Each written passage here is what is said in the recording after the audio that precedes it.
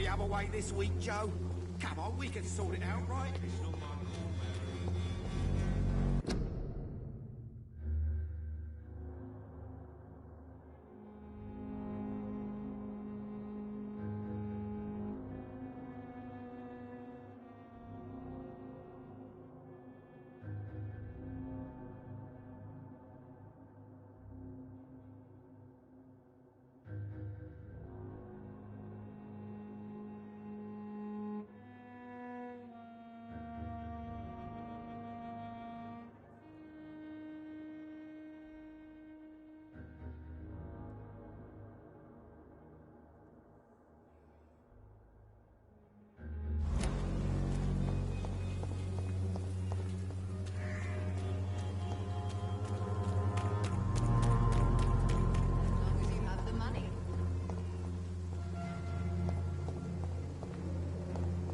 When science fails you, this leaves you.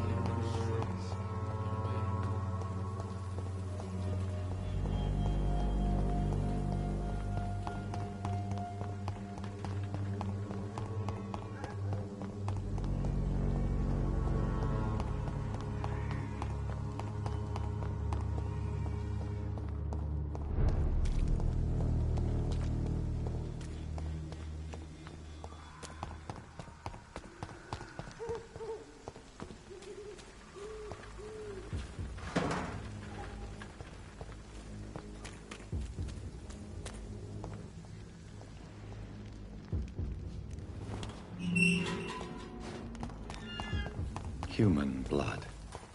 Whoever left these marks did so deliberately.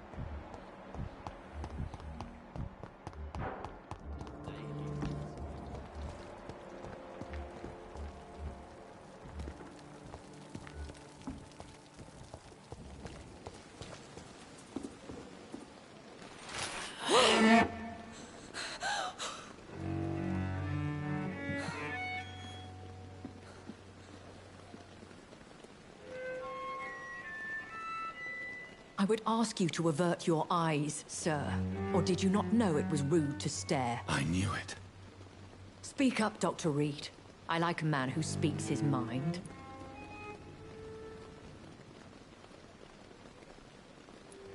Hiding your true appetites behind a facade of compassion. Bravo. Very clever indeed. Spare me your sarcasm, Jonathan. You are but newly born in this world. No need to apologize, my lady. I know exactly what you endure. The situation is somewhat awkward nonetheless. I have not been observed sustaining myself for many decades. I have to say I'm a trifle embarrassed. Anyway, I have concluded my inquiries concerning your blackmailer. I see. Please excuse my agitated state. Under normal circumstances, I wouldn't let anyone see me in this condition. The case is closed, your ladyship. The person who took advantage of you has, shall we say, seen the error of her ways. So who was it? My lady, the blackmailer was dealt with using the utmost discretion. The culprit's identity is of no relevance. Thank you, Jonathan. That is exactly what I needed from you. You have proven your loyalty, so, as a friend, please accept this small token of my appreciation. Thank you, my lady. If you have an inclination to learn more about vampires or your current situation, I will be glad to aid you in your quest for knowledge. Why does Dr. Swansea allow you to feed on the patients of the hospital? Dr. Swansea is a good and compassionate man. He is trying to find a solution for our hunger. Until that happens, he is clever enough to understand that I only feed upon the dying.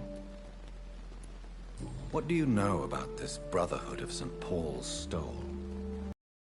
It is well known amongst London vampire society. As long as our kind is discreet, and as long as they do not interfere, we have come to a mutual understanding.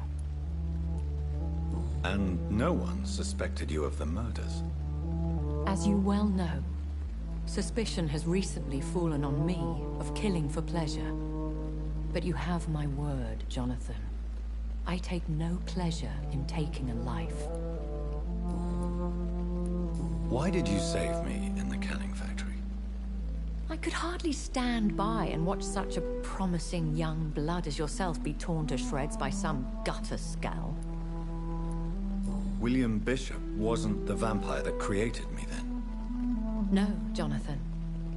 Whatever their strength and demeanor, Scowls are the progeny of careless vampires. It cannot be the other way round. What type of vampire is a Skull? Not a true vampire. The deformed offspring of lesser vampires. It is a shame these creatures run wild, slaves to their baser instincts. I know this is beyond the pale, but may I inquire your age? Really? And I thought you were gentlemen. If you must know, I'm 27. I've been 27 for a long time now, and 27 I shall remain.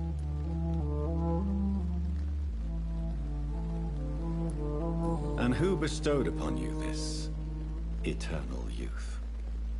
My maker. He left this isle a long time ago. Very well. But I believe there is more to this than you are saying. A lady has to have some secrets.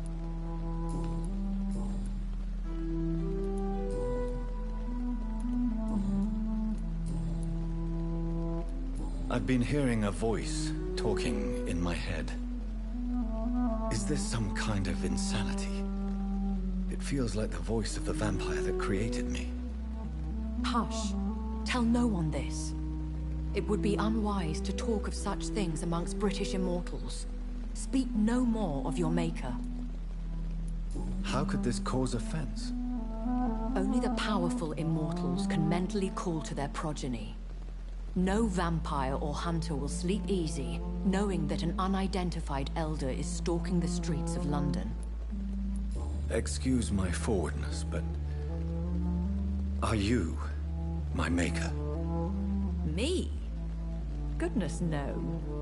Only a foolish immortal would create a progeny without taking precaution, and I'm no fool.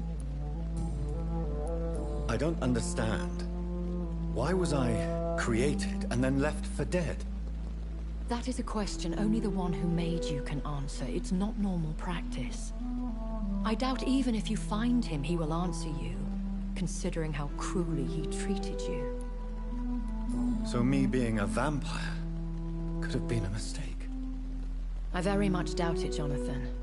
Contrary to the legends, it is not as simple to make another vampire by just biting someone. I'd like to avoid creating another vampire by mistake anyway. Tell me, how is it done? The process is dangerous. It could even kill your potential progeny. If you did decide to sire an offspring, they must drink of your blood, Jonathan. A vampire? Is that what I am? What we are? Such a crude word, defined by penny dreadfuls and drunken hacks. No. You are now an Ekon, and that you shall remain. Are you an Ekon too? Yes, I am. We are the closest thing to what man refers to as vampires. Forget what you think you know about us. So we are Ekons. How can I identify us amongst other vampires? How to put it? All Ekon are vampires. But all vampires are not Ekon. We are but a branch of the immortal tree.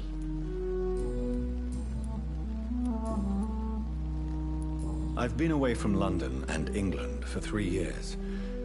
This isn't the city I remember. Things have gone from bad to worse here, Jonathan. I've lived in this city for a long time, and I've never seen it like this. The Spanish flu has hit London that bad. Yes, but it's not just that. I've heard things. Things I've not heard for a very, very long time.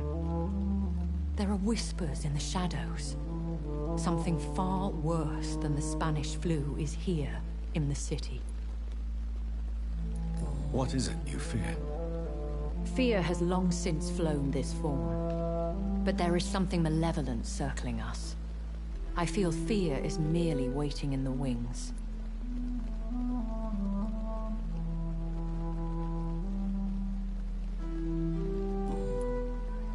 When I awoke, changed, I was chased and attacked by vampire hunters. Prepared and well-trained. Though I can't be certain, more than likely it was the once glorious Guard of Priwen. You make them sound like some sort of cult. More a society, and like all the best ones, a secret society.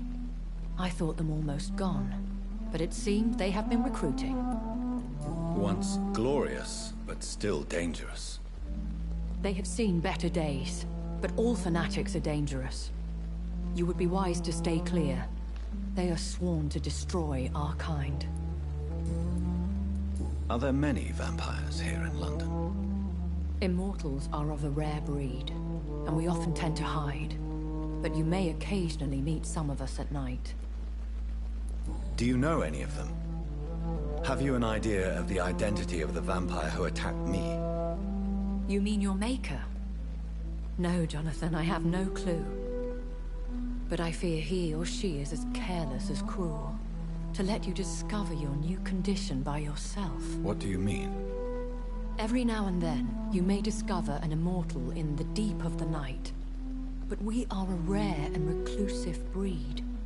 Our progeny is almost never accidental. Will they all be as affable as you, my lady? I do not see why not. But remember, even the shark smiles before he bites. That sounds like a lesson from experience. Vampire politics are as intricate and sometimes tedious as a game of chess in a gentleman's club. I've learned from experience it is best to decline to play.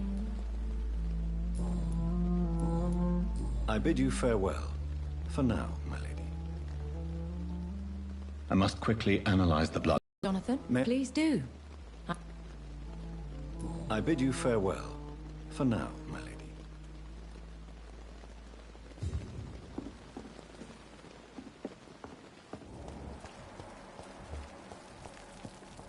Patients are not fools. They know. If Pembroke is still standing after this epidemic, there's good reason to be proud.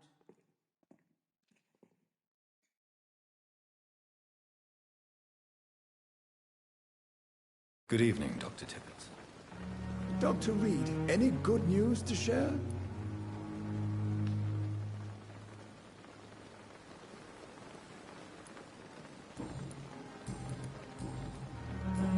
Goodbye, Dr. Tippett.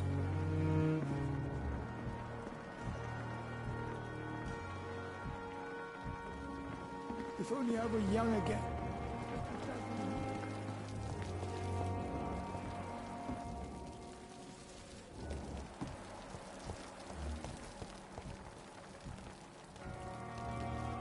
Good evening, Milton. Goodbye, Milton.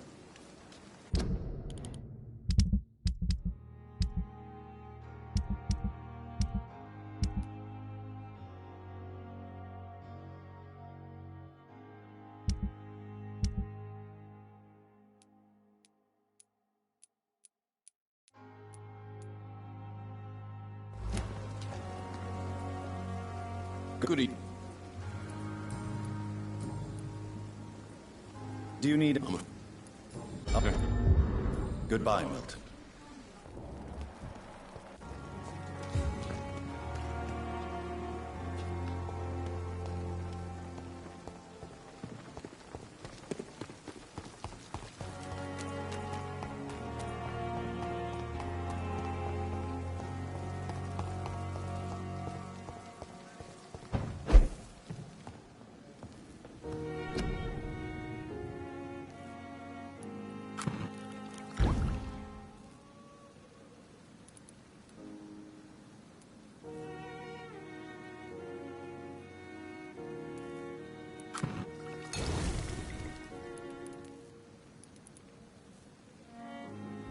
Razvan Vasily was infected by Spanish flu, but also has the highly unstable blood of the Skulls. Is the London vampire epidemic transmitted through the flu? I should talk to Dr. Swansea about it.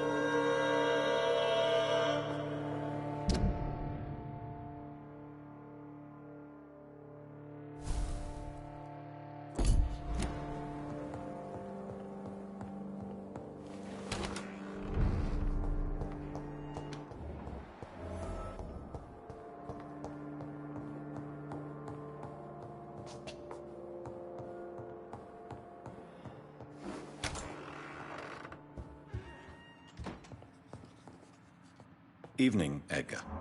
Could I get your professional opinion? Please speak, but I have something important to tell you. This strain of flu, it's very different from the one I saw in Europe. It's downright peculiar. Really? What makes you say that? I've just looked at the blood of one of our recently deceased. I see.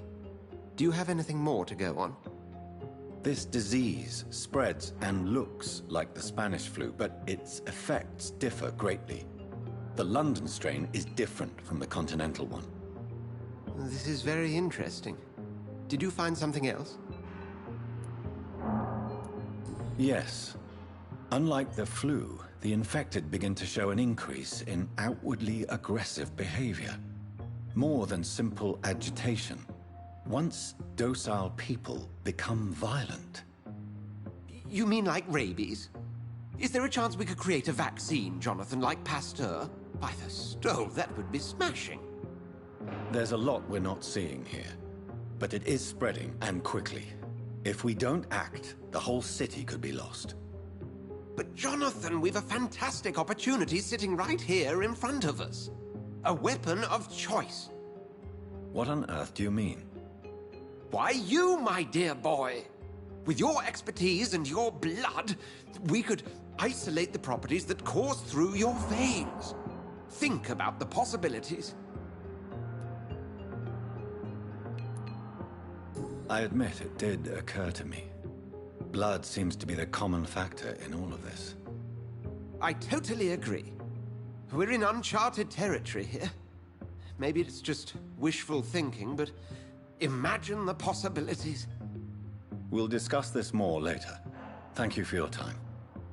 No, thank you, Jonathan. But as I said, I needed to talk to you. I have some rather bad news. Yes? I'm afraid it's your sister. My sister? She's to be buried this evening at Whitechapel Cemetery. Your mother published the obituary this morning. I see. I'm sorry, Jonathan. Please accept my condolences.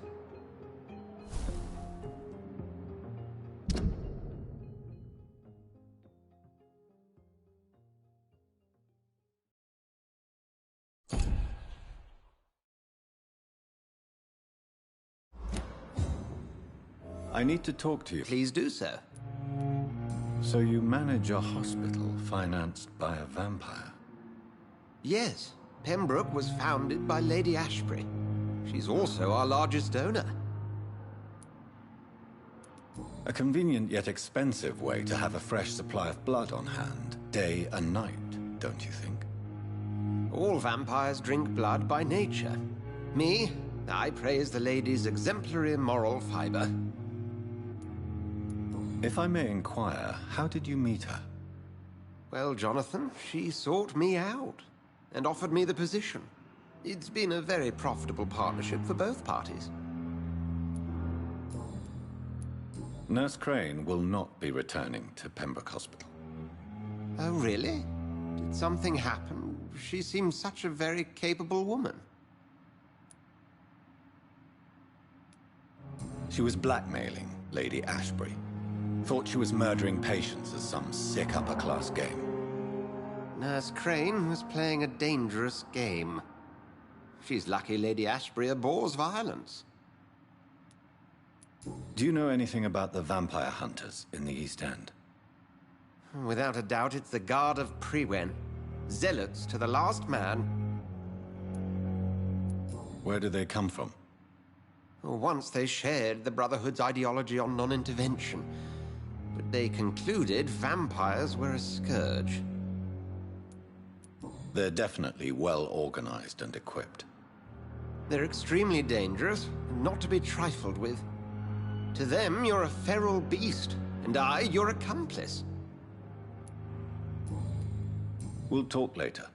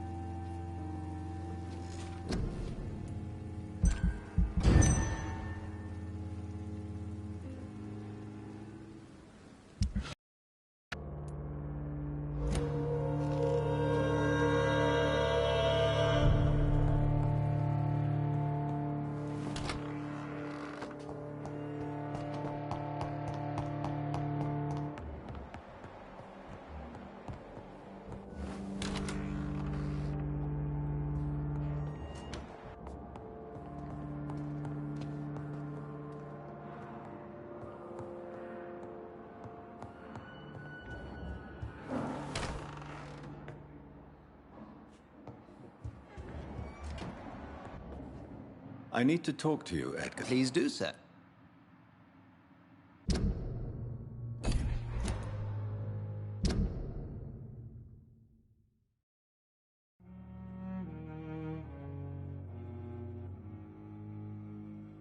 We'll talk later.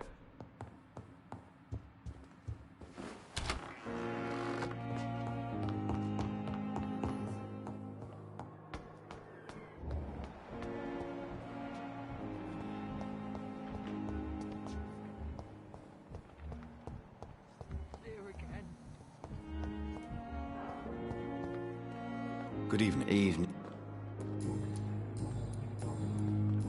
Soldier, do you need assistance? Not really. I think I caught something in this bloody hospital. I swear I'm dead, yet smiling inside, Dr. Reed. As long as you remain here, I will make sure you don't have to... Don't think you can do much about it. Goodbye for now.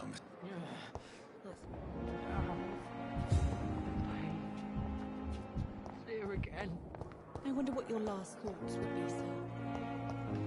I never thought I would have to attend my murdered sister's funeral.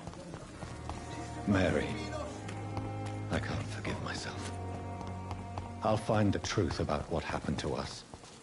I swear.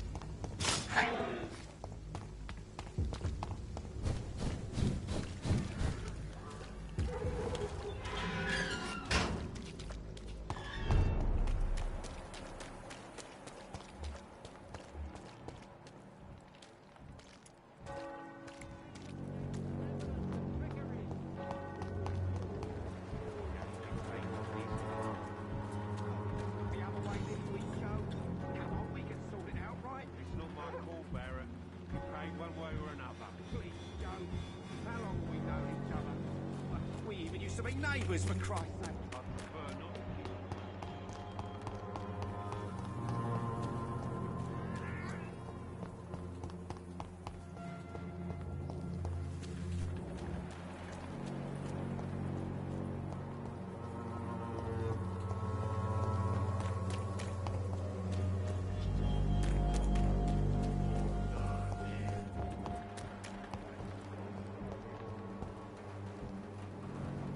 When science...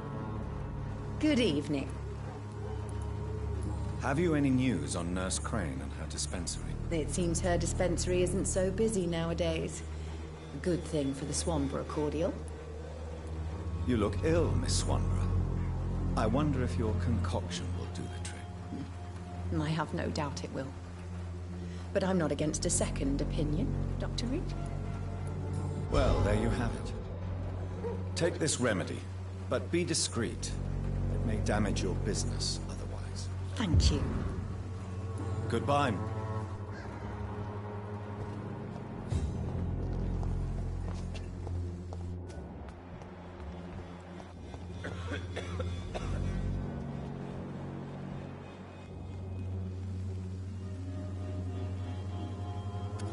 Good evening, Mr. Petrescu.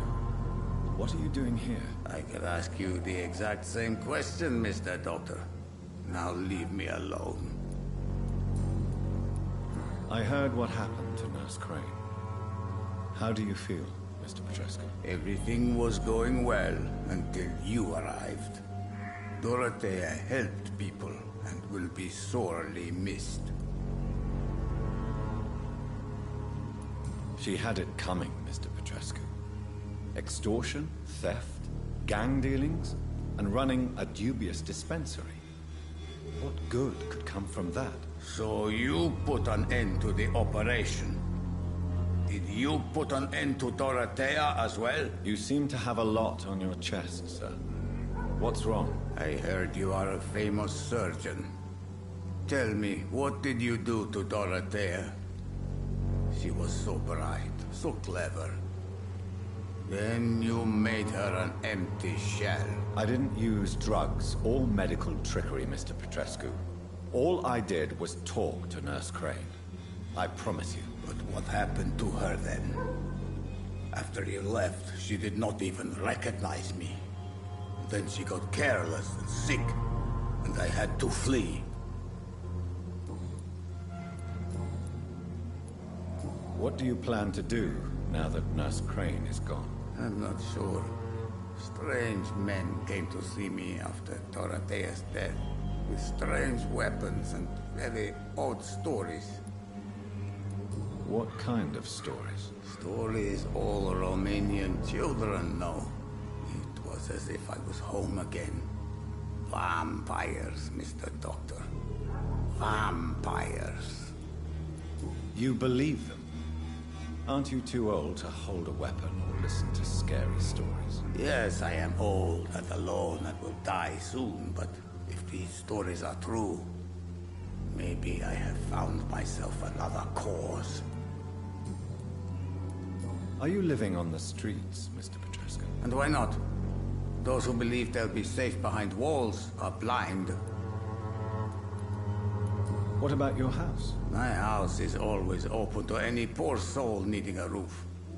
All my work here is lost now that Dorothea is gone, thanks to you. Why are you so aggressive? I remember the night you came here and convinced me to open my door to you, sir. I'd like to punch you right on your chops.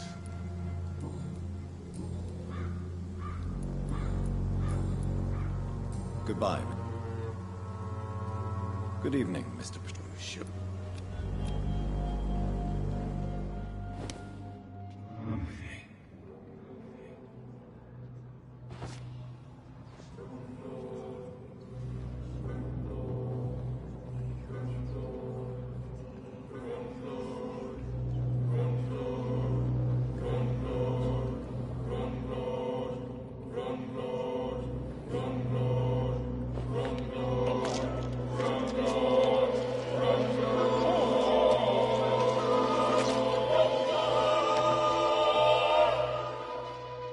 I failed to protect Dorothea.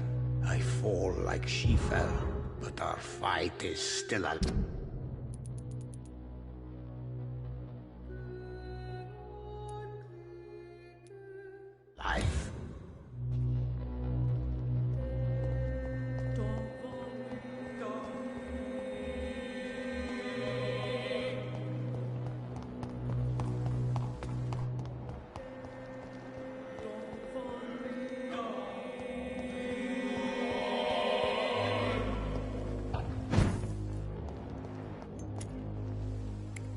How are you, boy? I'm not your... Admit it. You stole the drugs to prove yourself to the gang. Of course I did. The wet boot boys got it sorted. Territory, respect, money. They'll take me in now. Really? Are you sure about that? I don't see them. I was supposed to meet one of their boys to prove I'm not a loser. Maybe something happened.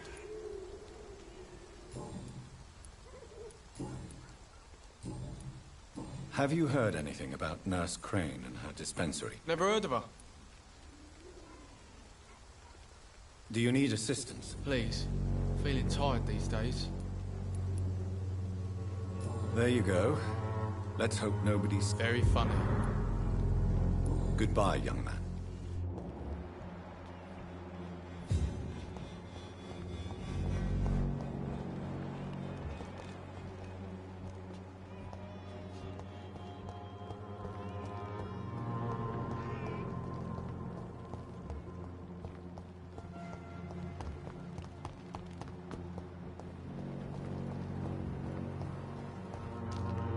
Good evening, Benjamin. Have you any news of Nurse Crane and her dispensary? Not recently. You don't seem well, Benjamin. Do you need any help? I always feel ill, sir. It's like I'm never right.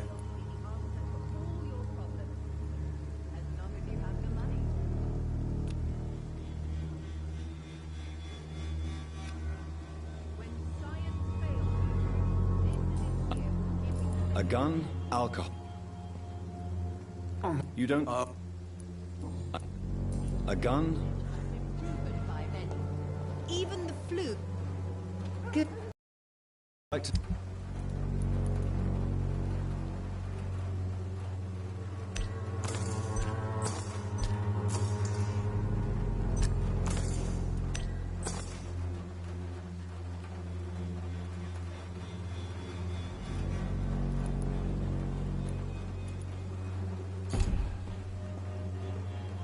Good.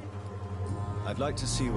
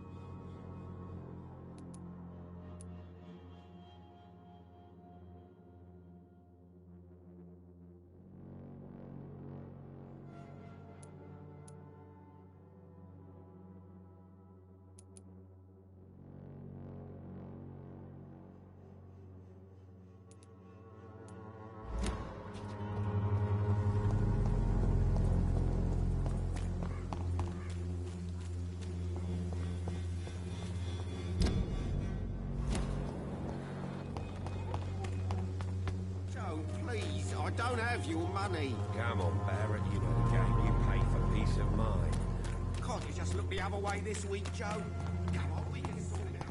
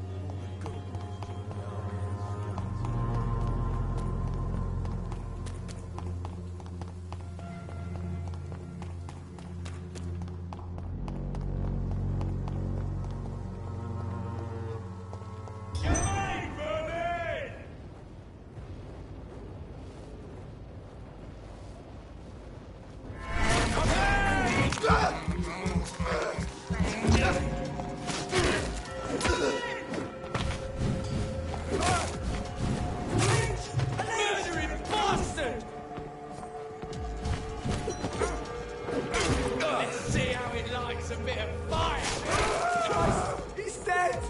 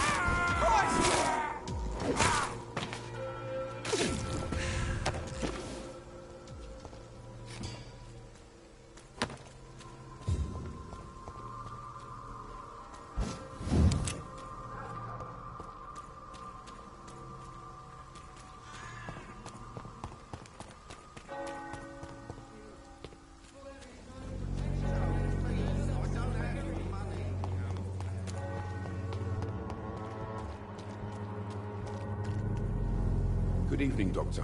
Can I... Have you any news of Nurse Crane and her dispensary? It appears the dispensary is now a major source of contagion in Whitechapel. Someone should do something about it, but no one cares.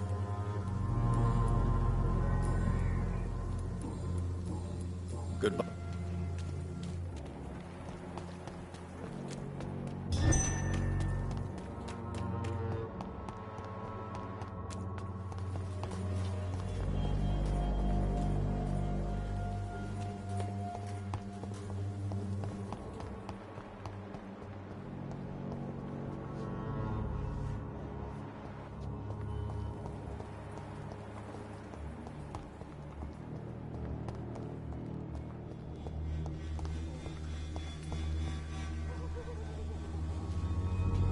Hello again, miss.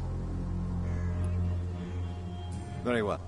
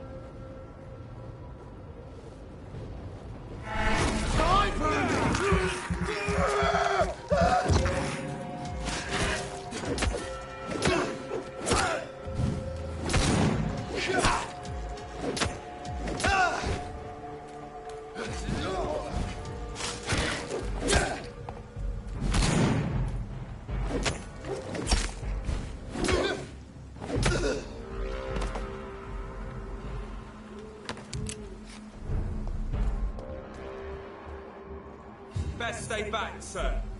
It's one of them! Oh my God! We have to stop it!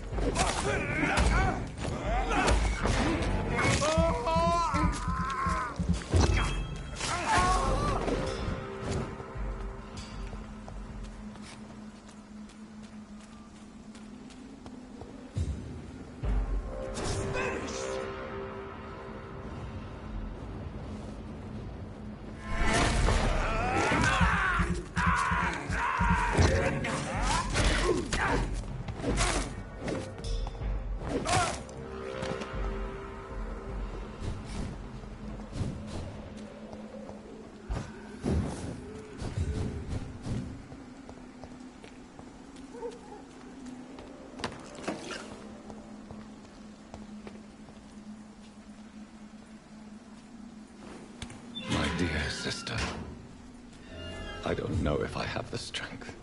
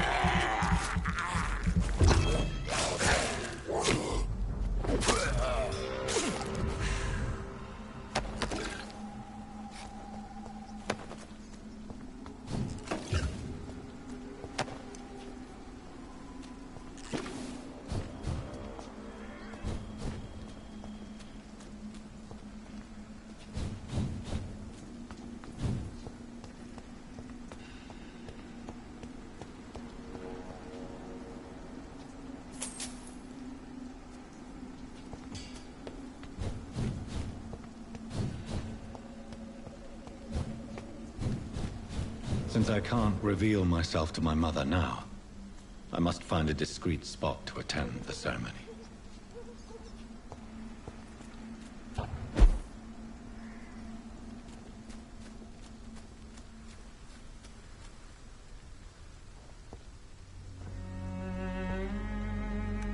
I am the resurrection and the life. He that believeth in me, though he were dead, yet shall he live. And whosoever liveth and believeth in me shall never die. We commend unto thy hands of mercy, most merciful Father. the soul of our sister departed, and we commit her body to the ground. Earth to earth, ashes to ashes, dust to dust.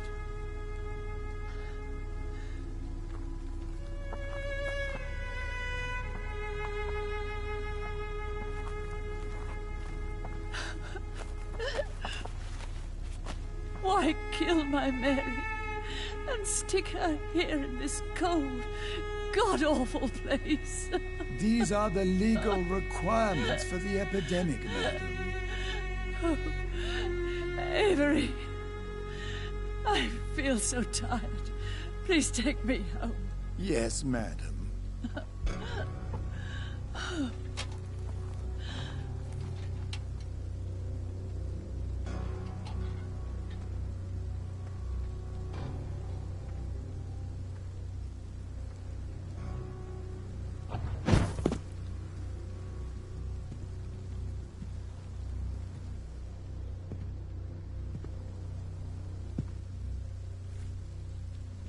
Oh, Mary.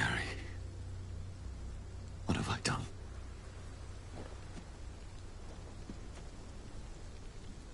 If I could only change one thing. One thing. This is a nightmare. Jonathan, there is nothing you can do but accept it.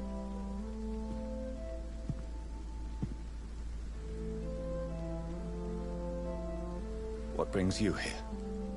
I thought you could use the company. I am so sorry for your loss, Jonathan.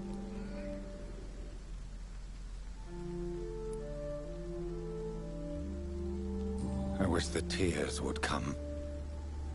But I'm empty. And I feel a hypocrite. Let your pain run free, Jonathan. Don't smother it. What you feel is your humanity. Don't be so quick to lose it. She had been scouring the most dangerous parts of London in search of me. And it led to her death. Jonathan, don't. I still hear her last thoughts. They echo in my head. Her mind shattered, and it haunts me. Jonathan, stop. Listen carefully. You must come to terms with this. You must learn to live with what happened. How is it possible? Tell me. Is it so easy to take a life every night, and then just smile and nod at those you spared? Don't you see? You're doing the work of our enemies, feeding your remorse. We are weakest when we grieve, and the guilt blurs our senses. And so this is why you're here. To warn me. You felt this pain yourself. You too have endured this. I don't want to lose you, Jonathan. I've lost so many friends. Loved ones I cherished. Pray for Mary's forgiveness, if you must. Thank you, my lady. I will. Good. But be careful. If I found you here, others may too. What should I do then? St. Mary's Church is not far from here. Go there and make your peace. Find the solace you need. My lady wants me to confess. No, Jonathan.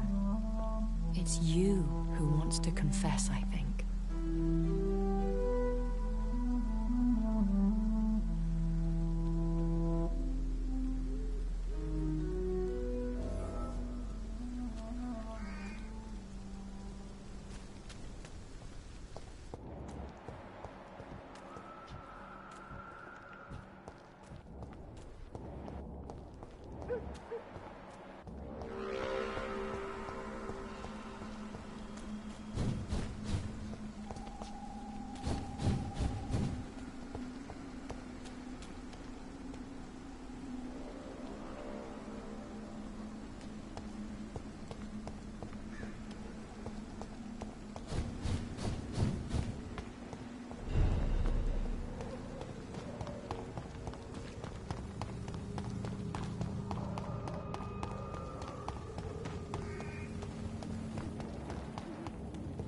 And off to church he goes, a newborn seeking divine consent to lick the blood from the soft and pointy crown. Who are you? Make yourself known. Newborn, you reek of guilt and pointless compassion. Shed your skin, forget your old weaker self. What do you want from me?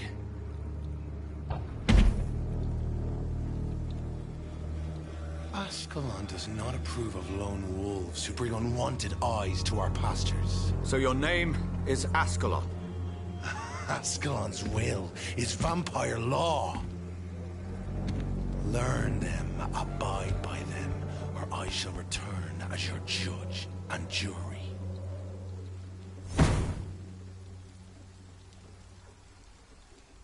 These immortals try my patience with their plans and unsolicited counsel.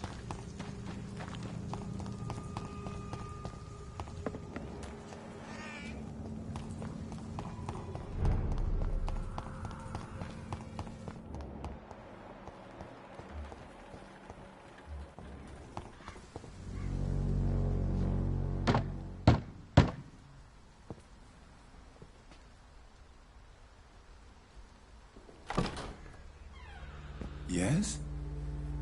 What is it that you want? I'm sorry to disturb you at such a late hour. No worries, my son. I'm still quite awake, having just returned from a funeral. Yes, I know. I've forgotten what I wanted. I don't know.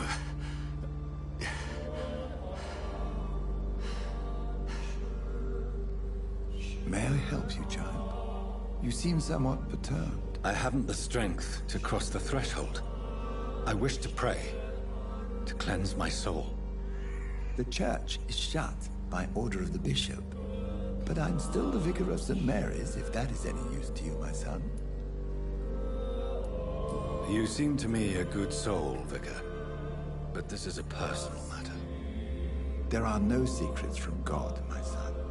If your heart needs comfort, consider me your chapel, for I can be as silent as stone.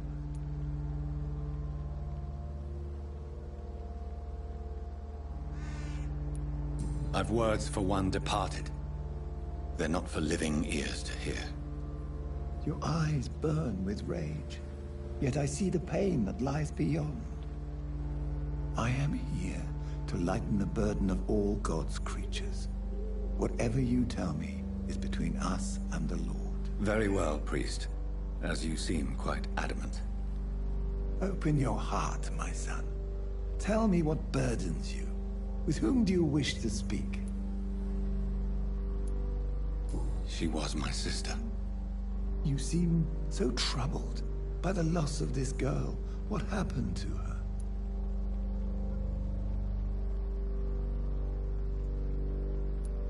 She was murdered. I see. And how are you feeling, my son? I feel responsible. The pain is consuming me. I have a final question for you, my son. This is of the utmost importance. Ask your question, Vicar. What words would you like to say to your poor sister? I killed you. There's no excuse. My dear Mary, forgive me. You have been heard, my son, and your burden will lighten if your words are sincere. Go in peace now, and live your life in the way she would have wanted.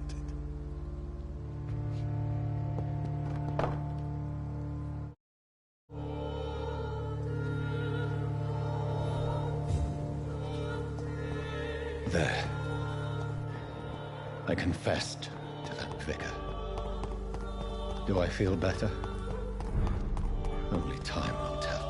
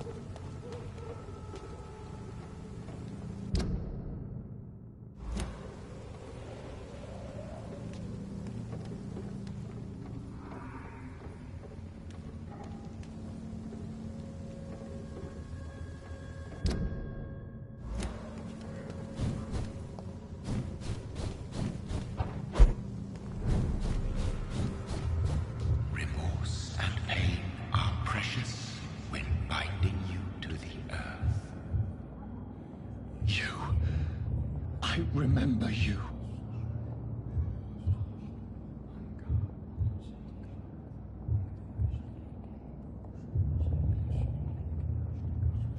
Fear be gone. I would harm no child of my making. This is your doing. You made me. Made me this creature. What are you? I am the land. You are our champion. Riddles and rhymes. You took my life. Now you insult my mind. Be stilled, my child. I bring understanding. What is it you seek? This age is sickly. An ancient poison, an older rage, brewed in a cauldron newly forged.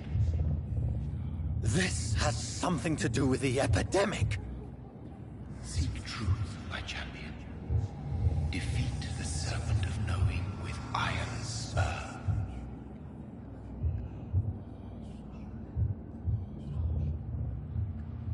I've had enough of others making decisions for me, pretending to know how I should feel or behave.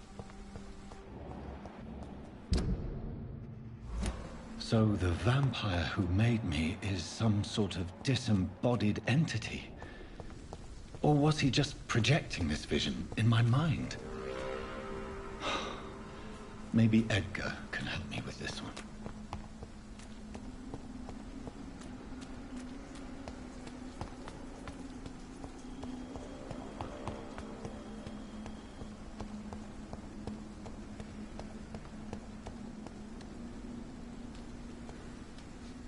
Are you all right, Miss Shun? My name is Xiao Shun. This is the proper way to address someone in my country. I do apologize, Xiao Shun.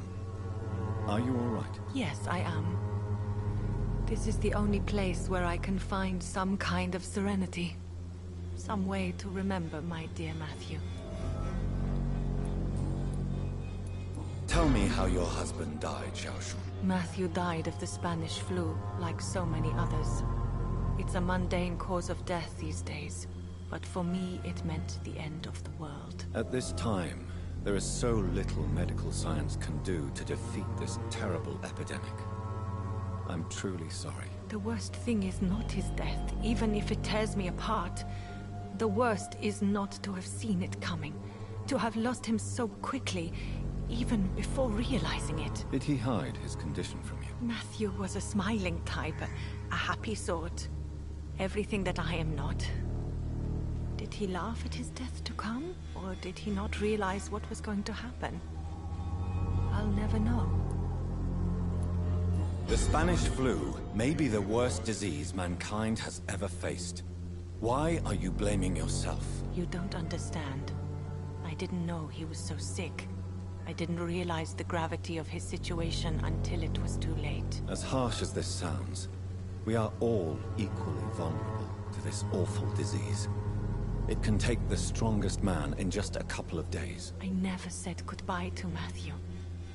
We never realized how bad it was. We laughed about it even. He always made me laugh. Now I don't have enough tears to shed. Are you on your own? Do you have any friends or family who you could be with? I have family and friends, but I need to be here alone. One day maybe I'll go back to them, but not now. I need silence, and I need sadness.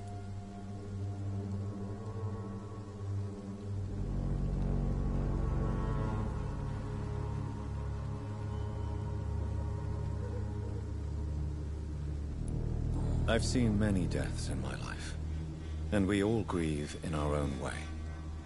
Some stay silent, or need to shout. Others need company, and some just can't stand it. Thank you for your sincere words, Dr. Reed. I sense you trying to help me, even if I don't quite understand why. Are you a doctor yourself? Is this why you feel so guilty for not saving your sick husband? No, I am not. But I still need to blame someone for Matthew's death. And who else, if not his wife, who did not see it coming? I'm a physician, one of the best in the country. But I was unable to save my own sister, Mary. She died in my arms. Why tell me this? Is it supposed to make me feel better? No. But I felt I should share it with you, since she is buried here too.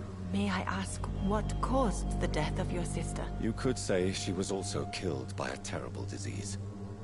A disease I have sworn to fight and cure, no matter how long it takes. Thank you for sharing that with me, Dr. Reed. Maybe it's time we start to rebuild our lives, you and I.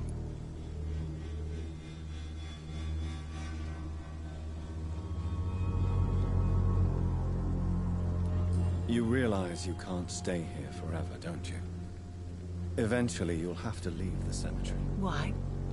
Why should I go? Since this is the only place I can find peace of mind.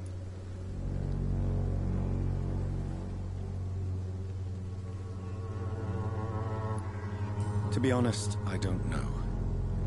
Please forgive me if I've upset you. We must all honor our departed loved ones in our own way. You sound like you're no stranger to the pain I feel. Let's just say, I too have a good reason to visit cemeteries at night. Please accept my condolences for your loss then, Dr. Reed.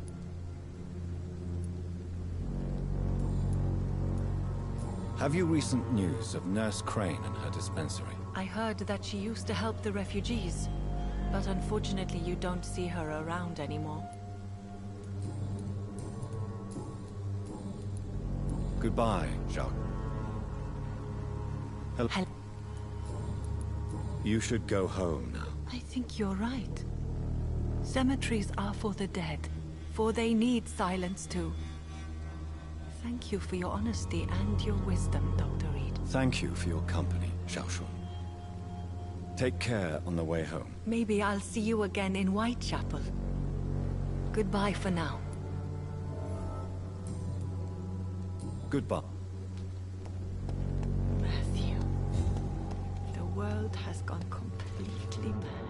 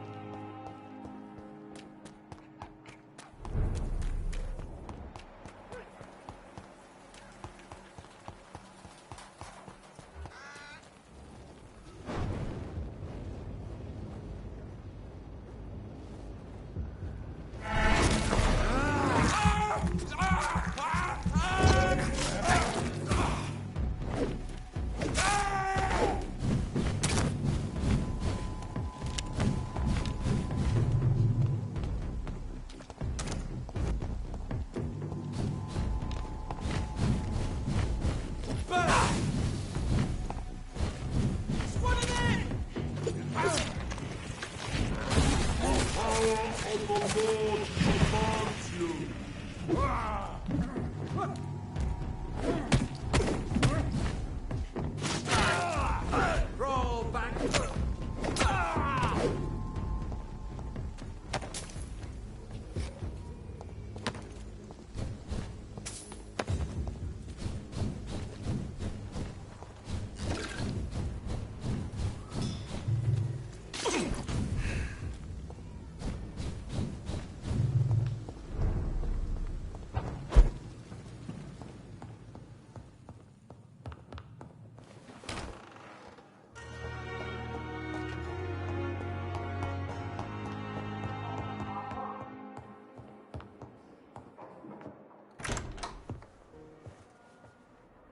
God protect us.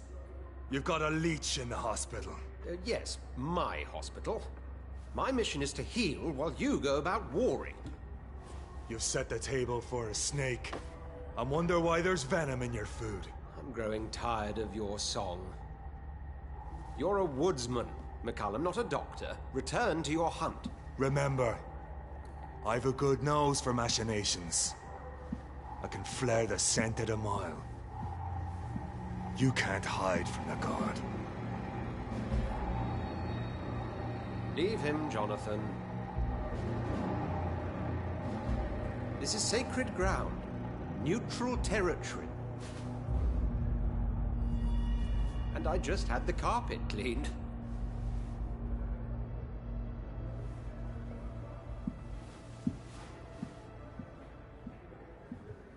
By the sacred stole, this is very bad news. Bad news indeed. What happened? The hospital has been attacked. We have injured patients, at least one dead and several missing. This has spiraled out of control.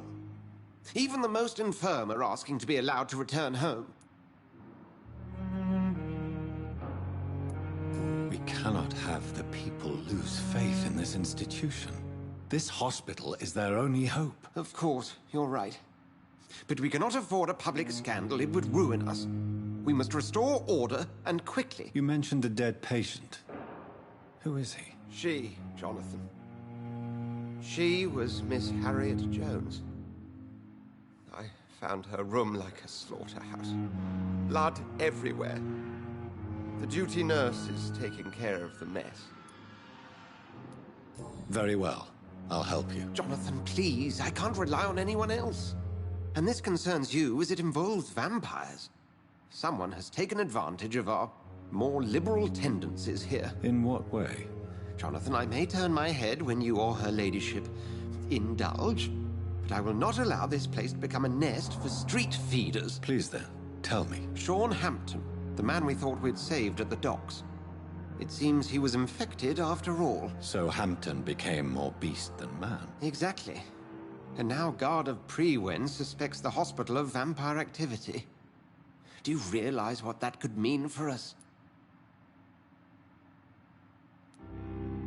Rest assured, I will protect you and your staff. McCullum is a fanatic. The Guard will stop at nothing. You don't know what they're capable of, Jonathan. Very well.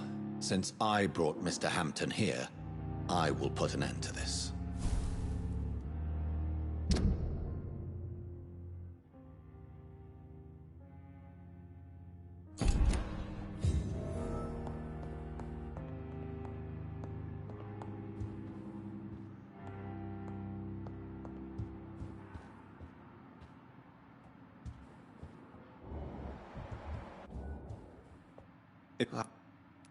I just recently met the strangest creature in Whitechapel. He was immense. He mocked me and accused me of hypocrisy. Perhaps it was a skull. London's streets are overflowing with them these days.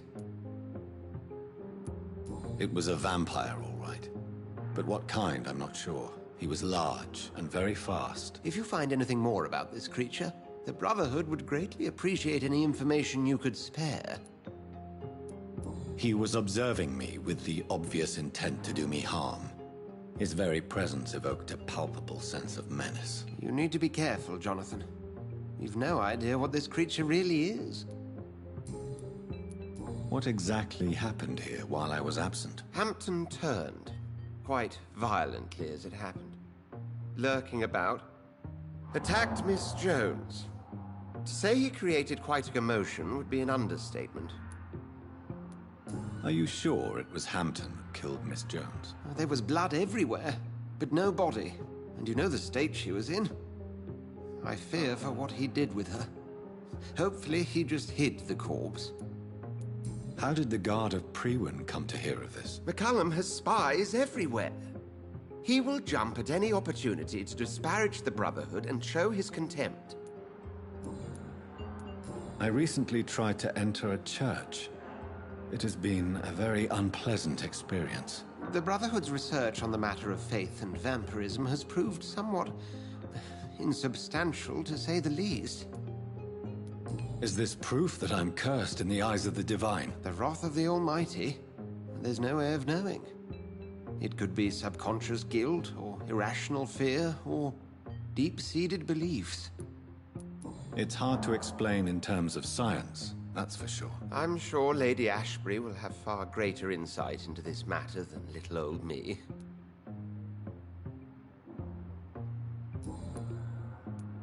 Who was that man in your office? Geoffrey McCullum, actual leader of the Guard of Prewin.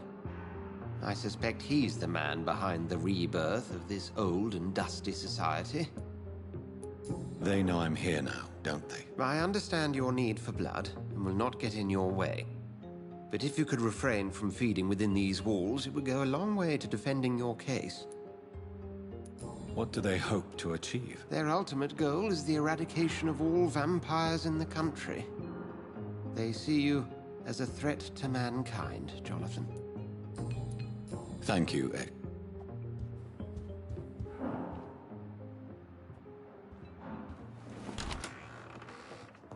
Sean Hampton lives and breathes for the well-being of his flock. There's no other place he would go but the docks. Time has lost its effect on me, but the suffering continues. Good evening, Miss Howcroft. How are you tonight? I need blood, Doctor. Warm. Is there anything you can tell me about the recent commotion here? Many things can happen under cover of night, Dr. Reed. But I took no part in this massacre. But did you see or hear anything? I can't say I did, but the smell of fresh blood almost made me faint, Doctor. What your last thoughts would be, sir? I wonder why the Good evening, Mr. E. Can you tell me anything about recent events at the hospital? Before the shouts and the noises, I think I heard whispers coming from the stairs. 2 voices, maybe more. Did you recognize the voices? What did they say? I couldn't hear. Sounded like they were arguing or something. Can you tell me anything about recent events at the hospital? Before the shouts, did you? I couldn't hear. Good. Fear and disgust on every street corner. What on earth happened here?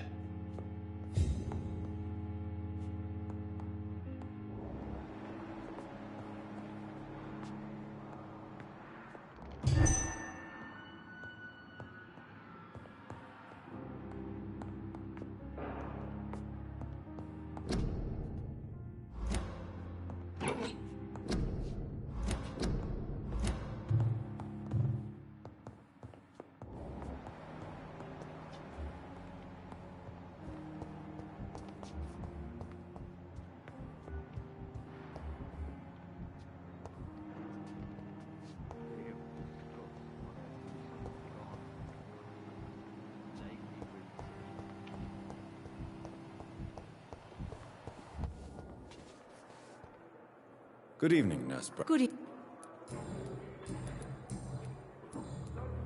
What can you tell me about the recent events in the hospital? That Mr. Hampton killed Miss Jones in her room, then ran away. And did you see all this? No. I was working by the tents when it all happened. I only entered the room when they asked me to clean up the blood. Where is Miss Jones's body? I don't know. I'd imagine the morgue. It all happened so quickly. Did you see Sean Hampton leave the hospital? I think I saw a silhouette exiting the hospital gates after the shouting started. At first I thought it was someone who was just scared, but... well, maybe it was him. Goodbye.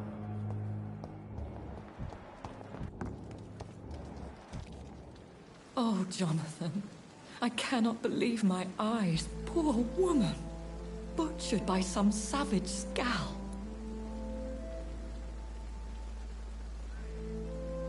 Would you care to partake in this meal with me? Jonathan, how could you say such a thing? Forgive me if I feel despondent.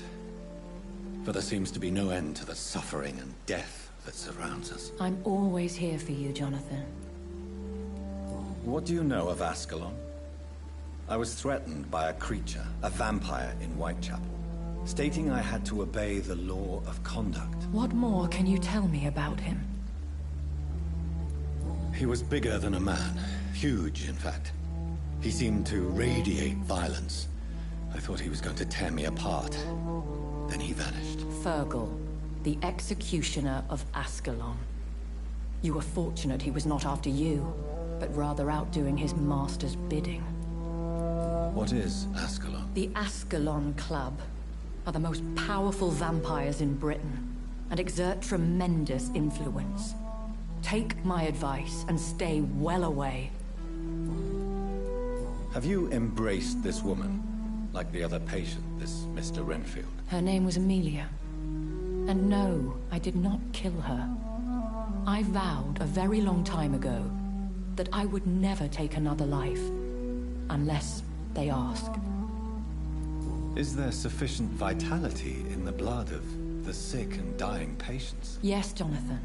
The hunger gnaws at me every waking hour. Frankly, I'm starving. Temptation surrounds us. Rich, vital. How can you resist? Over the years, any pleasure I once gleaned from feeding is long gone. I drink for sustenance. And though I still thirst for more, I restrain myself. I have experienced a certain difficulty when faced with holy symbols, or trying to enter religious buildings. Have you? Now that's quite a question. I don't know why, but yes, it has happened to me. Is this a sign? The hand of God in action? Are we repellent unto heaven? I don't have the answers, Jonathan. But I believe superstition and magic is just fact awaiting the lens of science. Is this a sign? The hand of God in action? Are we repellent unto heaven? I don't have the... Aren't you frightened? Very little scares me, my dear. To be compelled to avoid symbols of faith does not concern me. Thank you, my lady. I hope to see you again soon.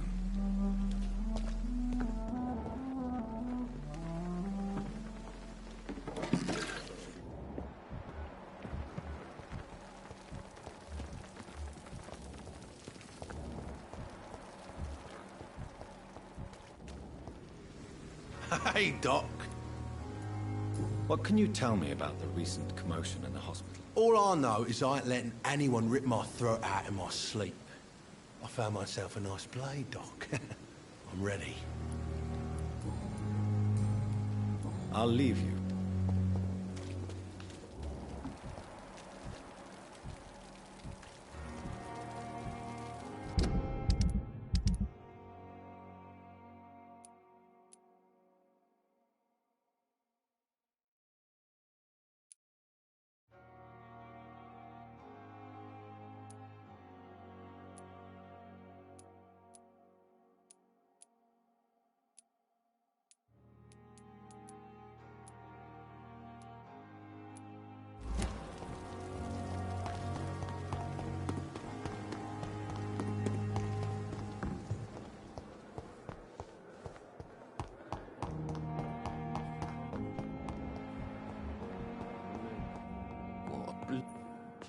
Good. Is there anything... Rick? Goodbye for... As for me... Good evening. Do you need... I have to go.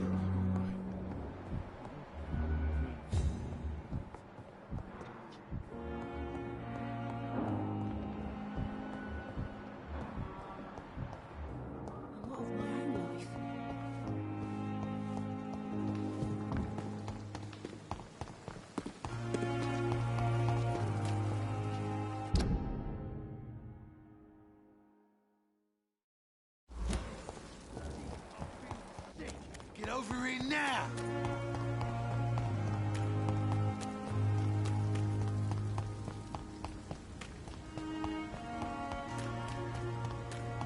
It seems the Priwen are redoubling their patrols in the distance. I must be more careful. To the shadow!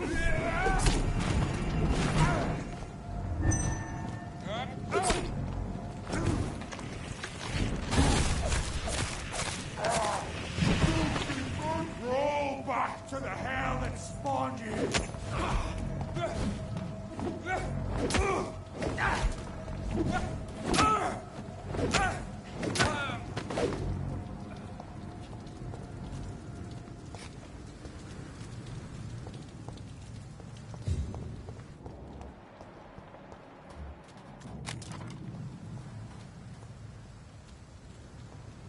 Watch yourselves! This one of them!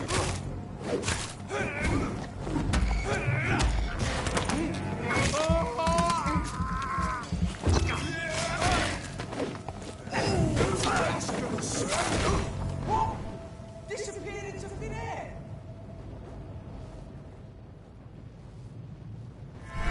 Watch out, lads! Move!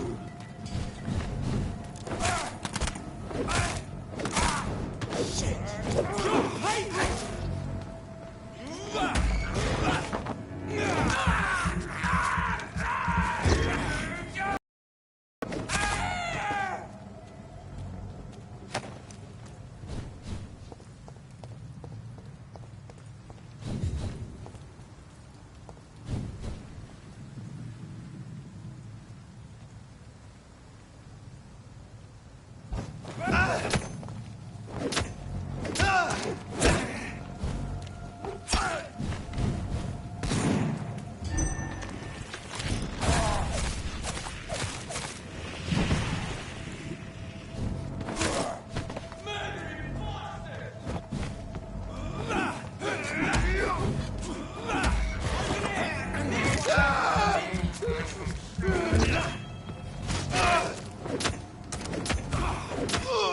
He's dead!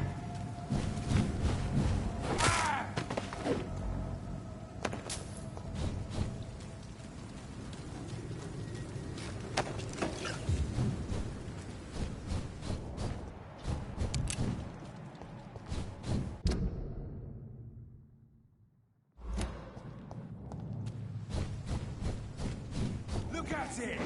Vicious bugger! Stupid beast!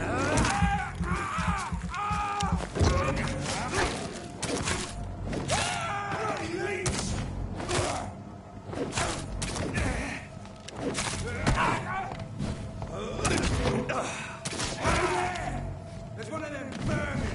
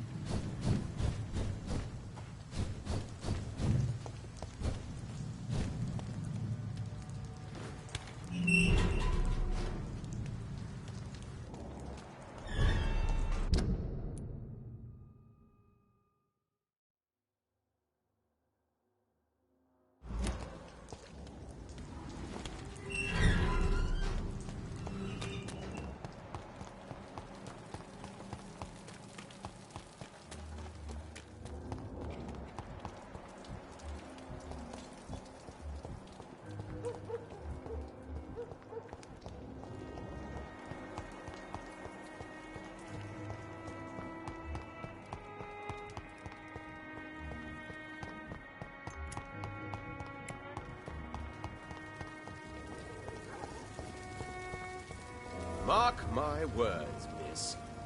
These murders are the work of a vampire. A vampire? Whatever do you mean? I'm a tracker of these creatures. A vampire hunter. You'd best be off to your hunting then. For if the sewer dog is back and hunting all these poor folk, he needs a catching. A sewer dog? What's it look like? It's an old story. A monster with Not a daggers drop and of teeth. blood left in his body. This is the work of a vampire. Claws, murders by night. Your sewer dog is my business. He's the kind of prey I hunt, milady.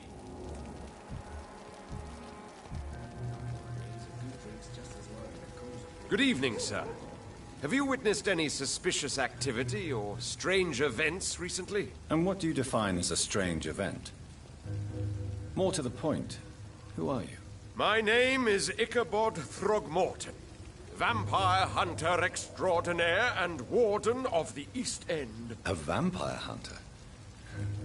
Really? I know what you're thinking. I'm just another lunatic howling at the moon, but I'm not. The bloodsuckers exist, and they're close. Mr. Throgmorton, I'm Dr. Jonathan Reed. I'd like to hear more about these vampires you're hunting. A man of science? Well, I'll be glad to enlighten you.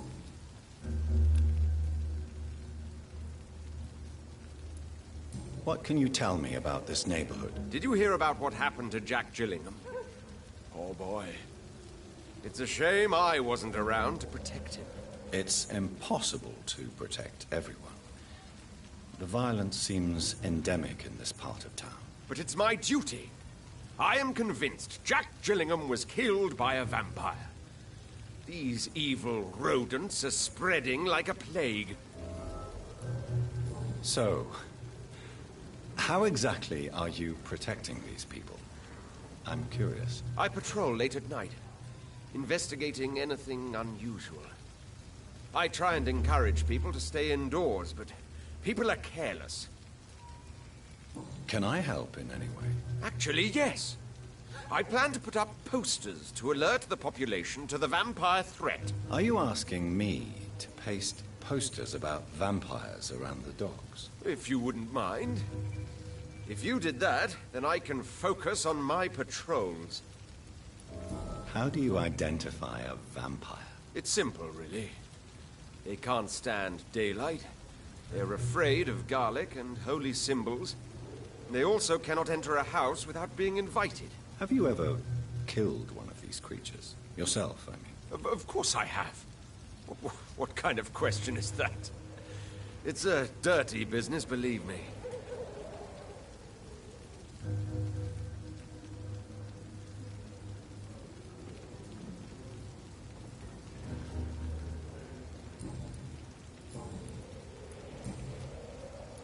Have you heard of the Guard of Prewan? Of course. They're dedicated hunters. A little militant for my taste, but they do let anyone join. Were you ever tempted to join the Guard yourself? I did think about it, but I'm more of a silent hunter. They're more of a sanitary militia. So you hunt alone? That sounds risky. Vampires are just like every other predator. They hunt when they're hungry and follow certain patterns. It's just a matter of observation and patience. I'm looking for Sean Hampton. Can you help me, Mr. Throgmorton? The sad saint? He should be at his night asylum at this hour. But I cannot tell you how to find it, sorry. Really? Why is that? It's nothing personal, Doctor. I'm sure your intentions are good, but people who sleep there, they have plenty of reasons to hide.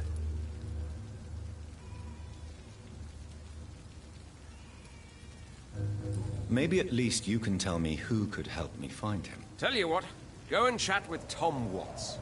He's a bartender and good judge of character. If he talks to you, then it's fine by me. I could make you tell me, but I respect your refusal. You really believe Sean is a saint, don't you? All I will say is this. Gossip has it that when he was a child, he was molested. By a priest of all people. Funny thing is, though, it only strengthened his faith.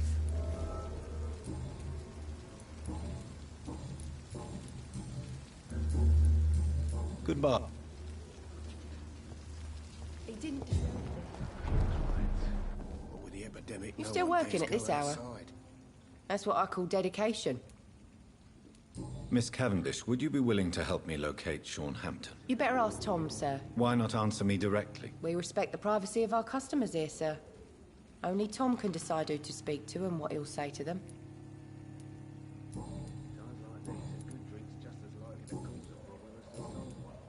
Goodbye. Welcome back, Doctor. What can I do for you?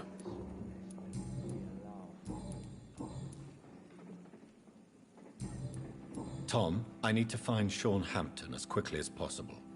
I've been told you could help me. I heard the sad saint was recovering at Pembroke Hospital. Did he leave or something? I believe he returned to his flock. Can you confirm that? Oh, I bet you're right. Sean can't help but worry about the poor and sick.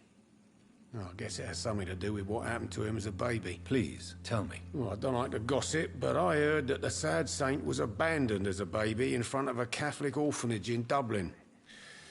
It would explain his faith and need to help everyone. The important thing is I find him, quickly. Why not try his night asylum? He takes care of those who need a meal or a roof there. Where is it? It's in an old warehouse, northwest of here. Just follow the bank to the west and go north when you reach the end of the pier. Goodbye, Miss...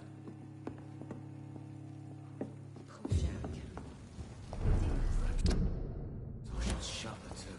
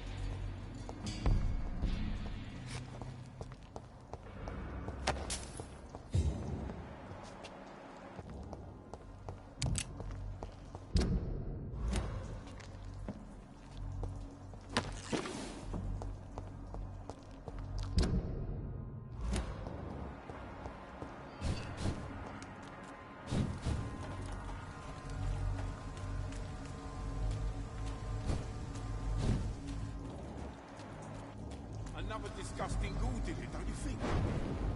Seems like the guard of Prewen is on Sean Hampton's trail, too. Some of this!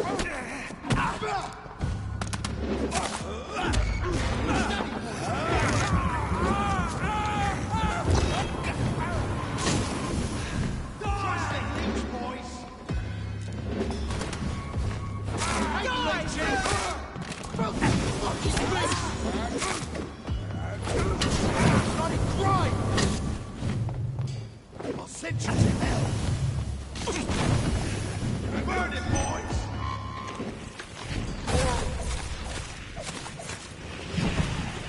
Want some of this? Die, Fanny!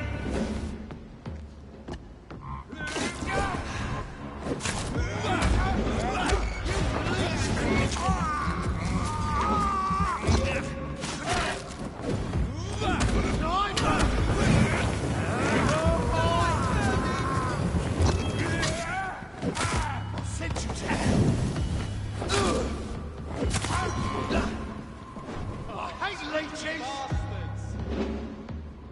Burn it, boys!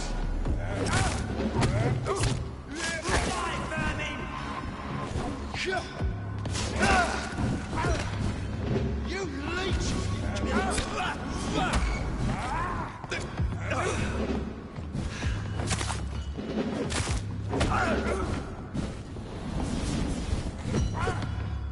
You're mine, vermin!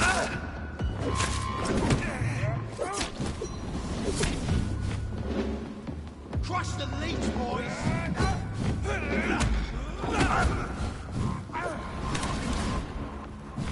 Kill it all you deserve!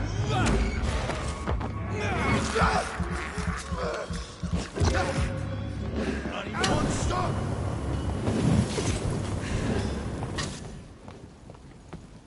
Has it fled?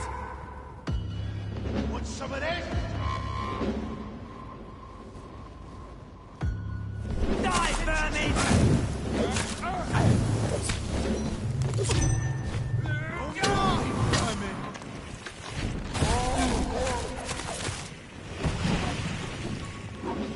Burn it, boys! Die, vermin! Kill it all you deserve! Crush the leech, boys! Die, vermin!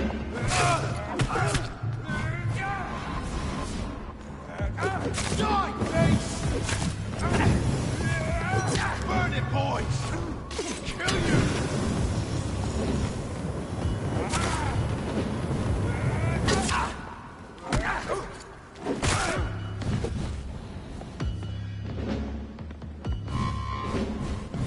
You leech! Crush the leech, boys!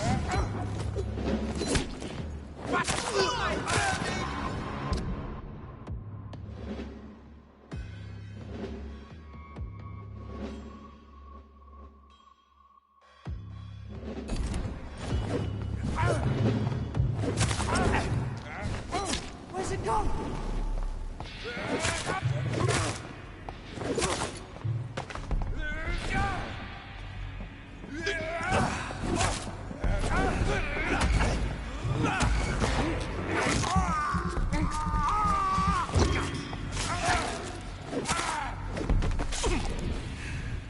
The wounds on this corpse are deep, the result of rabid rage. If this is Sean's doing, he's become a murderous beast.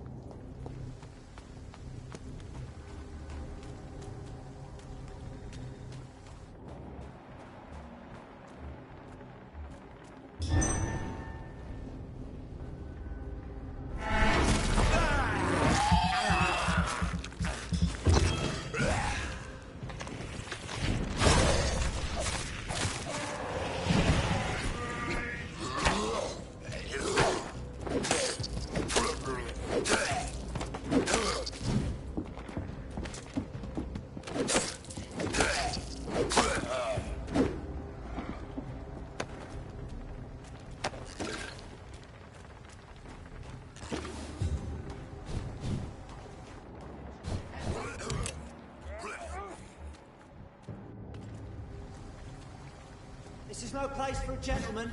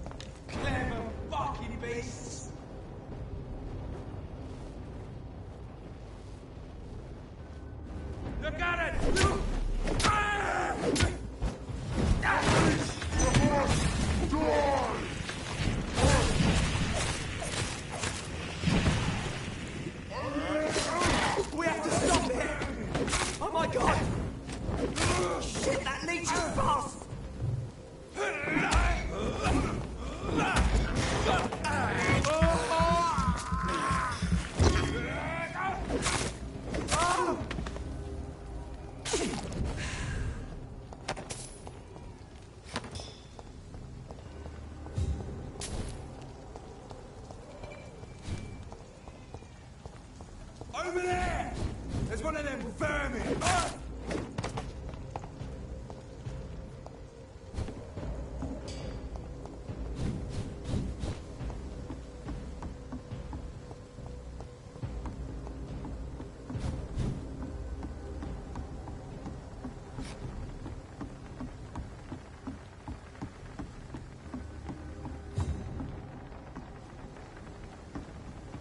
See them fancy clothes? This one's a toff! It's mine!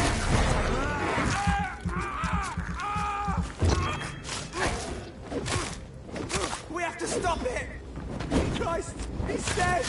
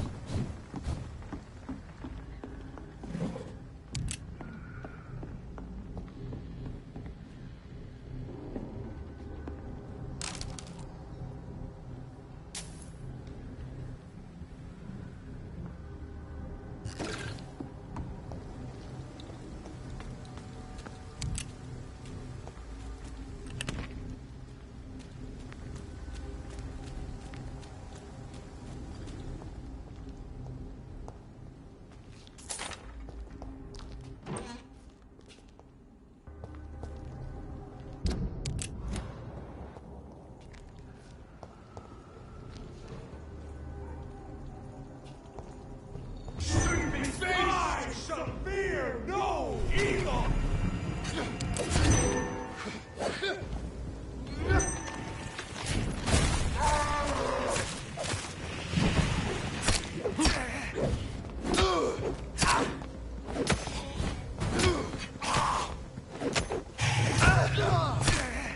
We will turn this beast!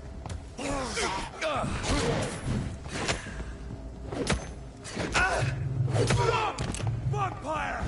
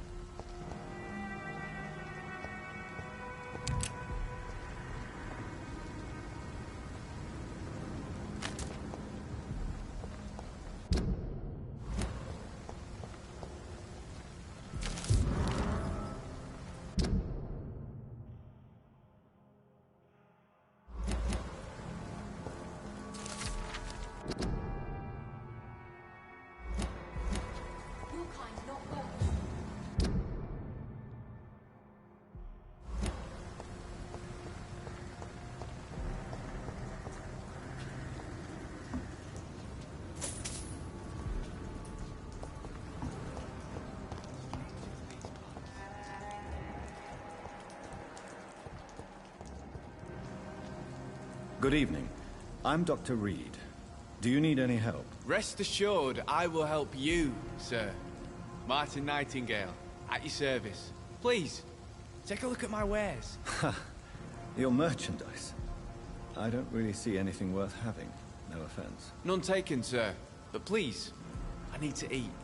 Perhaps if you keep looking, you'd see something that takes your fancy. Let me be frank. You're as much of a businessman as I am a werewolf, right? Who the hell are you to question me? It's hard enough to stay clean when you don't have a place to sleep. I'm doing my best here. I meant no offense, Mr. Nightingale. I was merely pointing out the fact that you're unlikely to survive long if you continue wandering this path. And what should I do then, sir? Should I join the Wet Boot Boys like so many others? No thanks. I'd rather be a bad seller than a dead gang member. What can you tell me about the neighborhood? Have you got any friends around these parts? Not really. Miss Gillingham smiles and says kind words, but I know she's lost her marbles, especially since her son died. Tell me about this crazy woman. Madness is often mistaken for other conditions. The poor woman's mad, all right. Kind and all, but she has so much trouble remembering things. She's taken me for a son more than once. How interesting. I don't suppose you know what happened to her son. Jack. Rumour has it he tried to tackle some gang lads. I didn't know him well, but I heard he was a nice enough chap. His old ma still thinks he's around.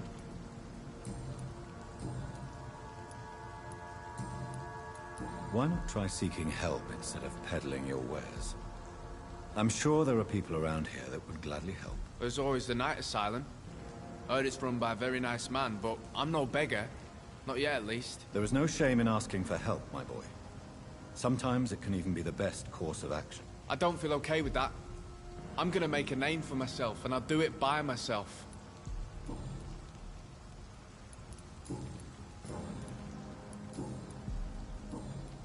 Show me what you have to offer then, Mr. Nightingale.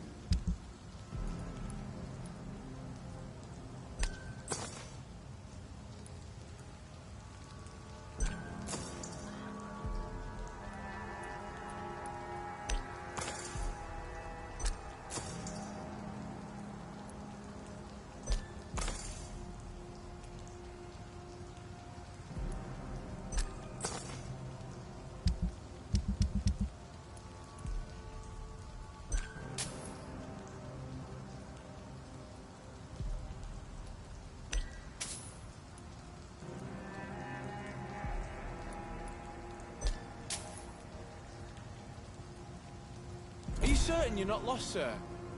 You seem quite a stranger to these parts.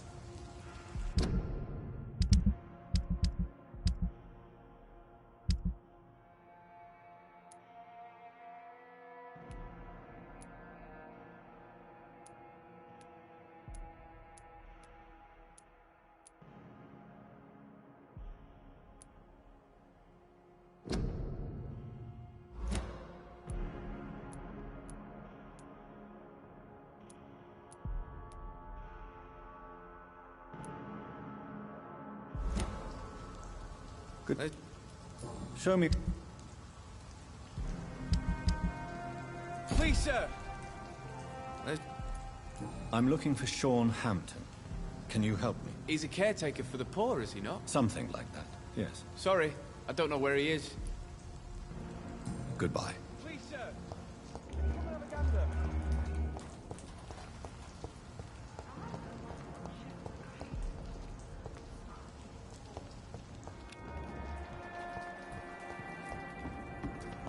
I know I've got something that'll strike your fancy. If not, I'll find you something. Good evening, miss. I'm Dr. Jonathan Reed. May I come in? I already took my medication, Doctor. But thank you. I'm sorry. Your medication? Have we met before? Don't tease me like that, Jack. Sorry, what? I think I should come in, miss. I'd like to check if everything is okay, what with the epidemic spreading across London. An epidemic, you say? How terrible. I had no idea. But where are my manners? Please do come in, Doctor. You are a doctor, yes?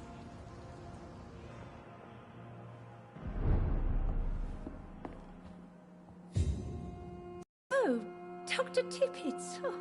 What brings you back here? I heard whispers you had a job at that fancy hospital. I told you my name is Jonathan Reed. Don't you remember? Of course I do. I remember my name too. Gillingham. But you may call me Enid, Doctor. I'm very happy to see you again. What can you tell me about this part of town? Oh, no. I don't gossip. That would be most unbecoming of a lady such as myself. Is anyone taking care of you, Miss Gillingham? My son is always here to take care of me. He's a good boy like that, but I do worry that he needs to start living his own life. I would never say that to him, of course. Who are the more influential figures on the docks? Well, I heard about some terrible illness going around. I would say in that case that it's you, Dr. Tippets. Enid, have you really no idea what happened to your son? No idea at all? I've not seen Jack for so long. I lose track of time. Has something bad happened to him? Jack is dead, Miss Gillingham. Of course he's not. I've seen him. Tonight, in fact. Ever the joker, Dr. Tippets.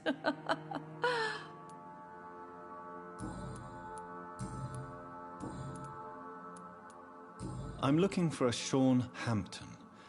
Do you know where I might find him? Sean Hampton, you say? Oh, the name does seem vaguely familiar, but alas, I cannot recall from where. Goodbye, Miss Gillingham. Goodbye, Miss Gillingham.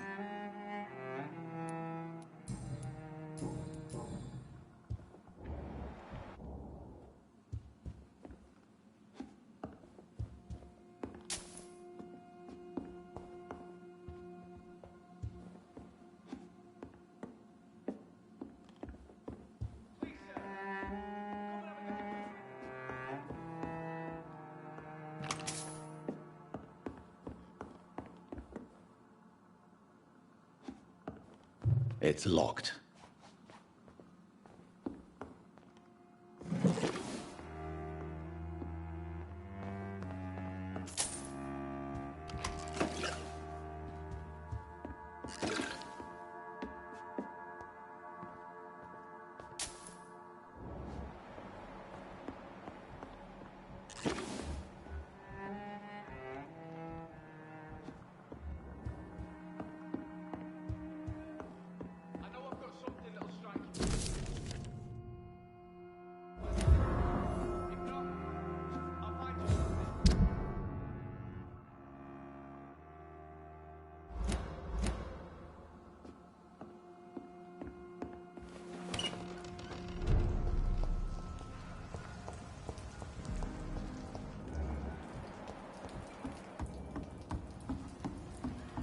Please, sir, come and have a gander.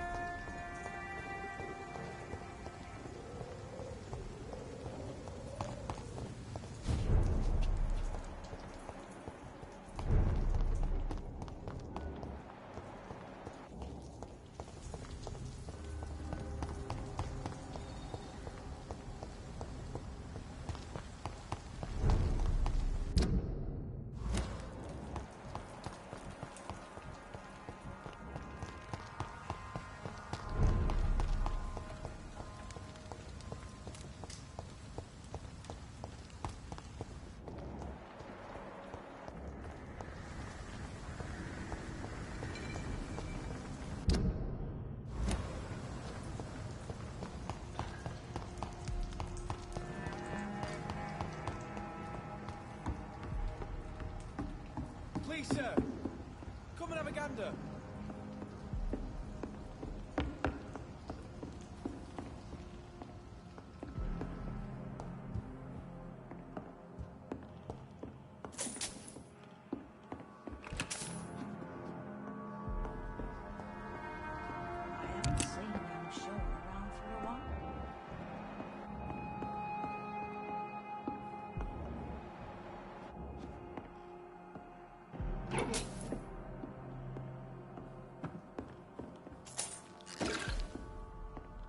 I'm the one what should be grateful, my dear boy.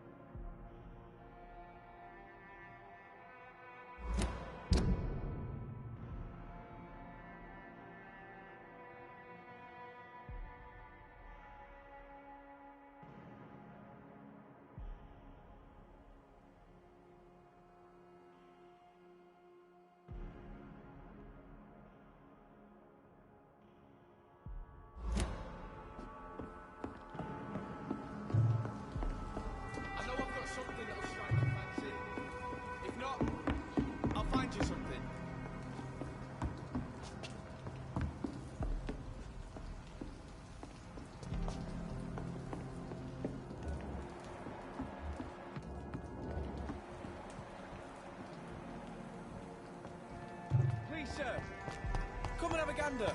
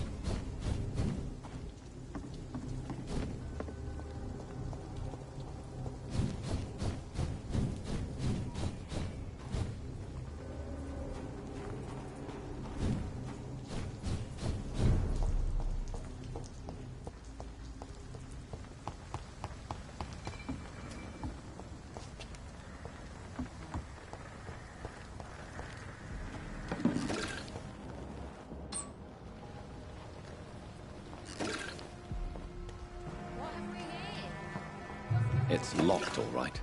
It's locked, all right.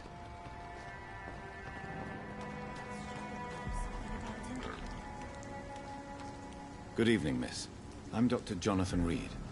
May I have your attention for a minute? Good evening, sir.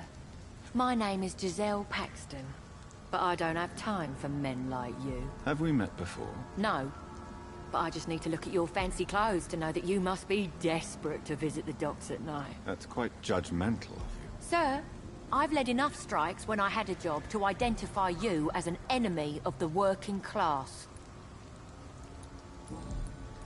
May I ask what you do for a living? I'm killing myself scraping for a living. And you? Have you ever had to struggle in your entire life? As I told you, I'm a doctor. You have to work a lot to earn that title. Oh, a doctor. Born with money in a nice house, were we? Was Daddy a banker or a doctor himself? Why such hatred? Are you judging me by my clothes and my job? Course I am. Fuck, you're so blind. You don't even see your privilege. Lazy people like you disgust me. What can you tell me about this vicinity? Tell you what, just spend a few weeks here, and then ask me that question again. If you're still alive, I mean. If you have something to say, say it. I'm getting tired of all this. Oh. You want information instead? Well, here's some for you. Giselle Paxton does not like you at all, Doctor. You don't know me, Miss Paxton, and yet you see me as an enemy. Your manners, your clothes, your words tell me everything about you, sir. I know your kind, and you don't belong here. Oh no, Miss Paxton, you really don't know my kind. You have no idea who I am. All right, okay. No need to get all worked up. May I ask? I'm kidding. As I told you, I'm a doctor. You have to work a lot to earn that title. Oh, a doctor. Born with money in a nice house, were we? Was Daddy a banker or a doctor himself? Why such hatred? Are you judging me by my clothes and my job? Course I am. Fuck, you're so blind. You don't even see your privilege. Lazy people like you disgust me.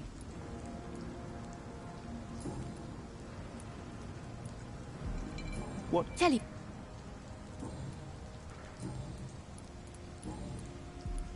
You speak of strikes and class enemy. Am I right to assume you're involved in trade union activism? You bet I am. Well, I was. Nowadays, I'm just another worker blacklisted by the big companies. You lost your job because of your beliefs. Those bastards really hate a worker who refuses slave wages and unsafe conditions, especially when it's a woman.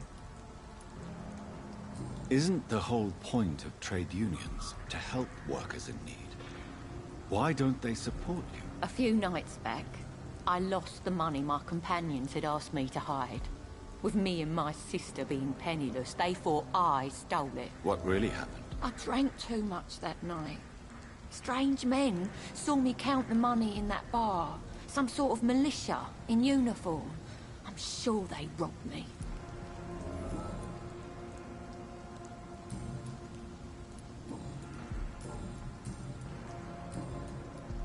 I'm looking for Sean Hampton. Can you help me? What is it you want? Does he owe you money? Has he displeased your Royal Highness? I'm no snitch, Mr. Fancy Pants. Well...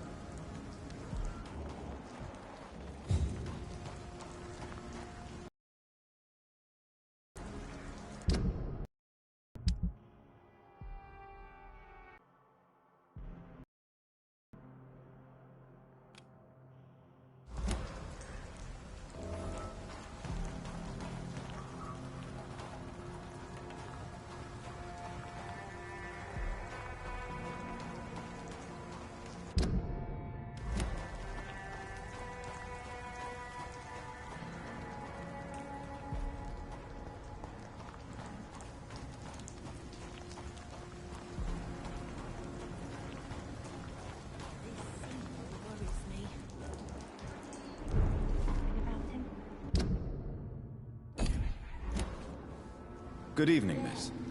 I'm Dr. Jonathan Reed. Can I help you? A fancy doctor lurking at night by the docks? Not fishy at all. And what about you? Working outside at night in this dangerous part of town? You want to know my secret? I'm trying to earn money. And I'm Lottie Paxton, by the way. Is it not dangerous to work here at night? As long as I have good legs, I can run away from trouble. The sad saint now provides me and my sister a bed and a roof. I don't want to lose that. Are you homeless, Miss Paxton? Mr. Hampton's night asylum is our new home now. It's a safe place for me and my sister. What can you tell me about the sad saint? It's just the nickname of Sean Hampton, the sad saint of the East End. He gave me shelter, and he's not always sad.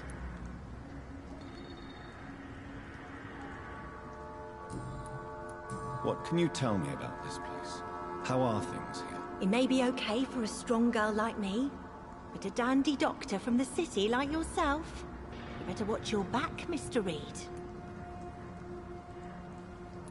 You really think I should go back to a safer place, miss? No. I think you had better stay and help as many people as you can. Just avoid the wet boot boys. Those bastards are worse than the epidemic. Which local dangers must I avoid? Well, the gangs, the thieves, the drunks, the jobless. A man with your fancy clothes will attract a lot of attention. Well, I am not someone so easily intimidated. Glad to hear that. And if you get into trouble, you can always seek help at Sean Hampton's shelter. No one would dare to be violent there.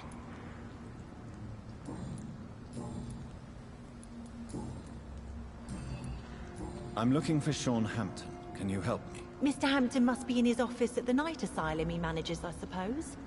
Why do you want to see him? He was a patient of mine at the Pembroke Hospital, but he left abruptly. I see. Well, Mr. Hampton is a discreet and dedicated man. I'm sure you'll find him soon enough.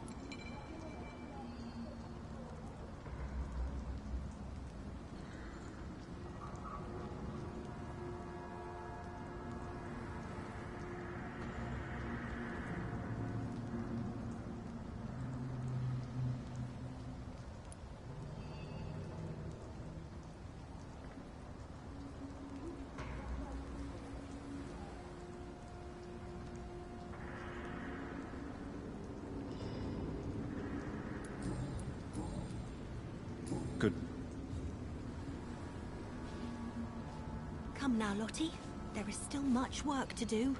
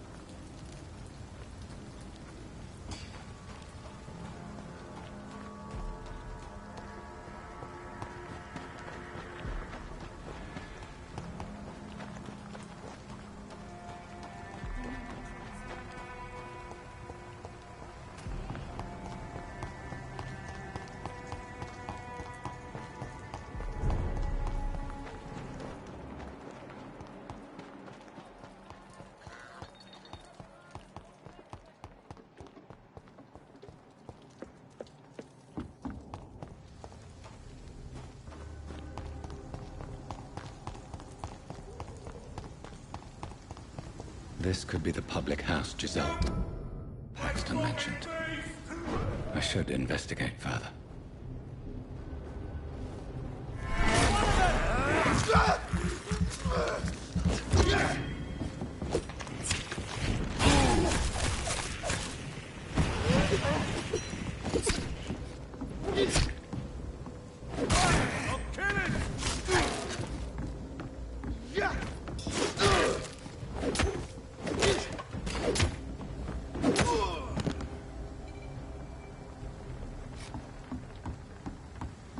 Giselle's stolen money. Everyone has some unethical ways of financing their war.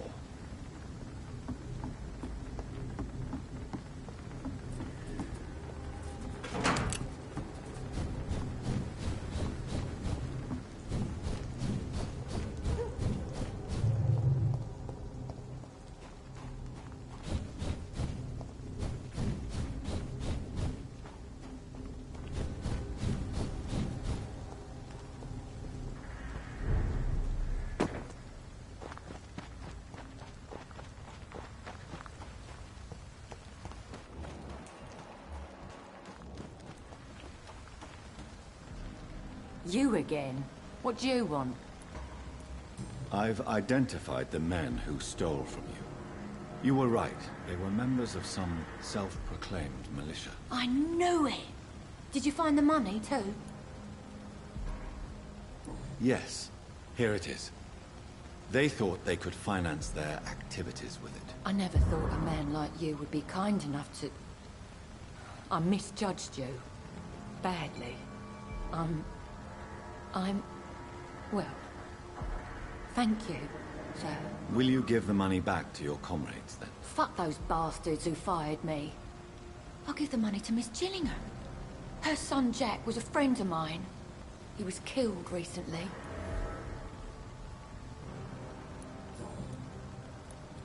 I know you were friends with Miss Gillingham's son, Jack. Tell me about his death. Jack's murder has been a shock to the neighborhood. A sign that the situation is now out of control. Why is that? There has always been tension between the Wet Boot Boys and members of the trade union. But a murder? That's a first. Who killed him? No one will ever know.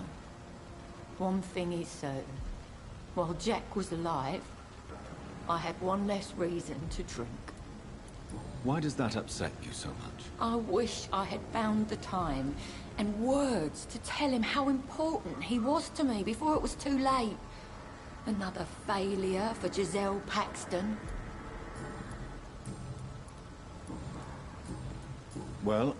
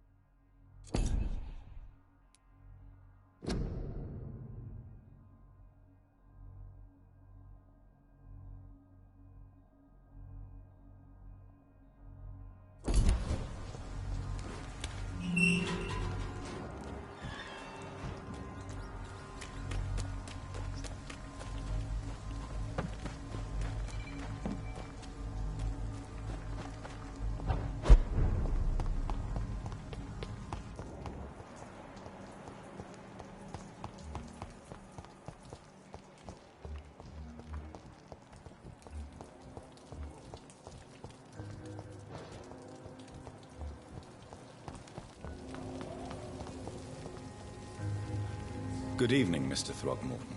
Dr. Reed, can I be of any assistance? Have you noticed anything suspicious lately? You've never faced, let alone killed, a vampire, Ichabod. You're a fraud. No, I'm not. I may embellish the truth concerning my achievements, but I'm totally dedicated to my quest. Stop fooling yourself. You've never faced a vampire before. You wouldn't stand a chance. Well, that's not true, sir. I've already faced one of these creatures. Oh, really? And you're still alive. Well, we did not actually fight. I let it go. What do you mean? I entered the vampire's den. The stench was terrible. I was ready to kill it. But then I saw it. Just a suffering soul like you and me. I spared her. Tell me about the vampire you spared. It was... She was a girl. Her body was a mess. I could see pus running from the deep wound. She was crying in pain. You cared about her. That's what defines us as human, Ichabod. Yes, but she was a truly evil creature. I'm haunted by the tragedies she caused ever since I spared her. I'm afraid your posters were destroyed. It cost me good money to print those posters. Such a pity people don't take the vampire menace seriously. Did you really think the posters would be useful? See the sad saint of the East End? How a single man can help so many people? I consider myself the discreet protector of these men and women. Tell me, Ichabod, why do you consider yourself the protector of Sean Hampton's shelter? He is a truly inspiring example. Dedicated, pious. His shelter is open to all, whoever they are. Most admirable. Goodbye, and good hunting, Mr. Throgmorton.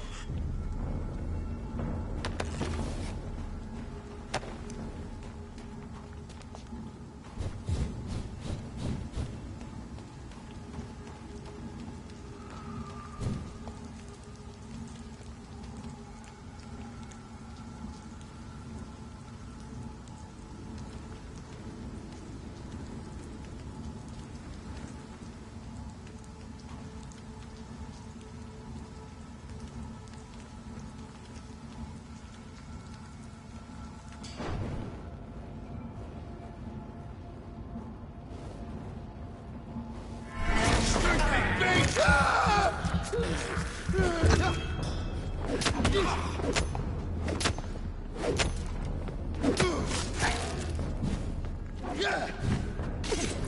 Kill you!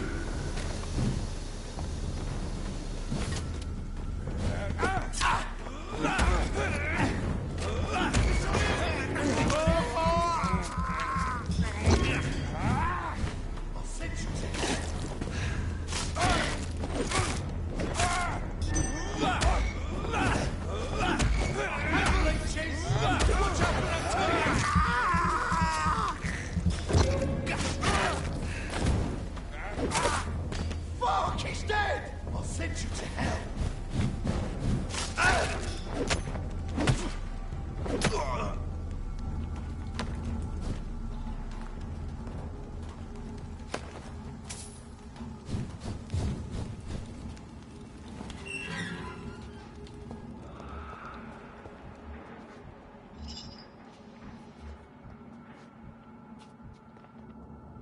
Steady, boy!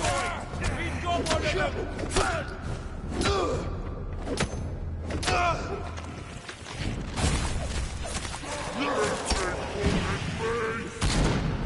Right! Come on, you coward!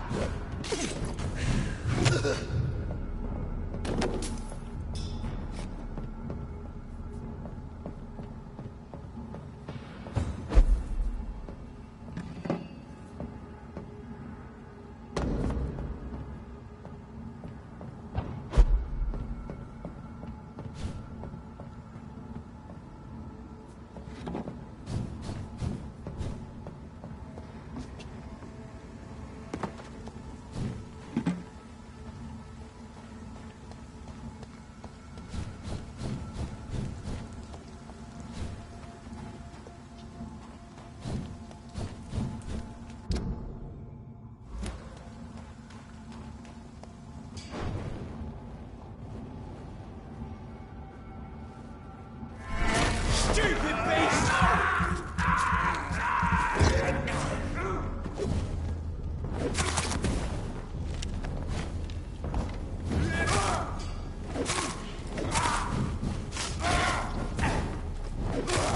Fuck, it's fast!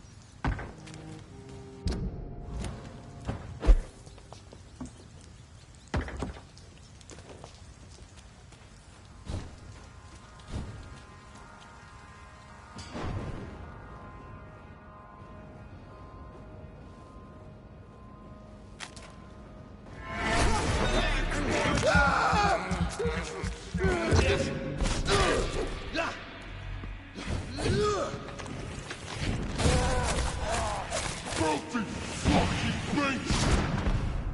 Fight for it!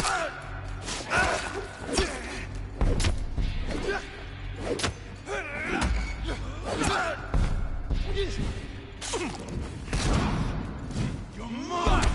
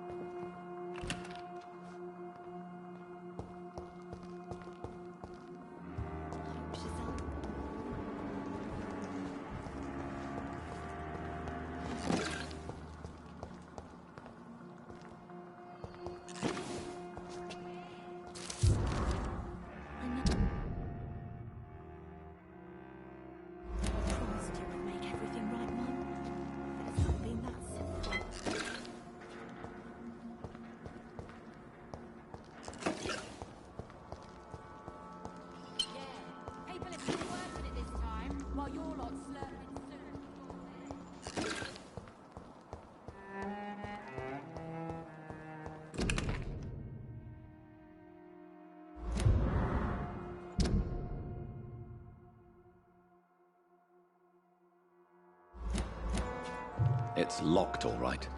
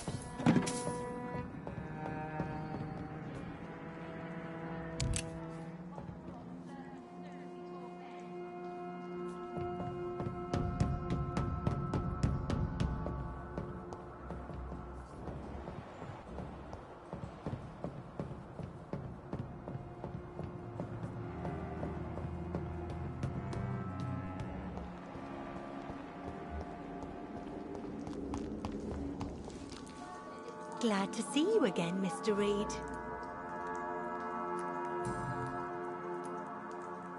Is it not dangerous?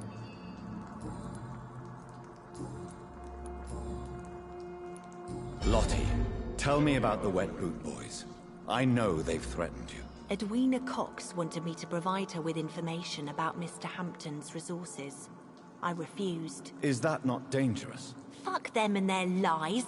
They claim they protect the interests of the neighborhood, but they are just greedy parasites like all the rest.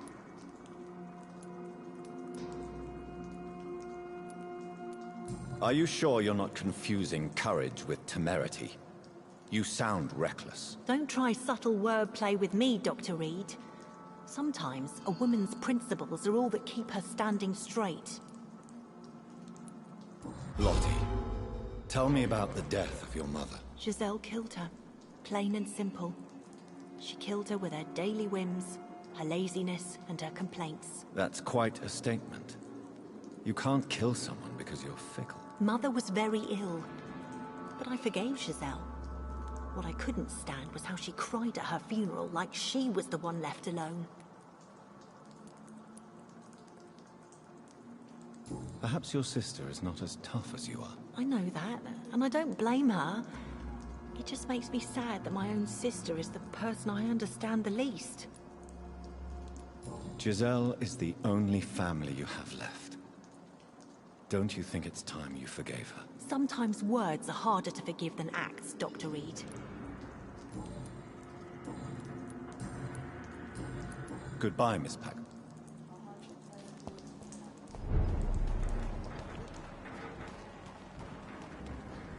You again?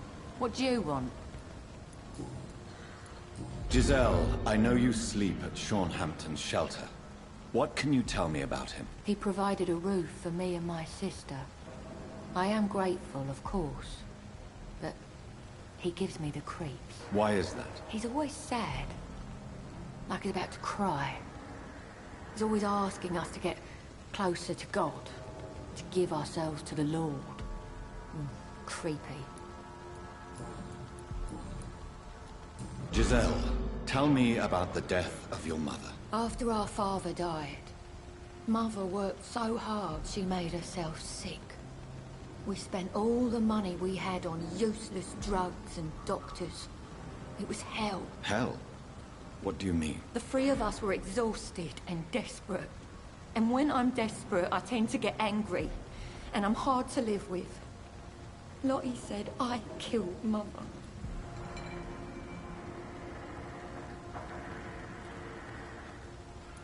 You should talk to your sister. Whatever happened when your mother died, the truth lies somewhere between your two versions. I don't want to talk about that. It was years ago. We Paxton sisters are tough. We don't apologize.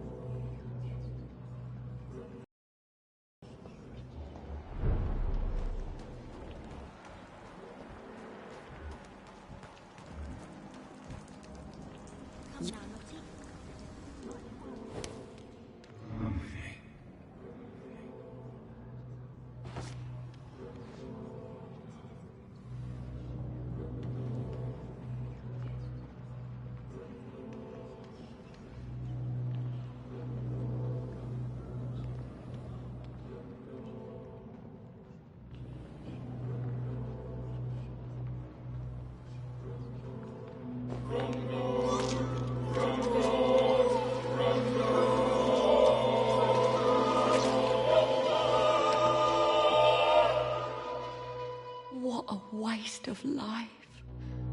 I only managed to be hated by all the people. I loved.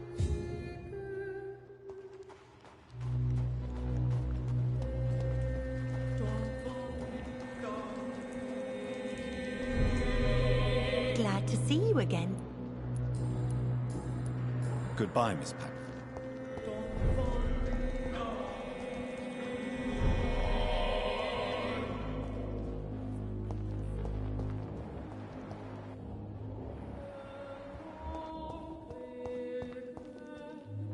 Why the long face, Doctor?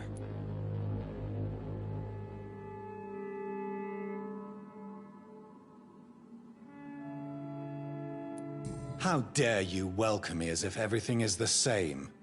We both know things have changed a lot, don't we? I'm still me in here, just more alive, as a Skal.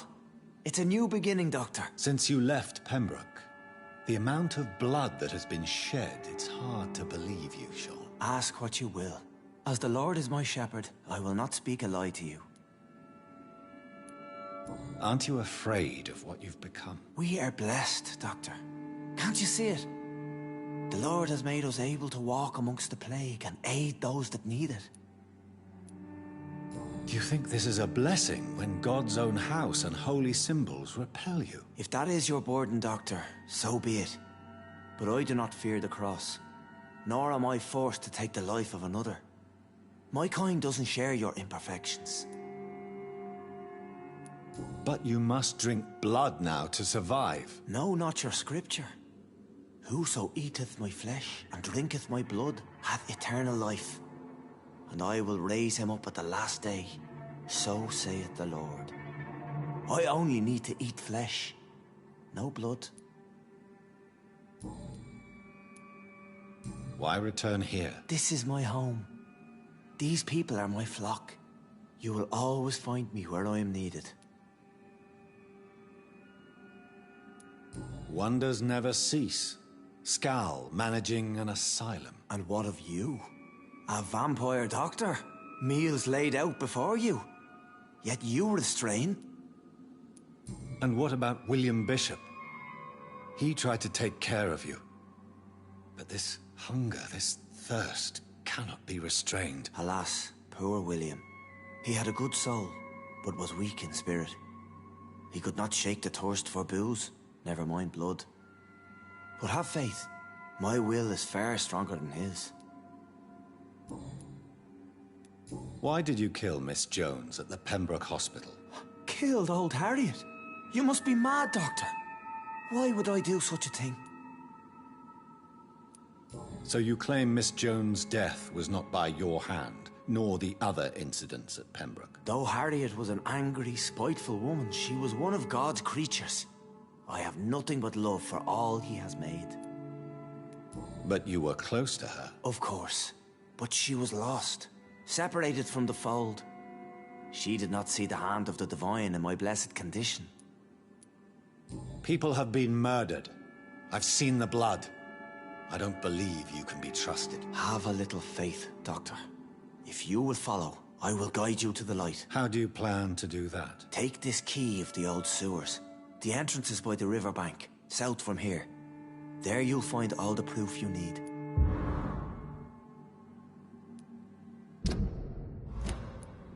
I will not look kindly on you if you're trying to trick me. I'll be here when you return. If you still think I'm a threat then, well, I'll surrender myself to your judgment.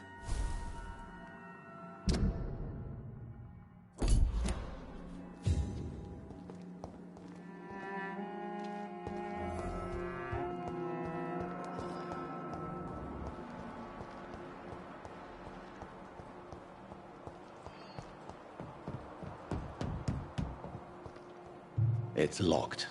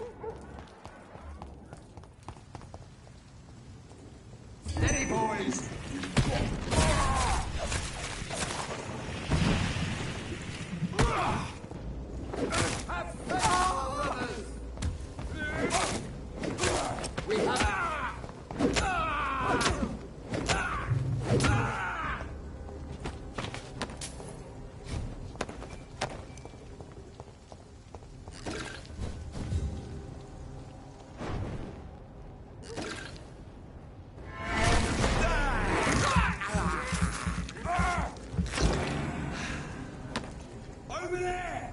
There's one of them. See them fancy clothes? This one's a top!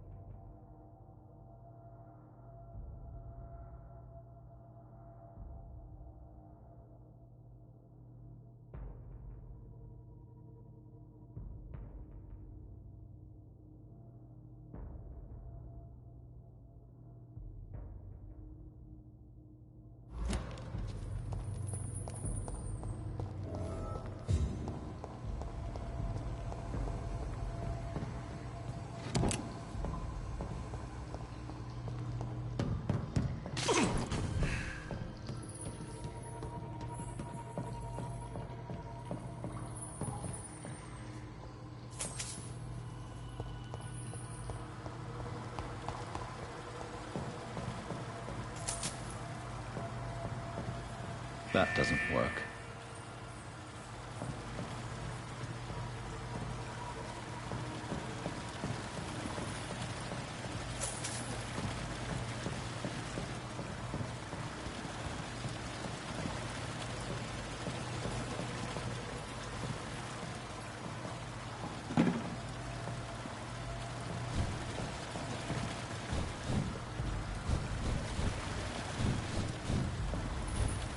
There must be a way to control the water level in this reservoir.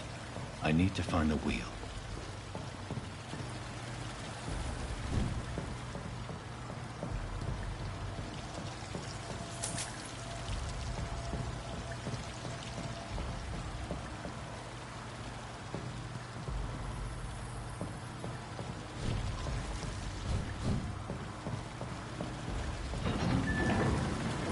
So that's it. These wheels control the water level.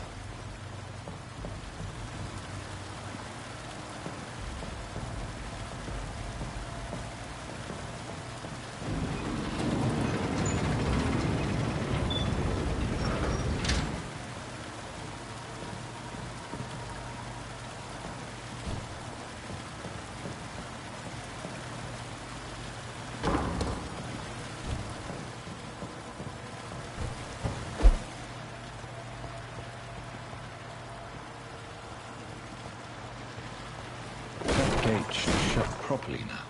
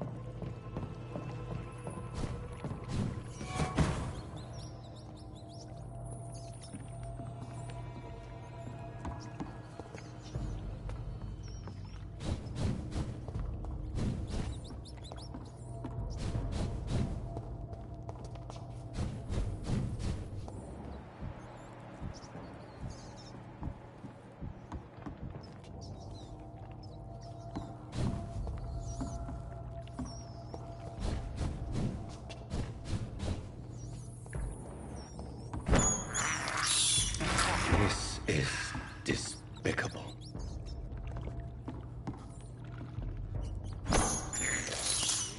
I can't believe I'm doing this.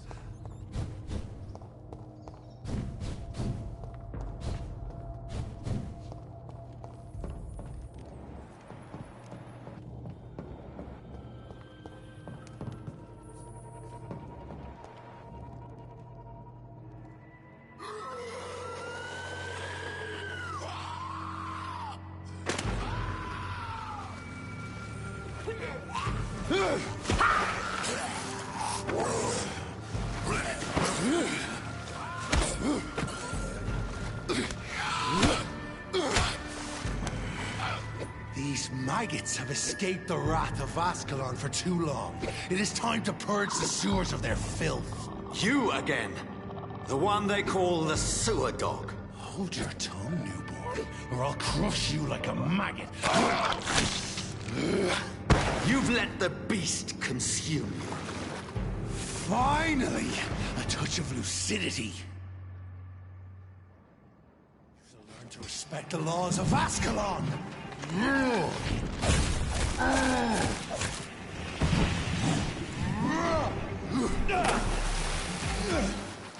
neck shall snap like a hare's brittle bones, newborn!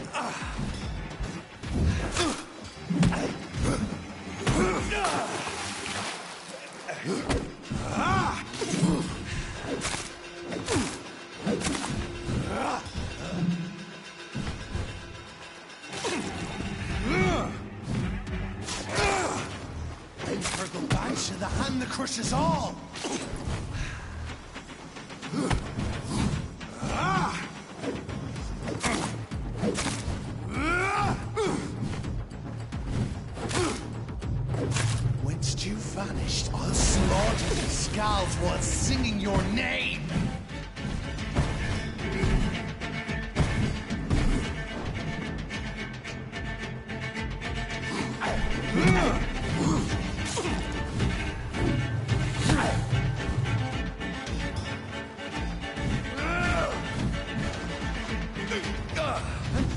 shall be a fair skull to adorn one.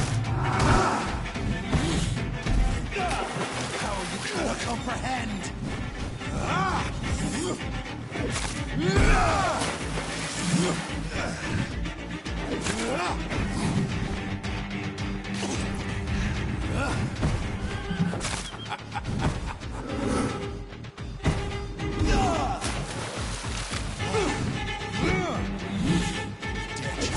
Takes a pass, come on!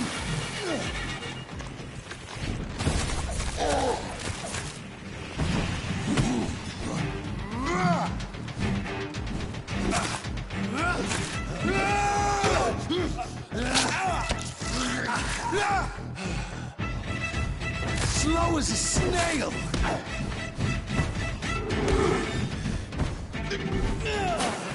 Should the hand that crushes all!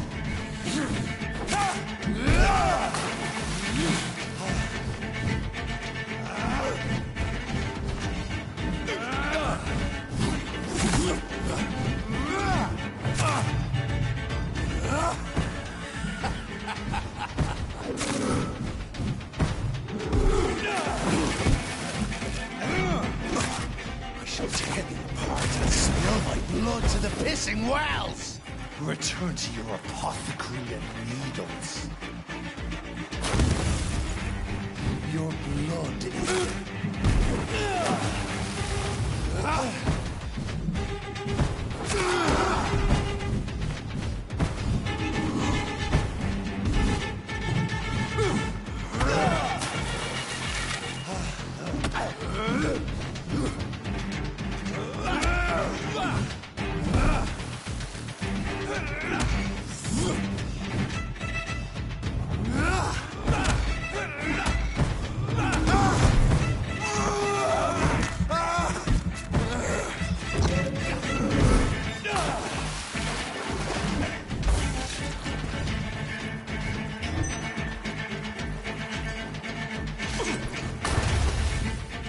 I shall crush you.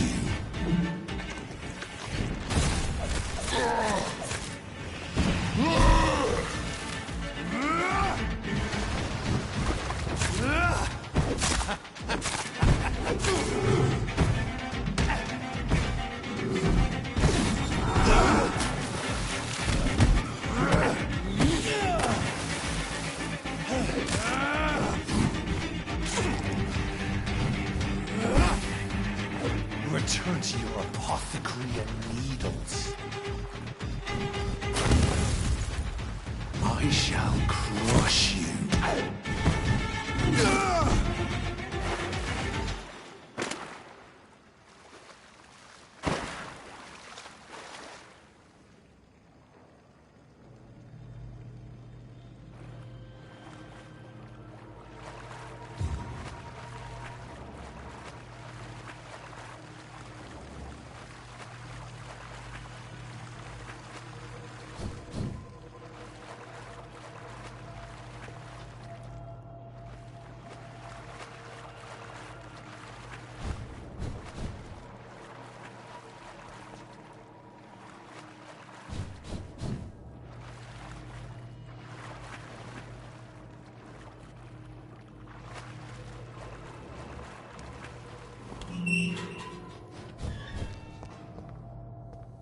At least one skull escaped Fergal's wrath.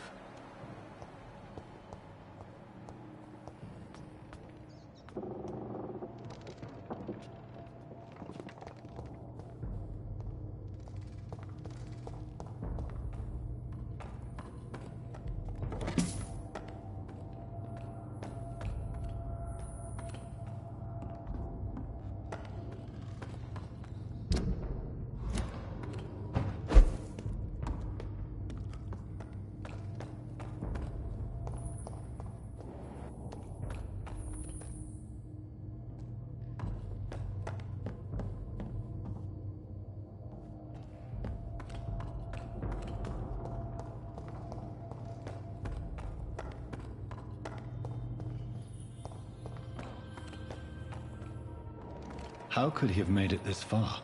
There's blood everywhere.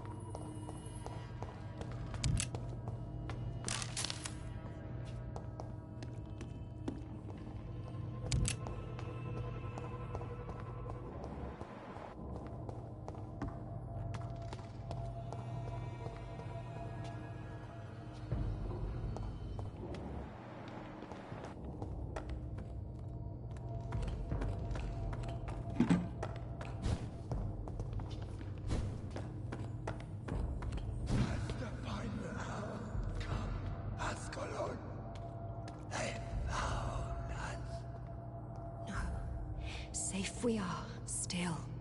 Drink now. Bridget! This isn't the blood of a vampire, but it will quench your thirst. This is our domain, not yours. You've been warned. Wait, I saved you from this creature. That must count for something. Thank you. Now go. Go back to the streets and houses. There is no love lost between us, vampire. But thank you. Sean Hampton sent me here. I believe he wanted me to find you. Who are you? If you must know, they call me Old Bridget. And this shelter is where we live. I'm Jonathan Reed. I'm a newborn Ekon.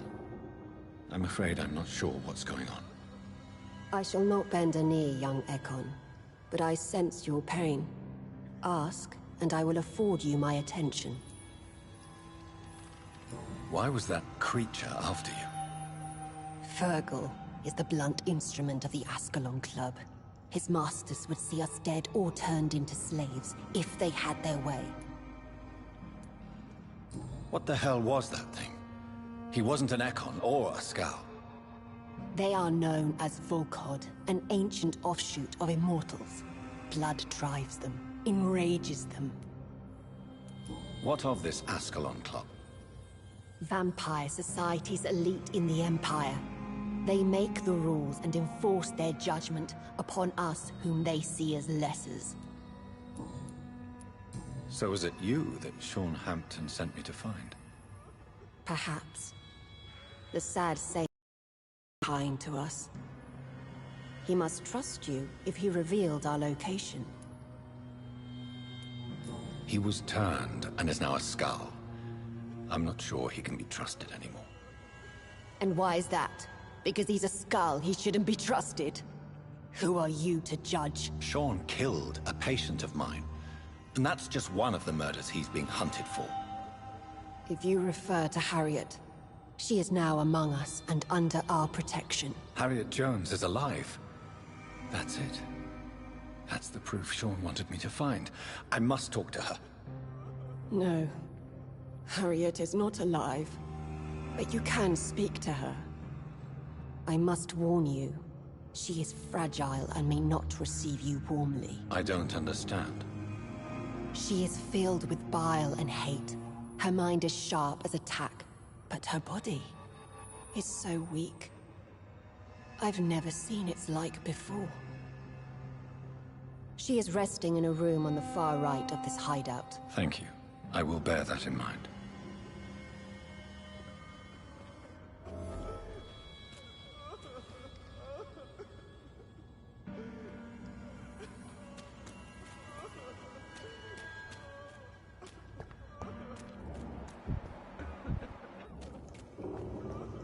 Oh, Bridget allowed me to wonder about some weird man. It was, we're at your mercy. Will you end us?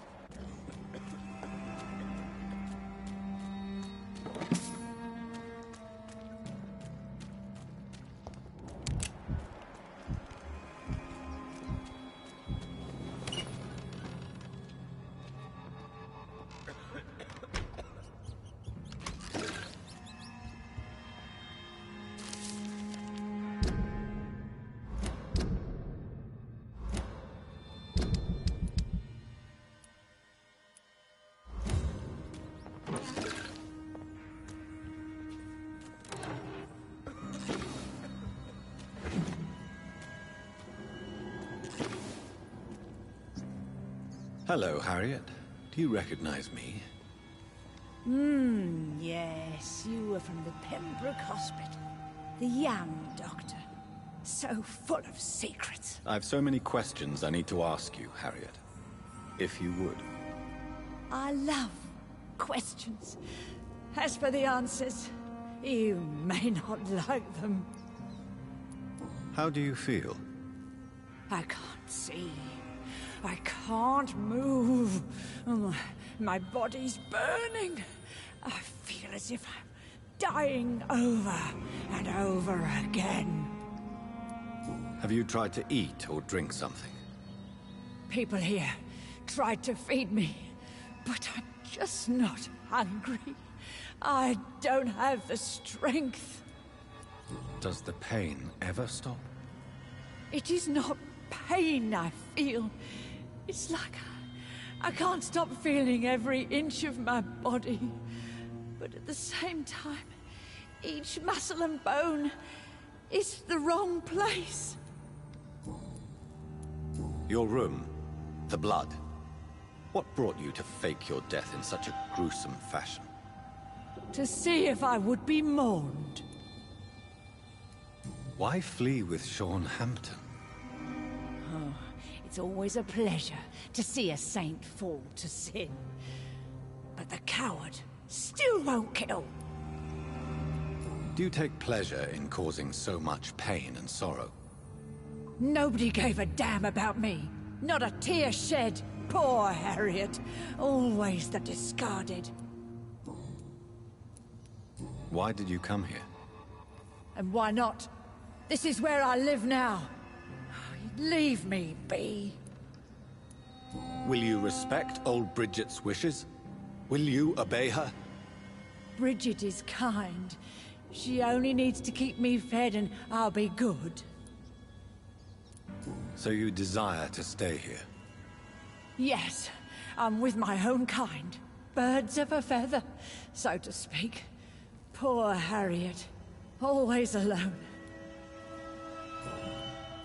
I have a question of the utmost importance to ask. Will you answer? Questions, questions, questions. The good doctor, always searching for answers. Do you remember what you did after leaving the hospital? Did you kill anyone? First, a question from me. You answer first. Very well then. What do you want to know? Are you like me? Are you also dead? We are similar, but not the same, Harriet. I like what I am. I truly do. I relish the pain that courses through me. I know you fled the hospital with Sean Hampton. Did you or Sean kill anyone in your flight? Anyone? Try and remember. I will not lie. I wanted blood, and I wanted revenge, and Sean pulled me from it, brought me here instead. But the shadows heard my prayers. The shadows killed that bastard. You sought vengeance by your own hand, and someone else obliged you. Very convenient. Don't lie to me. I don't lie. I saw him near the docks, and rightly I wished him dead. And I am happy he is. It's true. But I didn't kill him. I was too tired. Who was that man? The one murdered in the street? He used to be my landlord. I lived here for many years before falling ill. Oh, he was an awful man. Disgusting and cruel. So cruel. Shadows? Tell me what you saw. The shadows, they heard me and answered. Something in the deep darkness. Quick, deadly. It asked me if I wanted revenge. I answered, yes. And these shadows, this presence, do you still hear it? Was it a vampire? Did Sean see it? It spoke only to me, and now it is silent, but it is born of hatred. And it will kill again. And it hates you, Doctor. Oh, it hates you. What makes you say that? It whispered your name, Dr. Reed. It wanted to know who you were and where you went. Questions about me? What did you say? Nothing, Doctor. I said nothing. There was nothing it didn't already know. Oh, I'm tired now. Let me rest. No more words. Please.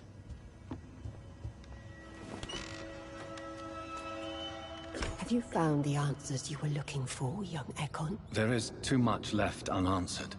So many questions. Get to know us, spend time with us, and I may be willing to answer more questions. Why do you live here, amongst the filth and vermin? Live. Here we hide. What are you hiding from? From the guilt, the shame, from the hunters and the light. And of course, our past. Why don't you leave the city? Hide somewhere far from the Guard of Priwen, the Ascalon Club. We are the Sewer Skulls. This is our domain. We have run as far as we can, and now we hide. Your diction, your words. You do not carry yourself like most Skulls I've encountered. True. I'm not like most Skulls. You were once someone else. What happened to you? It is as sad as it is long, young Ekon, but it will remain mine. Can I be of service to you? We ask but one thing. Reveal to no one our secrets. Do not betray us. For how long have you been in hiding here? Skulls have been hiding under London since vampires first entered the city. Where did you hide before the sewers? We claimed ancient tunnels, forgotten caverns, catacombs. We are Skulls, groveling beneath the feet of our makers. What manner of creature is Harriet? She is different from everyone else. I really don't know. I'm not even certain she is a Skull. I've no idea as to what blood made her. What is a Skull, in fact, in your honest opinion? The progeny of a vampire, disavowed by her maker. Perhaps a fruitless branch of a noble tree. A word used to enslave us. I cannot say. You mentioned that vampire blood has tremendous potency. You believe it to be stronger than your own? The vampire's sweet blood. That rich, dark wine that we crave. For it made us, and it can sustain us. I thank you for your time, madam. I must go back to Shornhampton now. Your kindness has been ample payment, Ekon.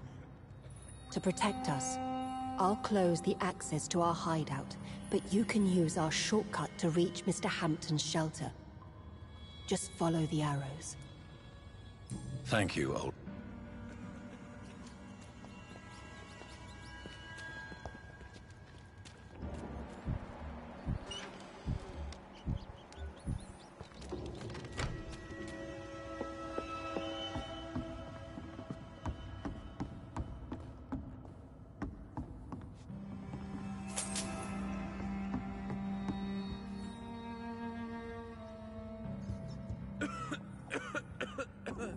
Howdy.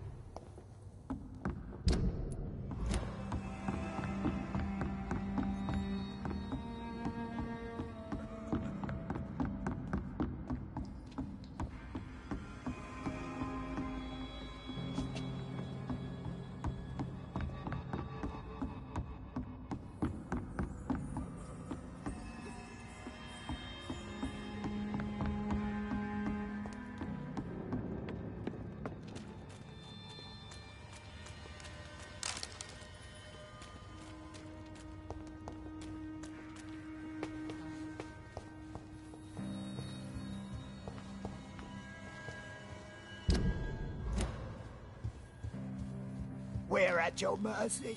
Will you end us?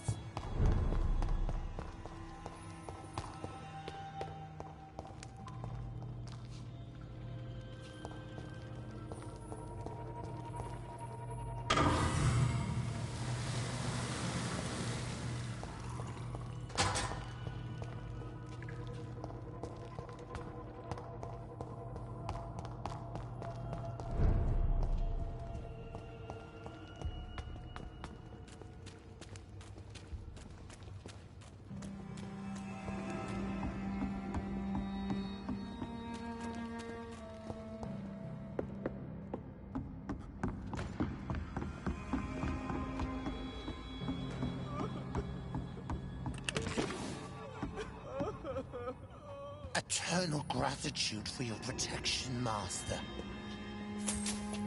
Eternal gratitude for your protection, Master. Old Bridget says you are one to trust. Keep your distance, Echo.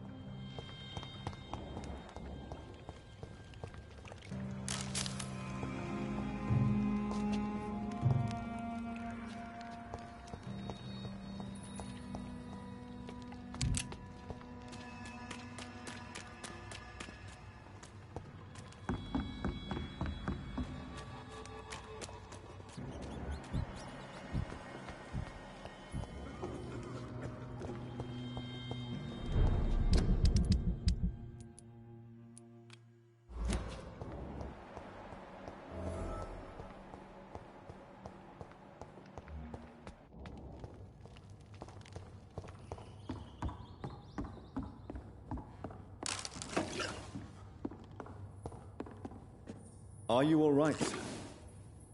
What are you doing here? I could ask you the same question. Don't you know this is a quarantine zone? I'm Dr. Jonathan Reed. I'm investigating the epidemic. You had better get to a safe place while you still can. Oh, really? Well, go investigate somewhere else and leave me be. I beg your pardon? I said go. Leave me alone, sir.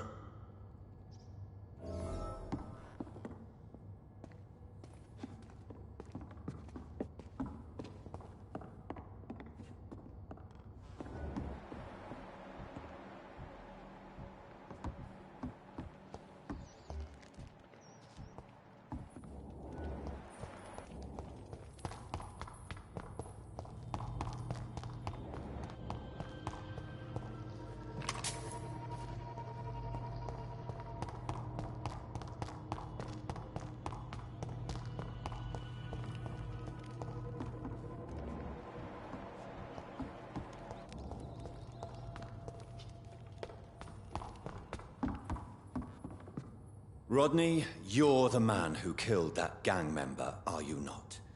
Is that why you are hiding in this godforsaken place? Yes, I did. I did not even know his name. Then why did you kill him? That arsehole always mocked me for the color of my skin. Usually I let it go. But not that night. We fought. He died.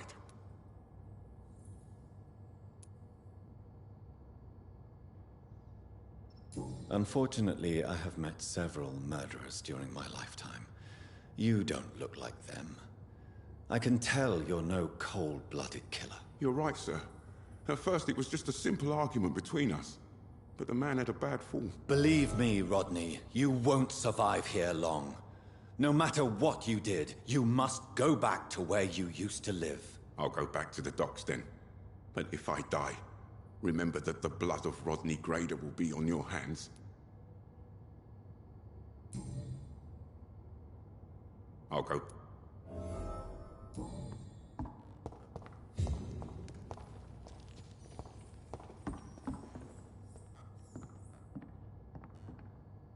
I'll go back to the docks then.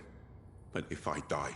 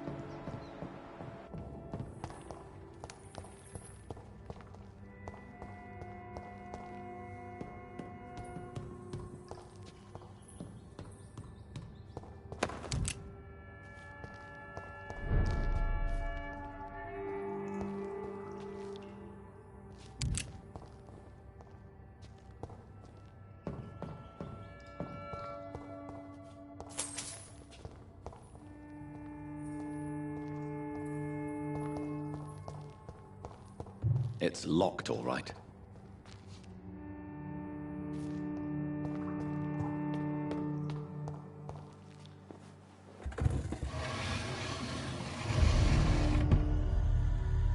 Welcome back, Dr. Reed. Would you like to take communion with me now? Sean, are you eating raw flesh? It is the sacred flesh of the mortal lamb. Our Lord's bountiful transmutation for the sustenance of his believers.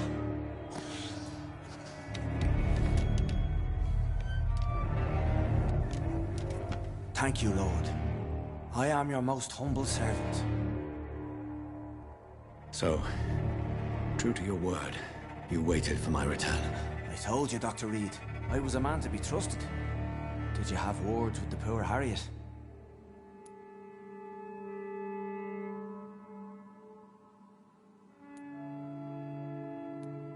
This shelter is the tip of the iceberg. You hide your game well, I'll give you that. We are God's children, Dr. Reed. One and all. And he's determined to save us. What will be the result if you continue to assist both Skulls and the living? For the last decade, that's what's been happening. And they found a better life. What's to change? You're forgetting the epidemic. Things can go south very quickly. I've seen it. Oh, these are terrible times. Only those pure of heart shall prevail. You've turned Skull now. Don't you see the danger to anyone giving you their trust? We are all sinners, awaiting salvation. This is a simple truth, ordained by the Lord Almighty. I am a seeker of his glorious light.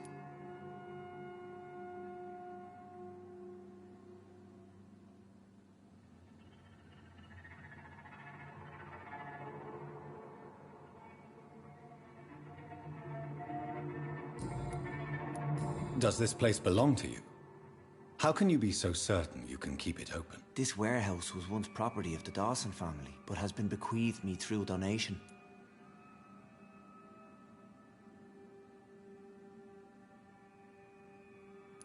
The Dawsons? The wealthiest family in London? Have they a clue as to what goes on here? Not at all. The donation was made before the war. The building was run down. I never met Aloysius Dawson myself. So you have the run of the place and no one's taken notice? As long as we keep to ourselves, we interest no one. This is a haven, and I pray it remains so for eons to come. Harriet, Miss Jones has been behaving in a most violent manner. She's going to need special attention. That's precisely the reason I brought her here. To meet old Bridget. She's the guide Harriet requires. Who is this old Bridget?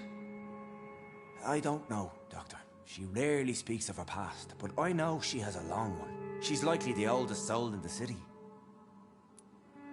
Harriet is possessed by her hatred. You cannot let her roam free. She's dangerous. She has joined her own kind, Doctor.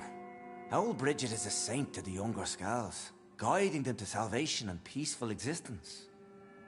I believe I've learned all I need to know. I'm certain you've killed no one, but one day I believe you'll cross the line. Logic is a false prophet. Faith is the only path to salvation. What do you mean? We have been blessed with God's eternity. We are the instruments of His divine will. We shall feed the hungry forever and ever. Amen.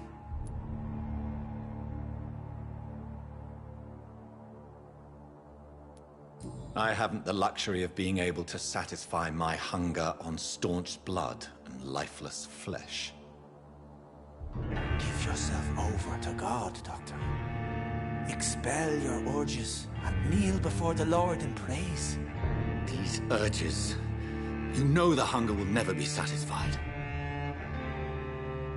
I've come to embrace the everlasting craving. I have sworn to feed only upon the flesh of the dead. It is now my sacrament. Take, eat. This is my body. So saith the Lord.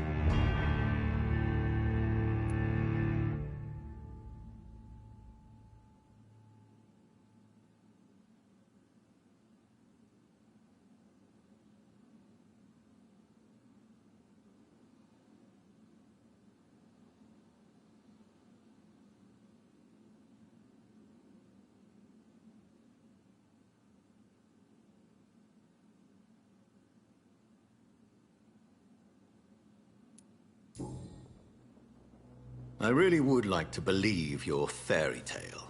The good ghoul feeding upon the flesh of the dead. But I'm all out of innocence. Do you question my faith, Dr. Reed? Do you remember William? Oh, how his admiration for you was exceeded only by his hunger. May his soul rest in peace. A night will come, and you will suffer the same hunger. Someone who trusts you completely. A friend will die, never to wake. You confuse your voracious appetite with my itchy hunger.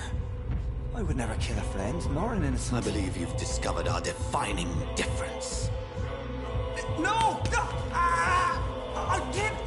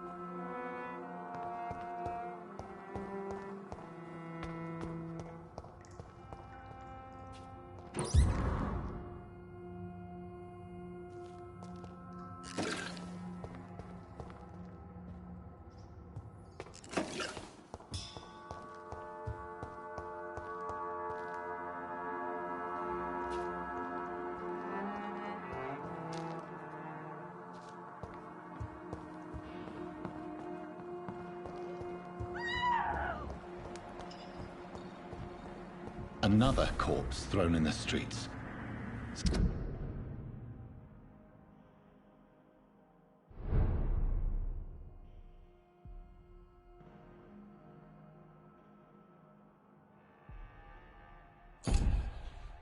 Someone's playing a very sick game.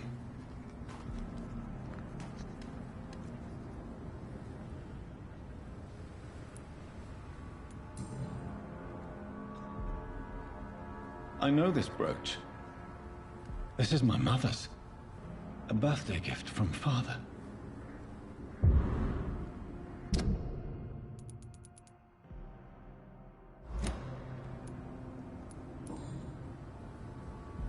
"29 Pretty Orchard Street. That's near Poplar's district. Why would this man carry off my mother's brooch? I must go there.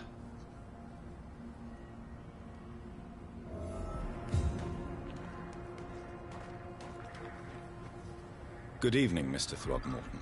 Dr. Reed, can I be of any assistance? Have you noticed anything suspicious lately? Did you see what happened to him? Actually, yes.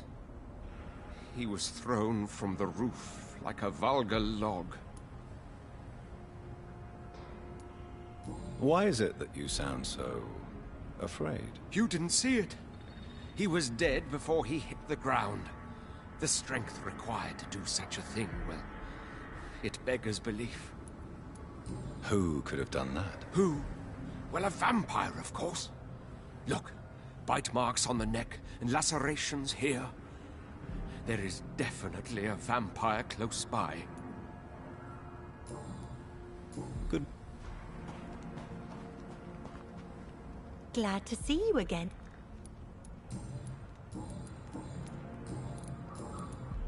Why do you and your sister Giselle have such opposing views, Lottie? Giselle whines she lost her job due to her unionist activities, which started her drinking. Truth is, she got fired because she's an alcoholic. And you don't share your sister's views? On the contrary, I totally believe that workers need to unite to fight. I just disagree with Giselle's hatred for all wealth and riches. What do you mean? I don't believe that you were an automatic arsehole because you were born into a good family. Perhaps your sister's addiction to alcohol is the result of her despair, but not the cause. Perhaps you're right. But I'm tired of her playing the outraged and martyred social fighter while I earn money for both of us. Don't you think she wants to get better? I believe she knows her alcoholism is a worry to me. And that's another reason why she continues to drink so much. Did you see what happened? No. I was coming back to the shelter from work when I heard an awful scream, and there was this man, dead, just in front of the building. You saw nothing at all? No. I told you, just that awful woman's scream. A woman's scream? Are you sure? Of course. It was terrifying. I thought it was my sister, so I ran. But it was a man I've never seen round here before.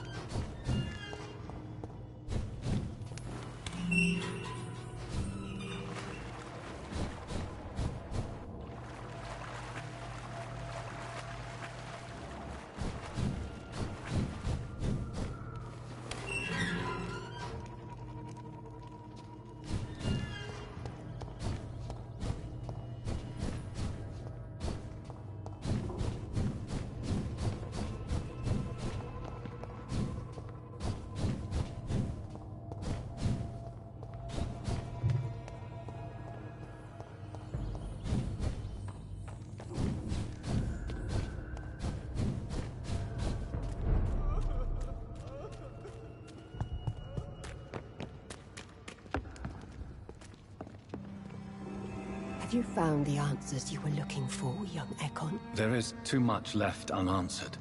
So many questions. Get to know us. Spend time with us. Thank you. Get to know... Thank you, old...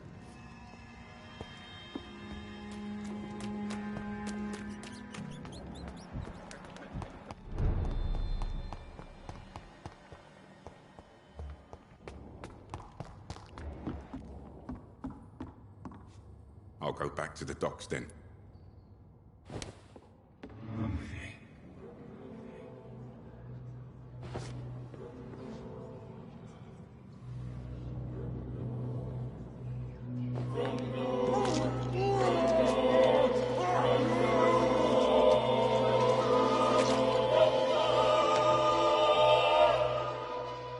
Forgive me, Jack.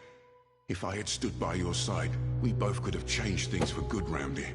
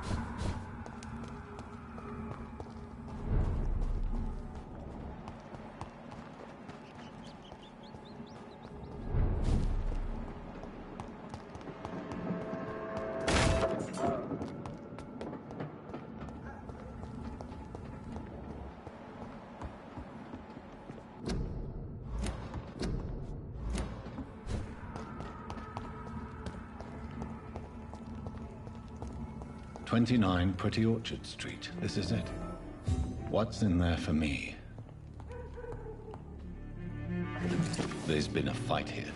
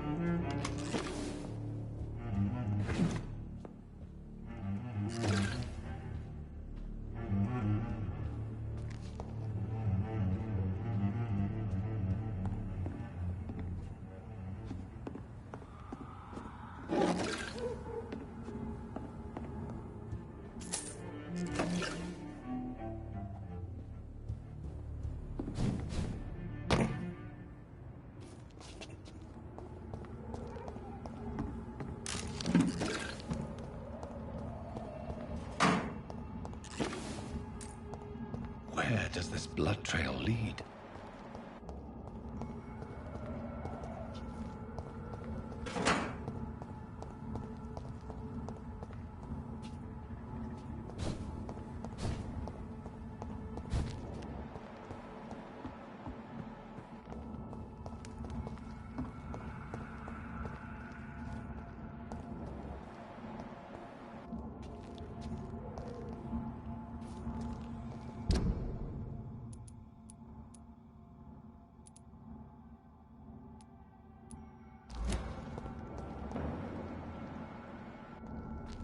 Not a safe place right now, sir.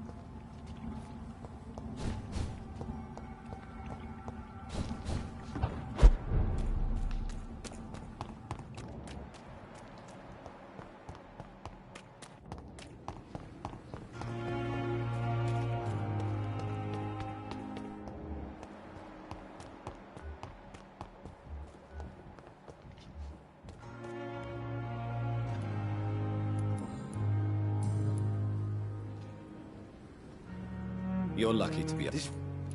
Don't...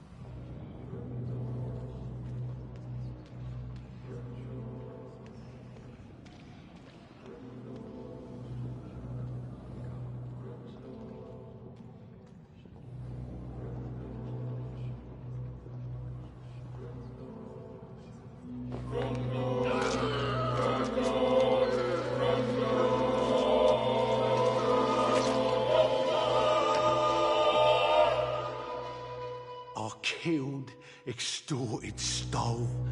Now I die. Fuck it. I'll live the way I wanted.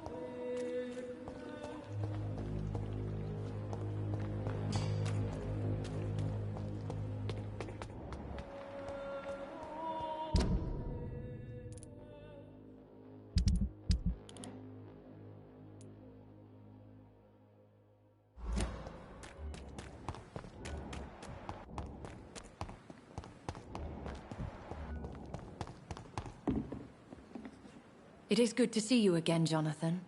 How are you? I'm better than one might expect, Lady Ashbury. Dr. Swansea has asked me to investigate the recent disturbances in the hospital, caused by skulls. Really? What do you mean? I discovered the most intriguing skull. An elderly woman answering to the name of Old Bridget, and a man who helps them remain hidden in London. Old Bridget?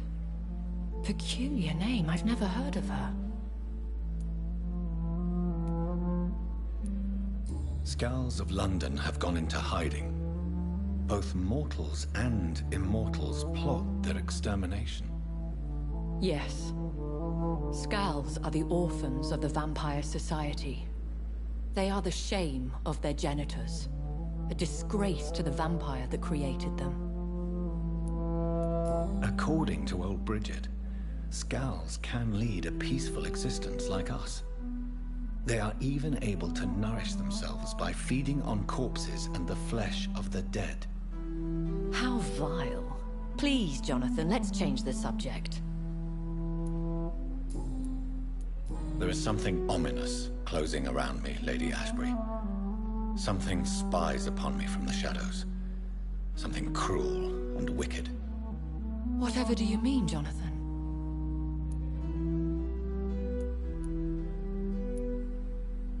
Do you suspect someone?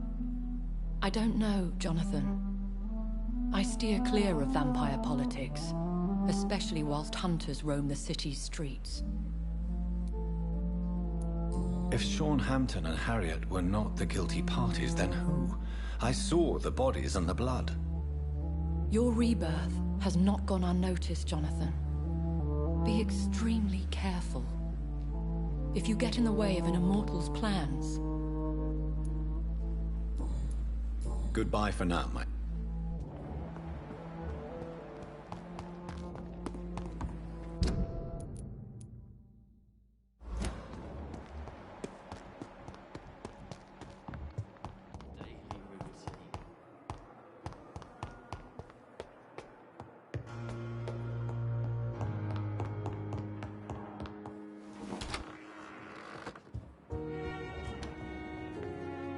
Jonathan, at last. I've been worried sick. Have you solved the case of our poor Sean Hampton? Don't worry, Edgar. The reputation of Pembroke Hospital is secure. Sean Hampton was not the guilty party. Is that true? Oh, good news. Good news indeed. What do you know of the Ascalon Club? Not as much as I would like. There have always been rumors about a secret society of vampires operating in the interests of the British Empire, though I've never met a member. I crossed paths with one, a terrifying creature going by the name of Fergal. He was sent by the Ascalon Club to exterminate the Skulls of the East End. By the stole, Jonathan. If vampires are eliminating their own progeny, then dark times are upon us. Darker than I've ever witnessed. Do you think Lady Ashbury would know of them? Jonathan, our beloved lady is not one for social dalliances, nor the assemblies of dark orders. She's a woman of superior taste and selective acquaintance. I found Harriet Jones. She's much the same old, embittered woman she was, only she's been made a Skull. Her transformation did not go well. Incredible. Why not bring her here? We could learn so much by studying her condition. It would be fascinating. I doubt that. She can barely move. Perhaps we could learn more about the degeneration of Skulls. Perhaps. But she could also belong to a new species. We know so little of the laws that dictate vampire reproduction. Were there any studies made by your order on the subject? Not that I'm aware of. I will transmit your discovery to the Brotherhood's primate. He will be delighted. Does the name Old Bridget ring any bells? I've never heard of her. Why? A patient of ours? I must confess, I don't know them all. No, it's just someone I recently met. A fascinating woman. I had thought that perhaps... By the stole, Jonathan, you've met another vampire. I would appreciate an introduction, if that's the case. A pleasure, as always. Don't... Is that... A pleasure...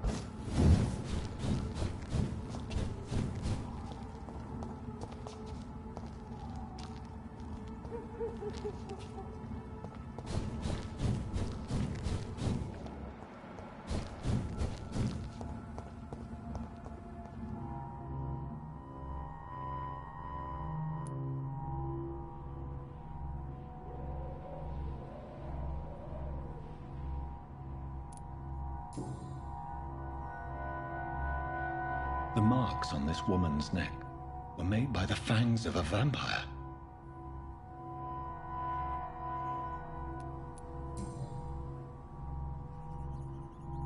This is the very flower my mother tossed on Mary's coffin. Someone is targeting my family.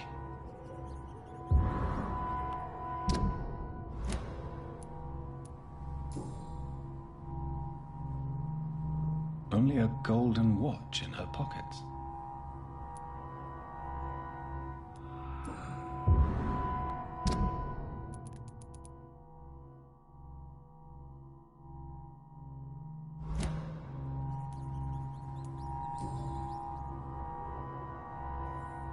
Her shoes and clothes are quite worn out.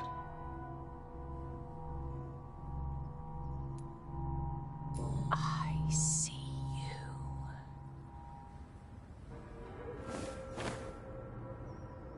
Right then. It's a sick game. But given no choice in the matter, I might as well win it.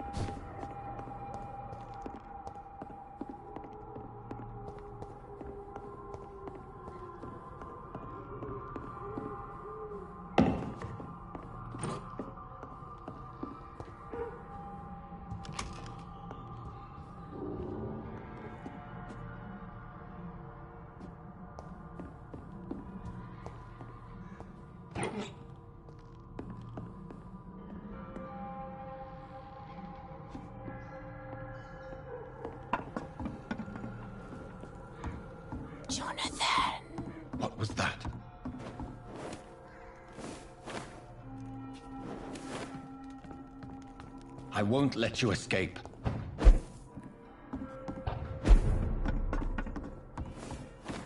You're very fast, but I'll catch you.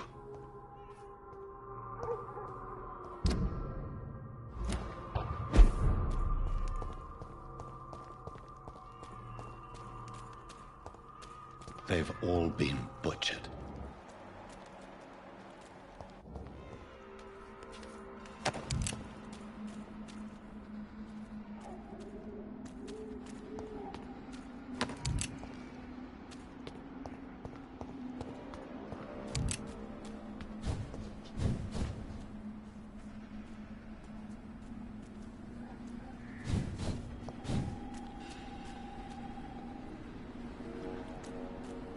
Still sense a presence.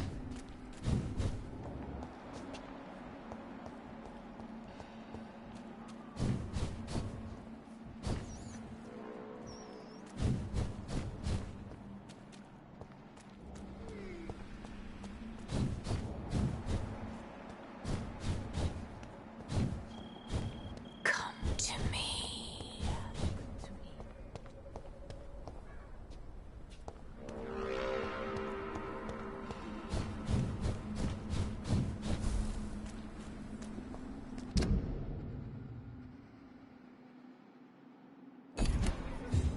In the name of Christ, You! What have you done? Vicar Larrabee, what happened? Demon! Hell Scourge! Son of perdition! Vicar! Jonathan is no demon. He's just a loving son, returned from the dead. Like your Christ, Vicar. Mary, it has been you all along. Oh, it's me, all right. Precious brother. Why did you lure me here? I'm gathering the family. For a final reunion. All smiling, all dead. Thanks to the good Dr. Reed. Mary. Mother? Say hello to your son. Hello, Jonathan. Mother, What do we have here, Mother? The prodigal son has lost his tongue. Our Jonathan always had the first and last word at dinner. The entertainer, the star of our show. Mary, let me explain. Shut up. It's my turn to do the talking. I have this nasty hole in my chest, Johnny. It needs to breathe. Right then. Speak.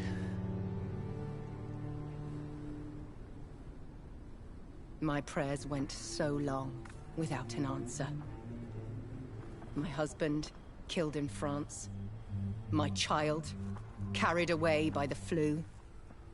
My brother promising to return in his letters, then disappearing in thin air.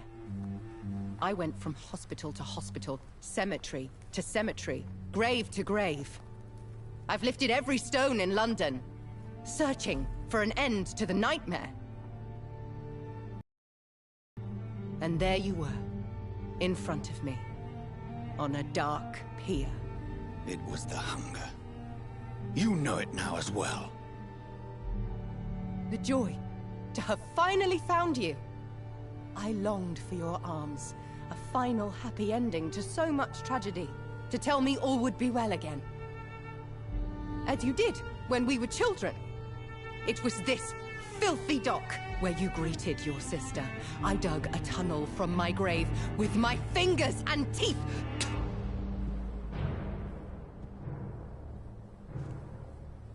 Mary, I had taken your life before I realized it was you.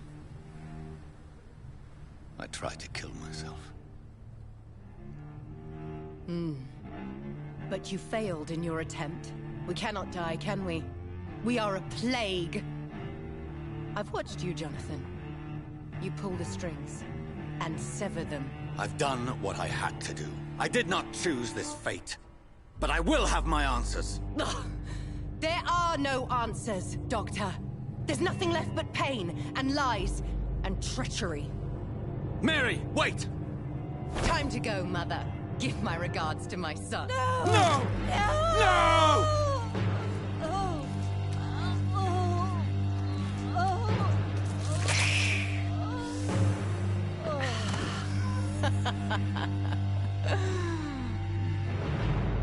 This is what I do to those I cherish. Can you imagine what I have in mind for you? I'll destroy you! Finally, we hear the truth. Dr. Reed, admit it. You're a monster who takes joy in killing, who relishes the chase, the secrecy of it all. I'm still a scientist. I shall find a cure for this madness. You lie to yourself. Confess your sins. Over the slaughtered corpse of our mother! Are those tears, brother dear? Your heart still bleeds with emotion. My dead heart has dried. You are mad.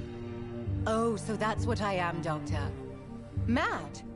I was beginning to wonder. I've been hearing voices, one in particular. That of my dead brother. This is the reason I must kill you. Not for your betrayal. Not for our poisonous kiss. Not even for the lies you tell yourself. No. It's so that smooth and wicked voice will stop ringing in my head. I cannot let you kill again, Mary.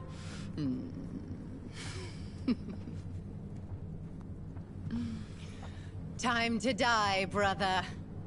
And this time for good. Slayer!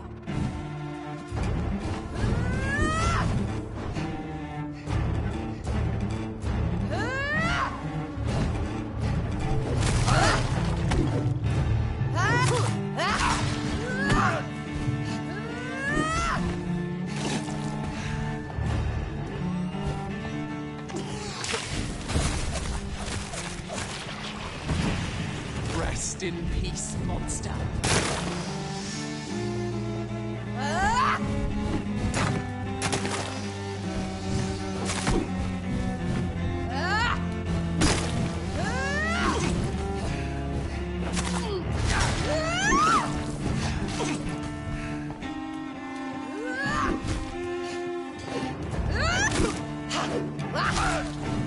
Abomination!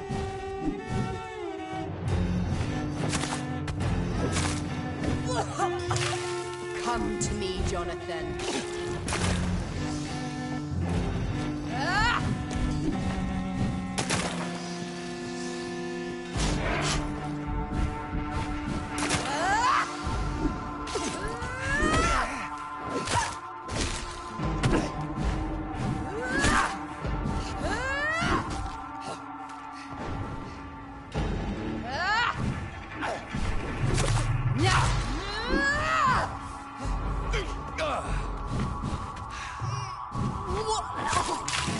What have you done?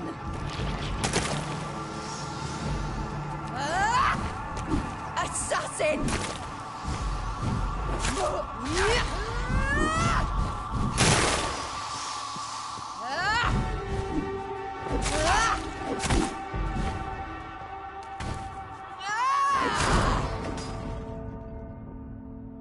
You've burned away Nurse Crane's mind.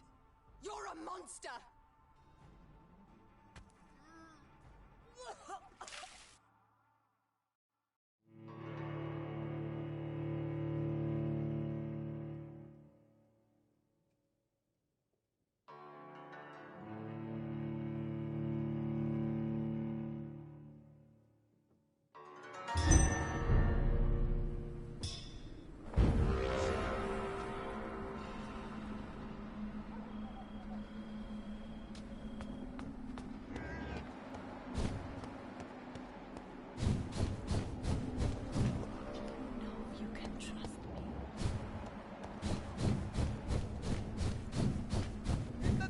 Christ! Someone! Slayer!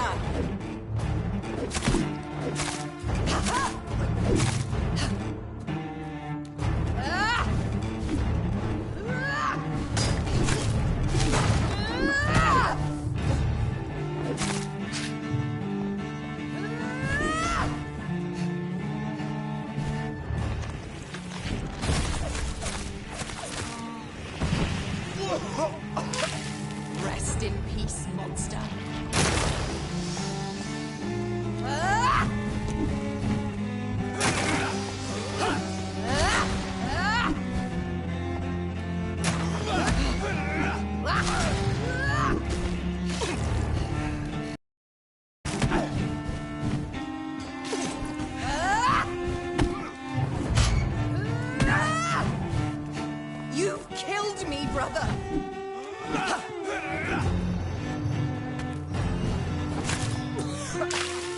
Come to me, Jonathan.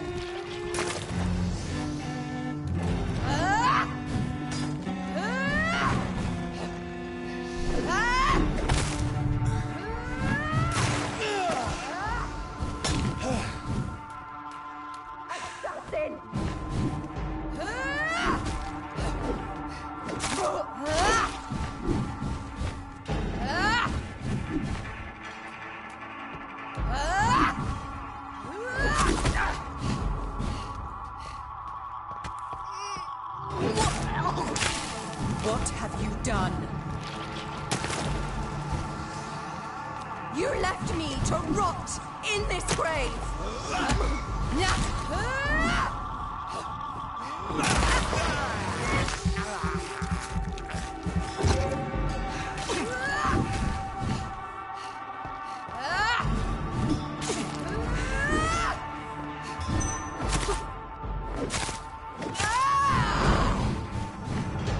Abomination! You've burned away Nurse Crane's mind! You're a monster! Kiss me again, sweet brother. Give me your blood, priest. Final thoughts are just to die for. You left me to rot in this grave!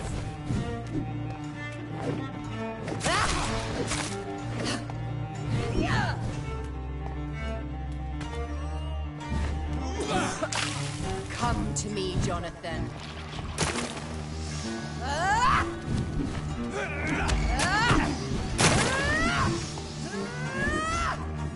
You've killed me, brother!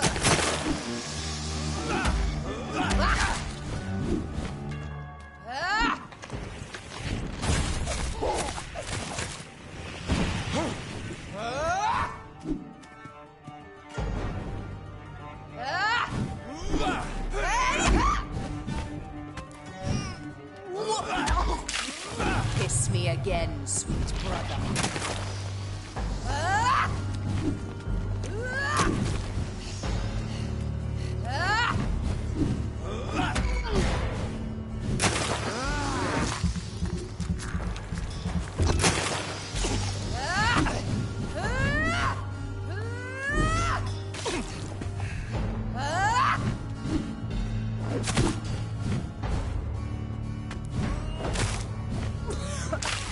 Rest in peace, monster.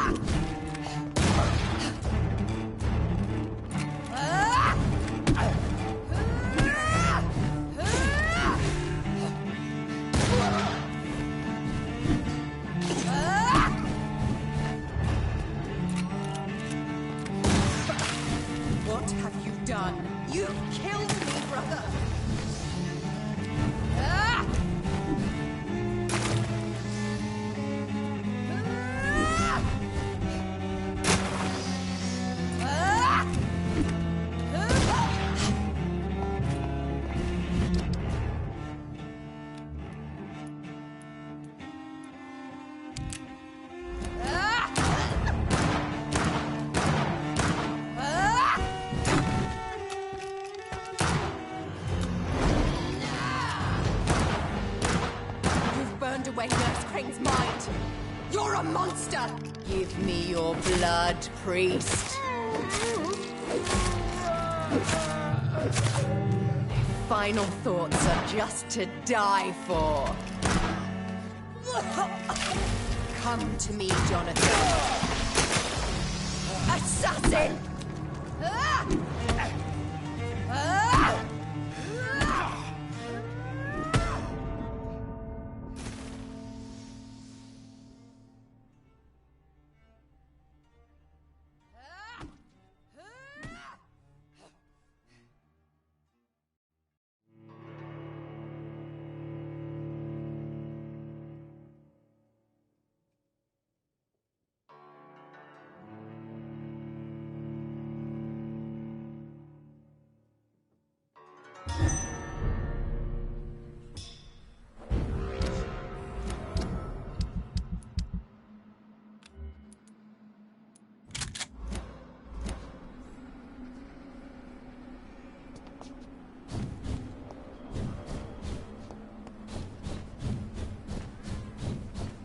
Someone help me! Abomination!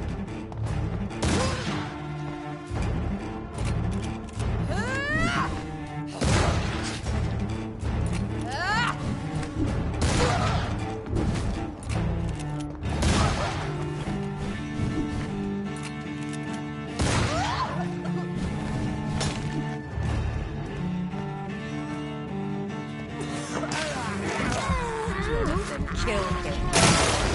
Revel in your true nature.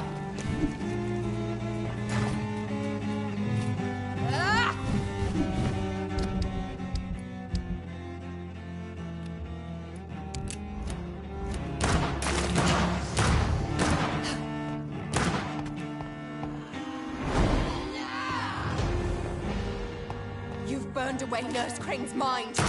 You're a monster! You left me to rot in this grave! Kiss me again, sweet brother.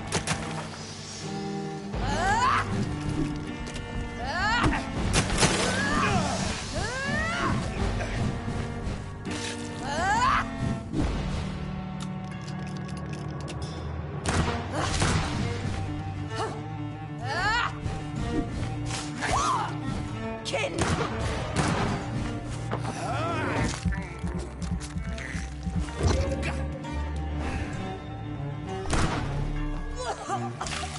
Come to me, Jonathan.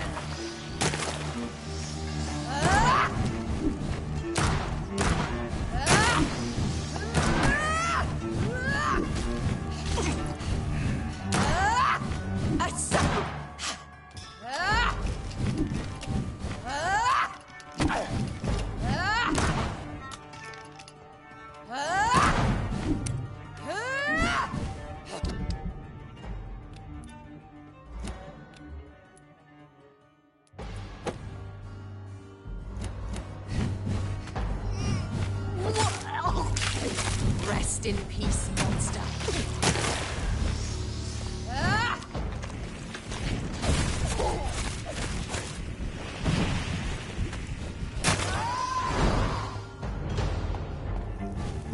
I'll show you the same kindness you showed Sean Hampton.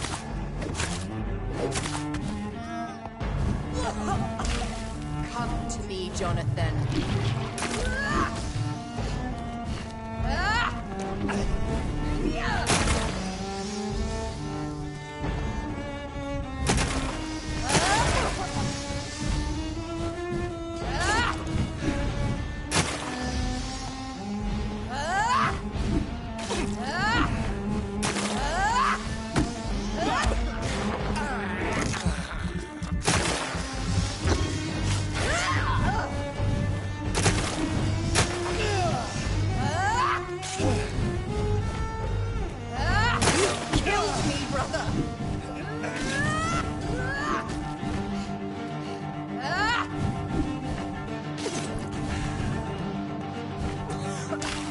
Rest in peace, monster.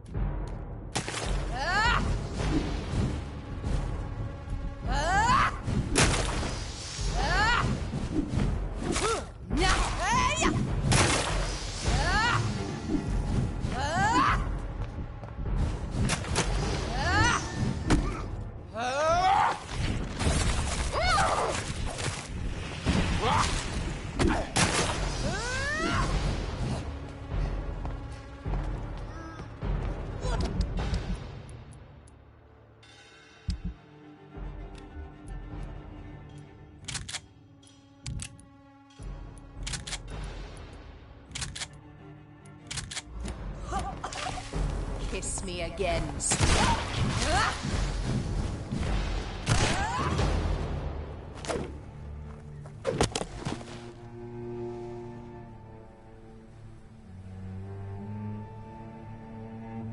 Well, brother, it's time to bring this conversation to an end. Forever. You know I will not play this game. Calm now, Doctor. Like a rabid dog. Or think you're performing an autopsy. Don't be ridiculous.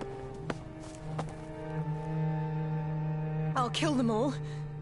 The kind Dr. Swansea. The sweet little lass with hair of red. I am the Harbinger, bringing your punishment. Mary. Don't you see? This is not me. Flesh that never ages. All nightmare, no dream. Bring it to a close. Let me sleep.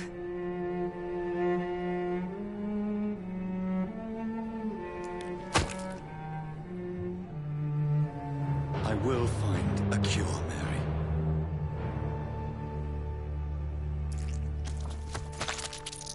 I swear it. Then, at last, I can forgive you.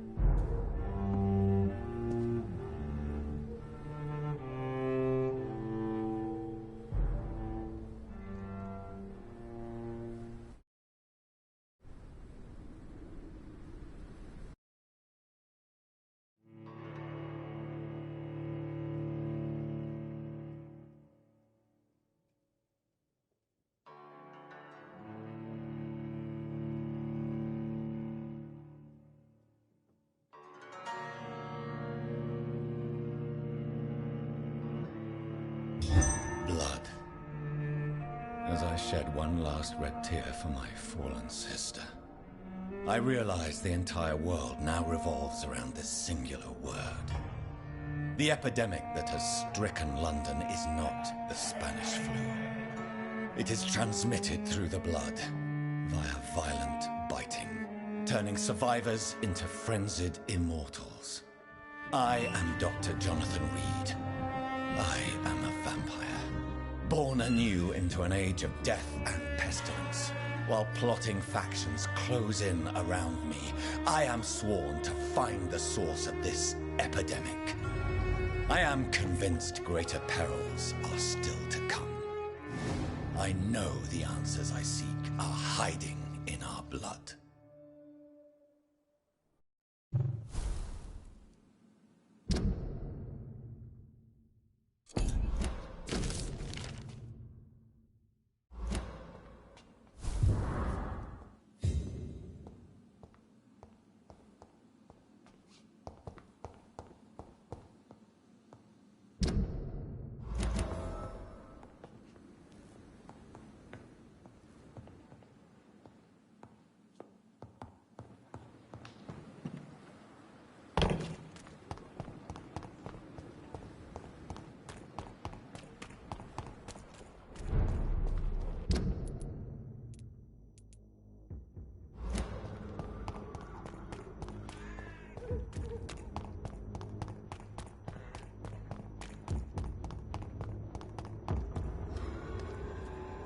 Easy does it, boys.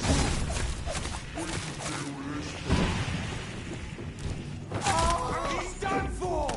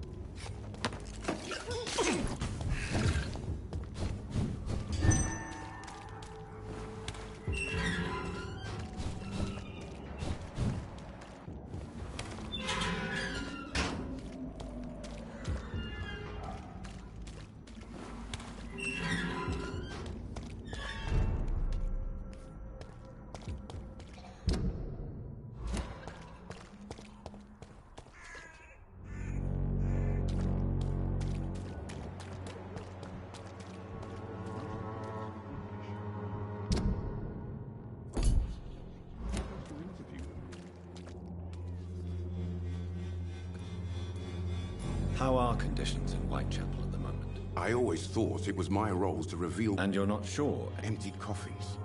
Cannibalism. Walking dead. Goodbye.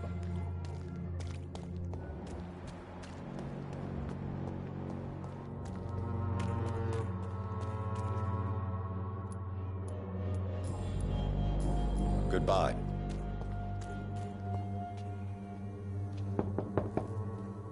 Good. Is there only pain and suffering in this world? So, I'm not... Do you need any medical help, young man? Yes. You'll feel better with it. I'm not... Goodbye, young man. Even my dreams are so good. I prefer not to give you another... You again?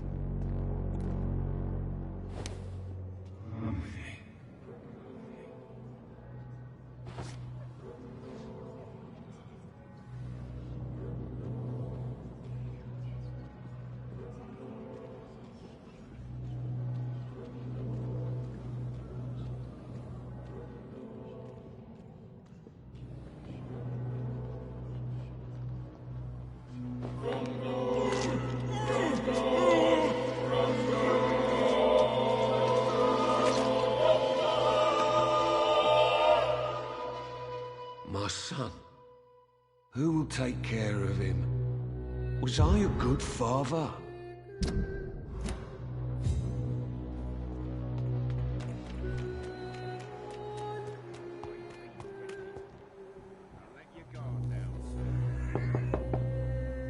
Good evening. Sure.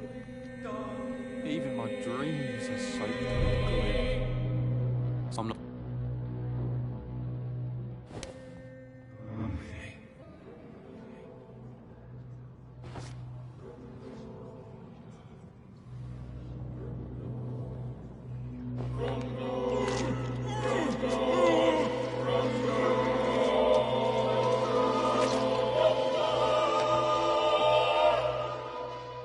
Death is so cold. I hoped it would be more meaningful.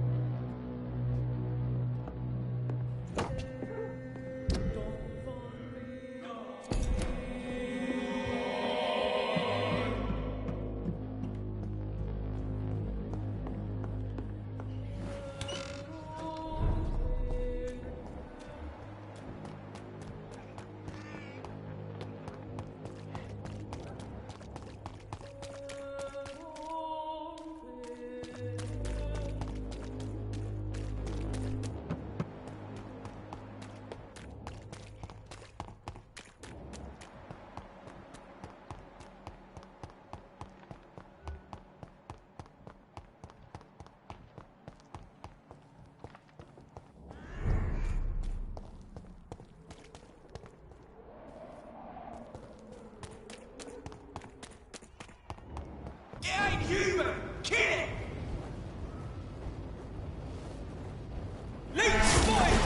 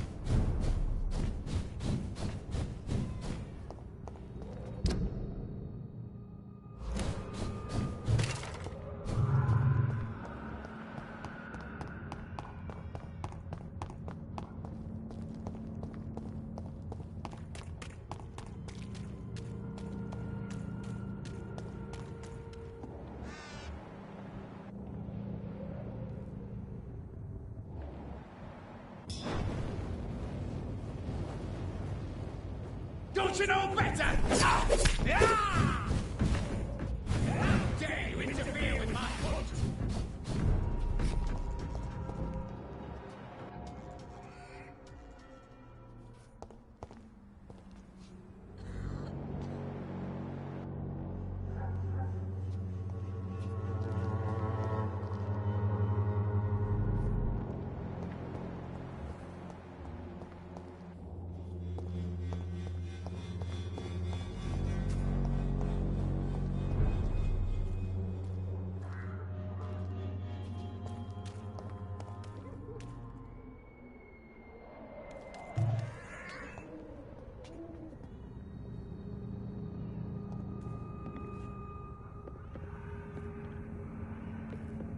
Stupid newborn!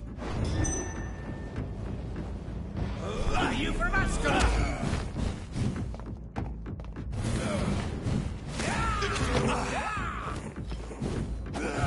I'll turn you to dust!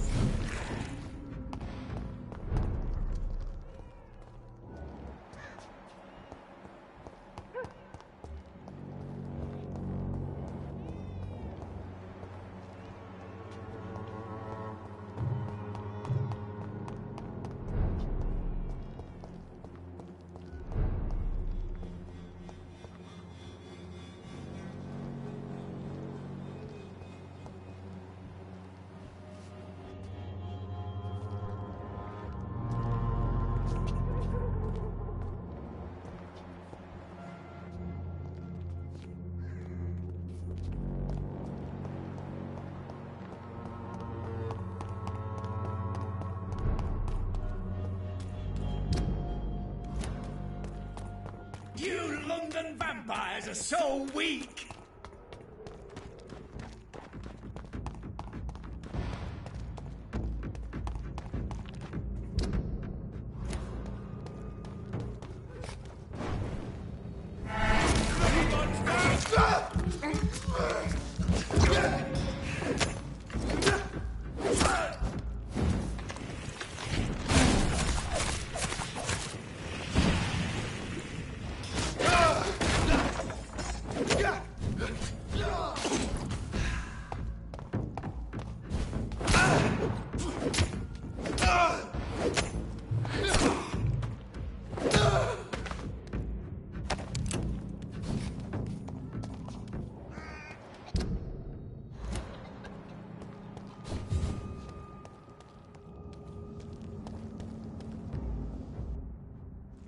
There's safer places to be than here.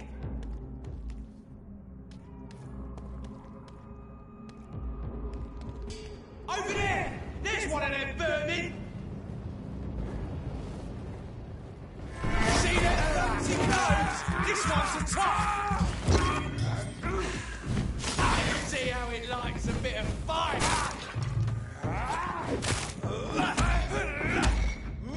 It's been built!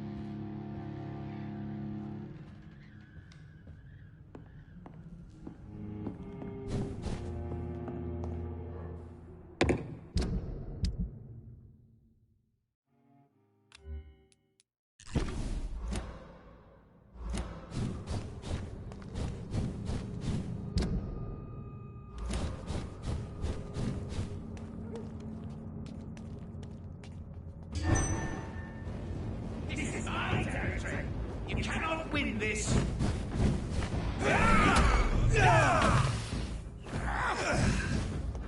You're mine!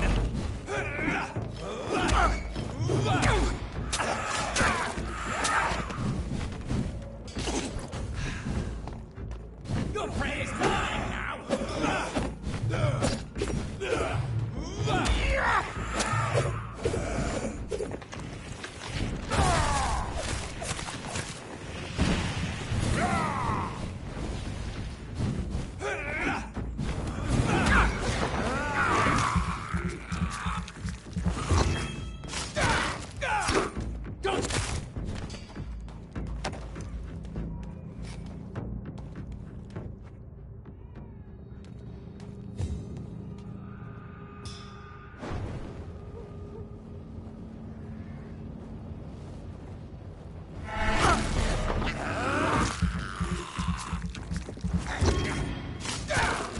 This is my territory!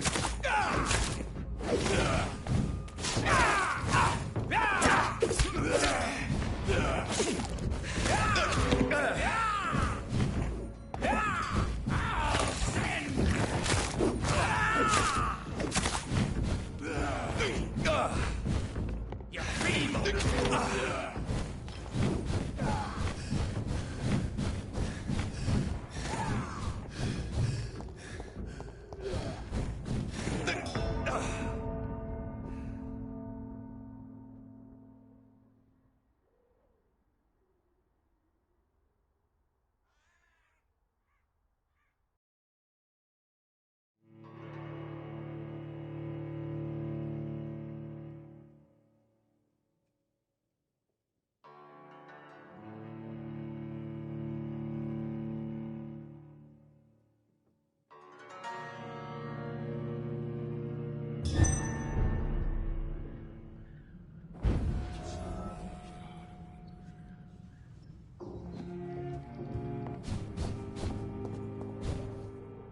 Back in the grave!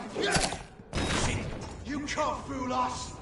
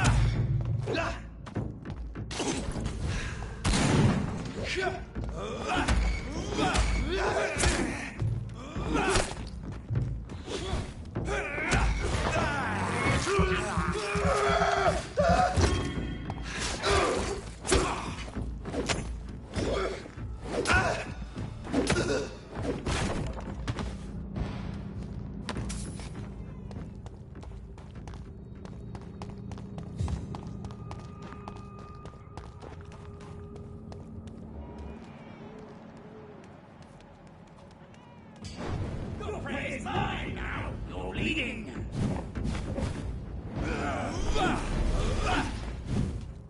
Gotcha!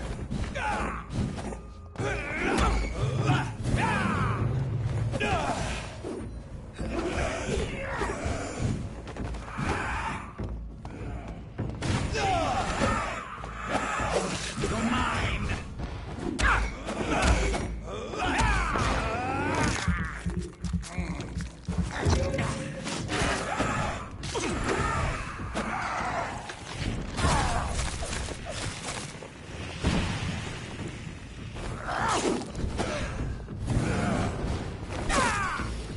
This is my territory! You're bleeding!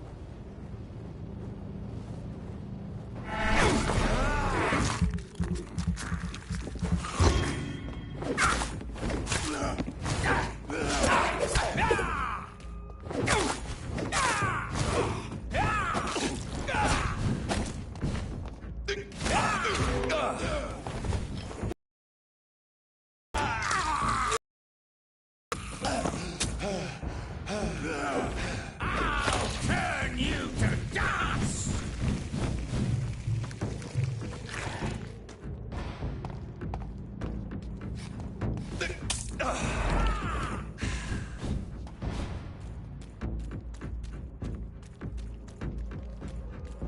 Are you an astronaut? I don't care!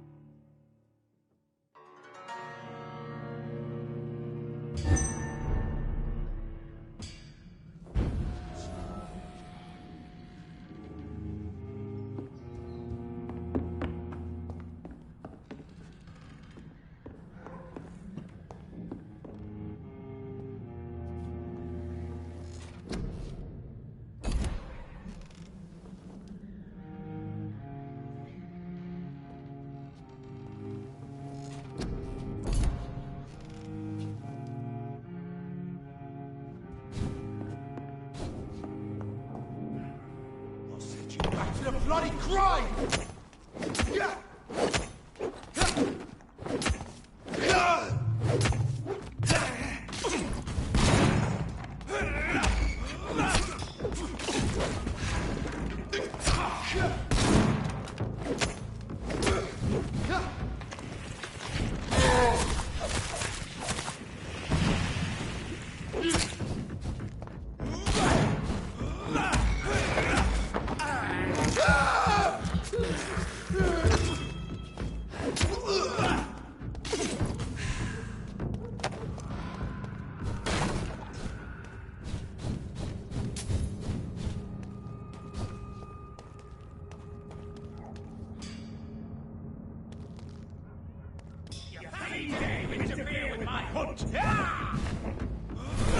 Gotcha!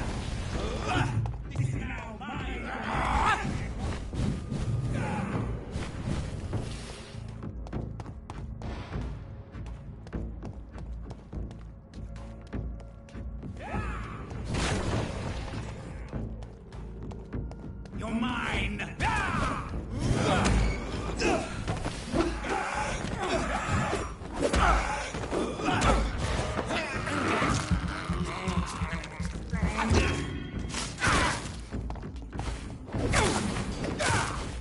Don't you know better?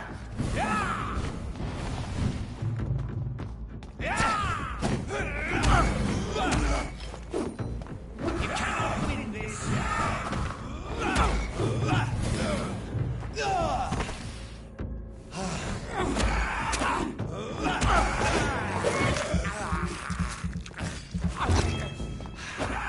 style.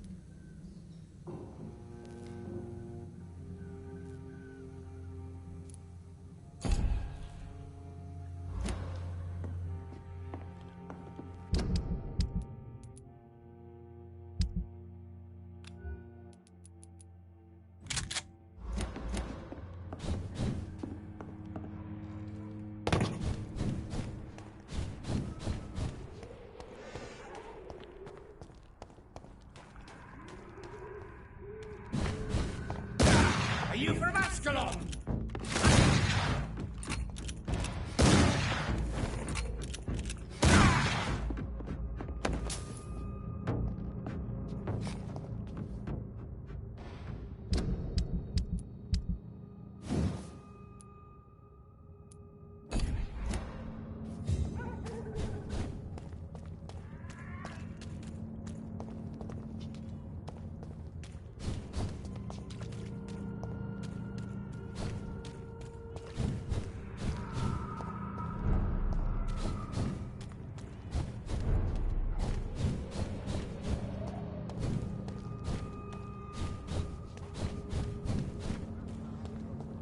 How dare you interfere with my hunt?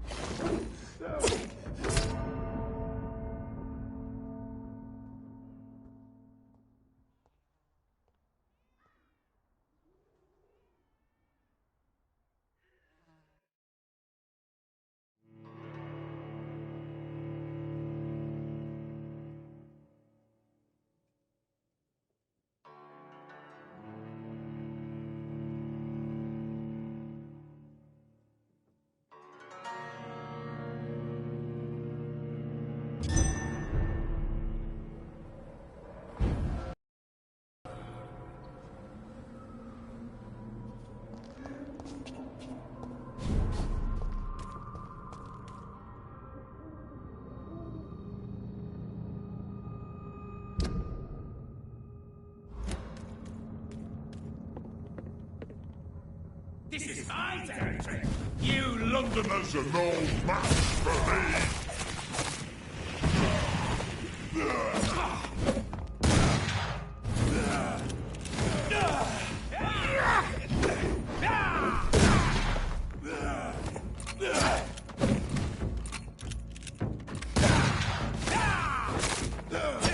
Don't you know better?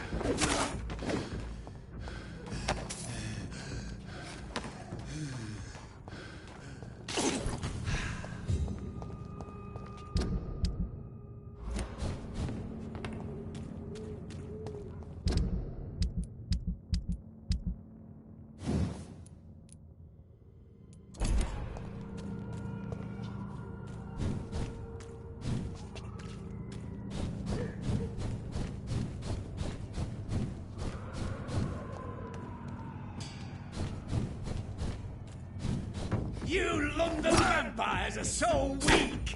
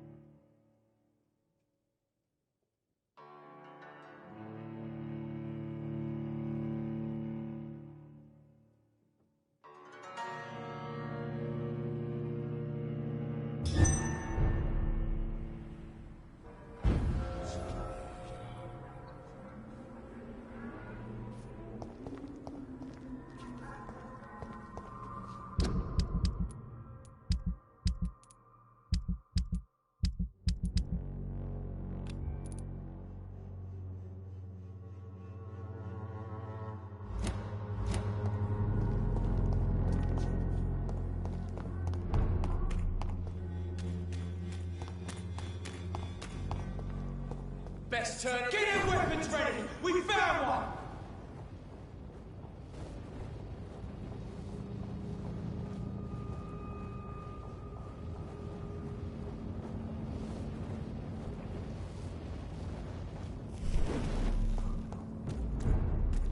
He's mine! I'll take it! A leech! A leech!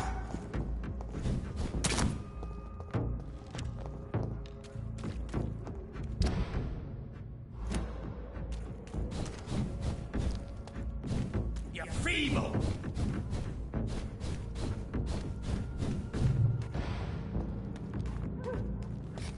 I'll put an end to you! There's one of them! Watch yourselves!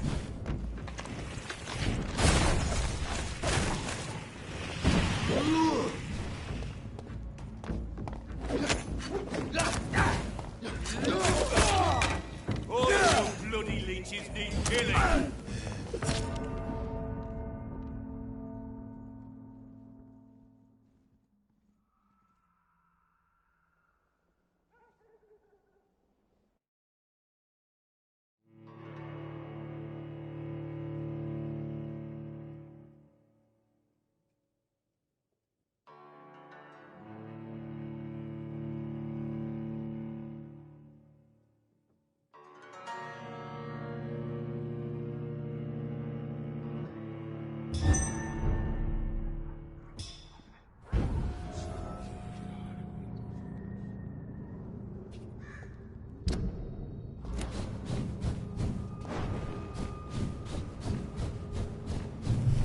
Human! Kill it!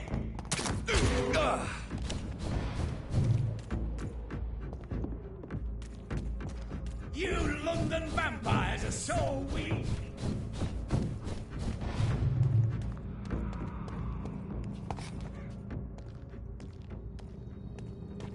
You're mine, vermin!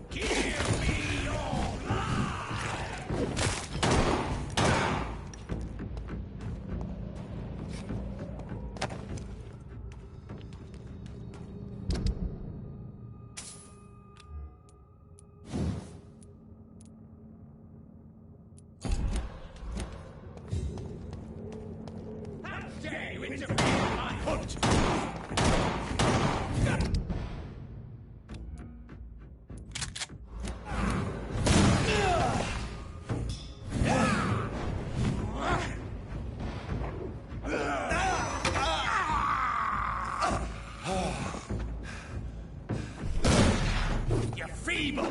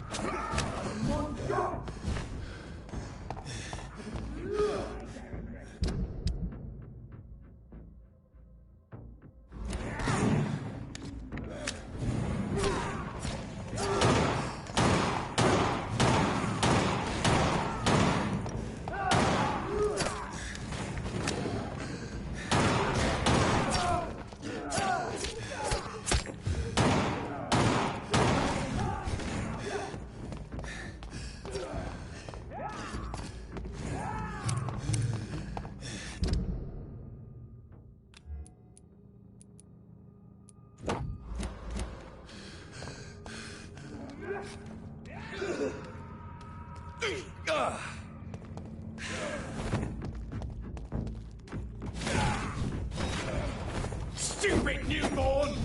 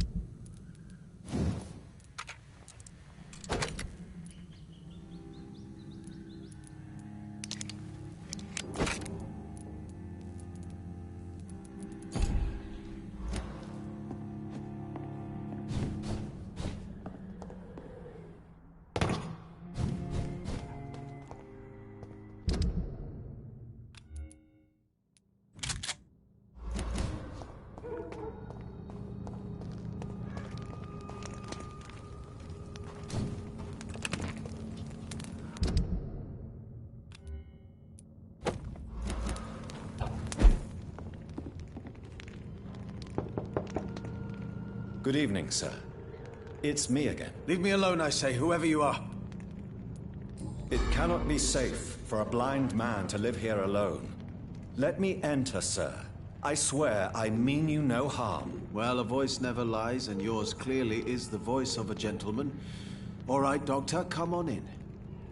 What kind of gentleman pays visits to people at this late hour? So what is the name of my nocturnal visitor? I'm Dr. Jonathan Reed. As I already explained to you, I'm inquiring about the epidemic. Dr. Reed? The eminent surgeon? My God, I'd never have expected a brilliant physician like you to knock on my door. You flatter me, sir. No, sir, I am flattered. I read all your work when I still had my sight. I loved it. I'm Mason Swanborough, by the way. And what else have you learned about me, Mr. Swanborough? I know you assisted Professor Carell in France, and that you invented a new blood transfusion method based on his work. Yes. Those were frustrating but exciting days. I loved it. Yes, the thrill of research and discovery. This is what drives people like us, Dr. Reed. Oh, how I envy you.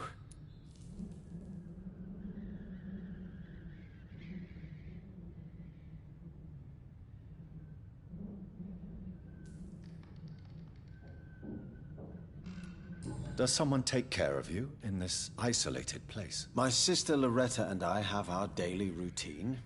Every morning and evening she comes by so we can talk and eat. Then she leaves and I stay.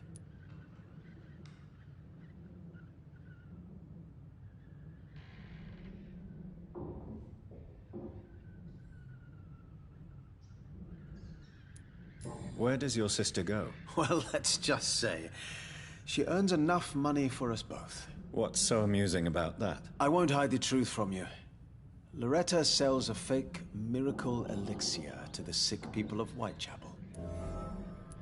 Do you not appreciate your sister's visits? Loretta is the best and worst thing that happened to me, and I believe she could say the same thing about me. How is the sanitary situation evolving in Whitechapel these days? I hear them hissing and scratching at my door every night. The sick made mad by the fever.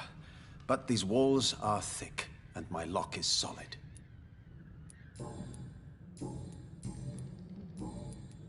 Do you know Braille, Mr. Swanborough? I'm no expert, but I learned it in my spare time, yes. Why? I found a strange document entitled Cure for Blindness. It's written in Braille, so I thought perhaps it was yours. Really? Is that some kind of sick joke? Let me see. Here it is. This letter seems authentic. And it actually refers to an experimental cure for blindness. You have piqued my interest, Dr. Reed. Could it be of any use to you? No. This page is just a part of a larger diary. I'd be glad if you could find the other pages. I found another page of the diary, Mr. Swanborough. This diary is still not complete. The man who wrote it claims he is a member of some scholarly brotherhood called the St. Paul's Stole. Really? I've heard of them. Very capable scientists. Perhaps the man who wrote this really found a cure. I would need more pages to figure it out, but it's as promising as it is intriguing.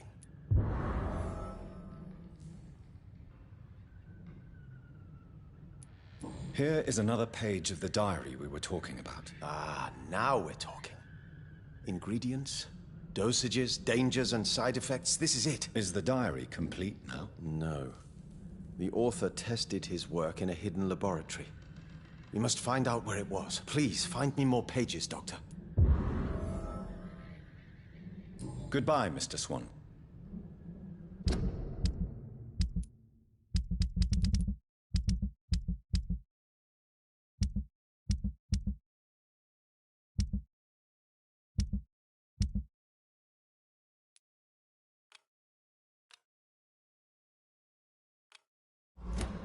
What kind of gentleman pays visits to people at this late hour? What can I do? Goodbye, Mr. Wandering in this part of town at night, you're either brave or a fool.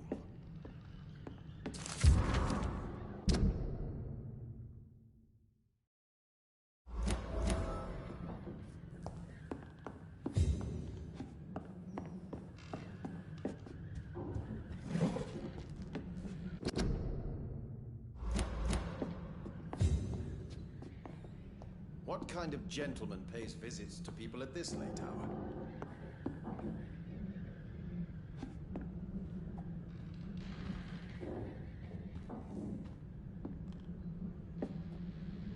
Tell me, how do you see the world these days?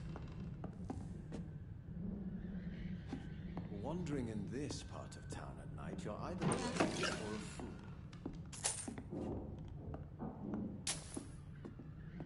It's locked.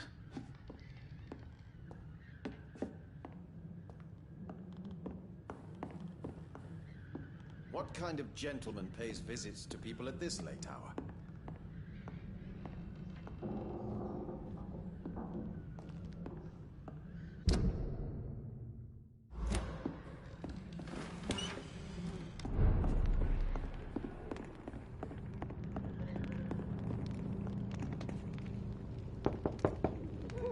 Good evening, Mr. Swan. Is it...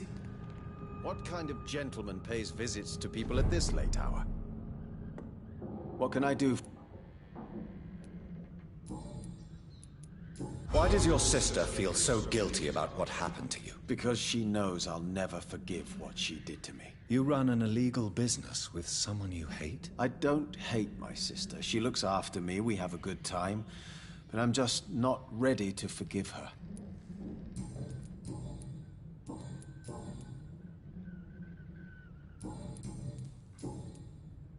Goodbye. Wandering in this part of town at night, you're either brave or a fool.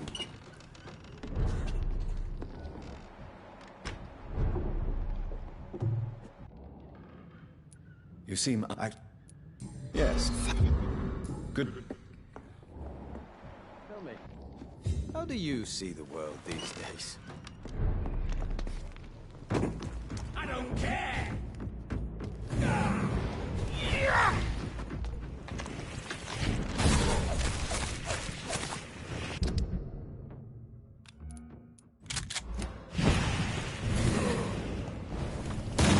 This is my territory!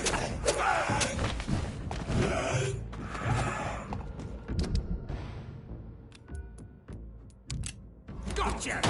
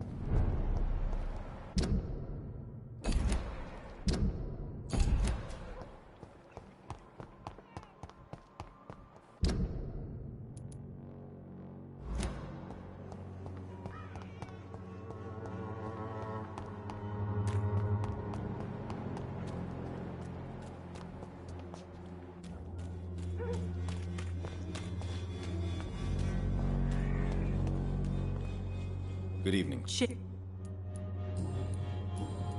Could this be the scarf you lost, Miss Popper? It is much more than a scarf to me. It is the only thing that connects me to my family and my country. Thank you so much. Well, Goodbye.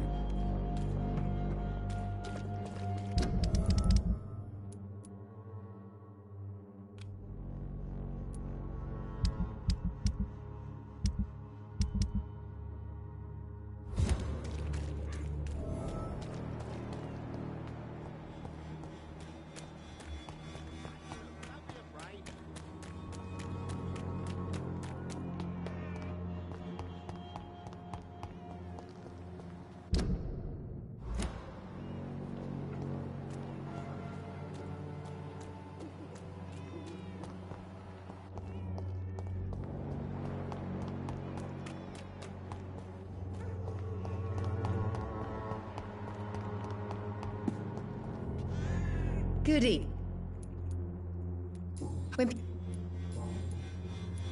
Loretta, your miraculous formula wouldn't even cure a common cold, and you know it. The Swanborough's cordial secret ingredient is hope, Doctor.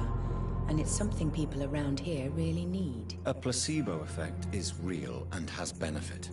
But in your case, you could be murdering your customers who may die because they are not receiving the necessary medical attention. Medical attention? In Whitechapel? Trust me, my cordial is the best option they have, since it is the only one.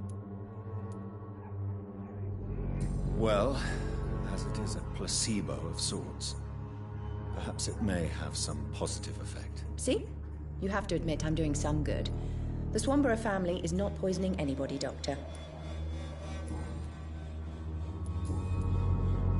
Loretta, why do you feel so guilty about your brother? I don't expect him to forgive me. All I can do is make amends for what I did. By making him a crook and a criminal.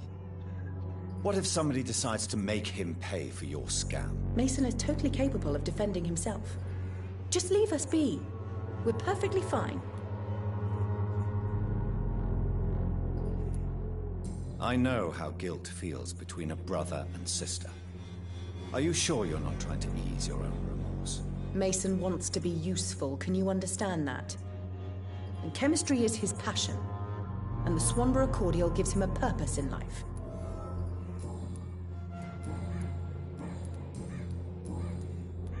I'd like...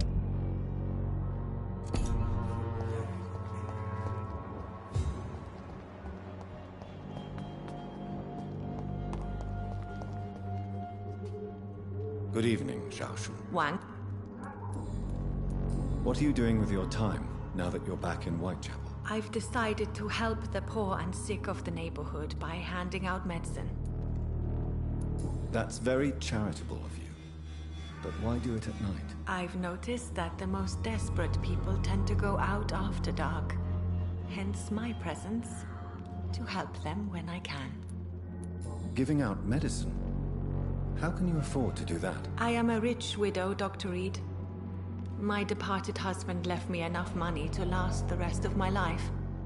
I can spend some on those who don't have any. Why don't you move to a better neighborhood? I thought about it, I confess. To go back to the same empty home every day still hurts me a lot. Why stay here then? I am a woman of habit, Dr. Reed. And for now, I am happier being useful in a familiar place than I would be anywhere else.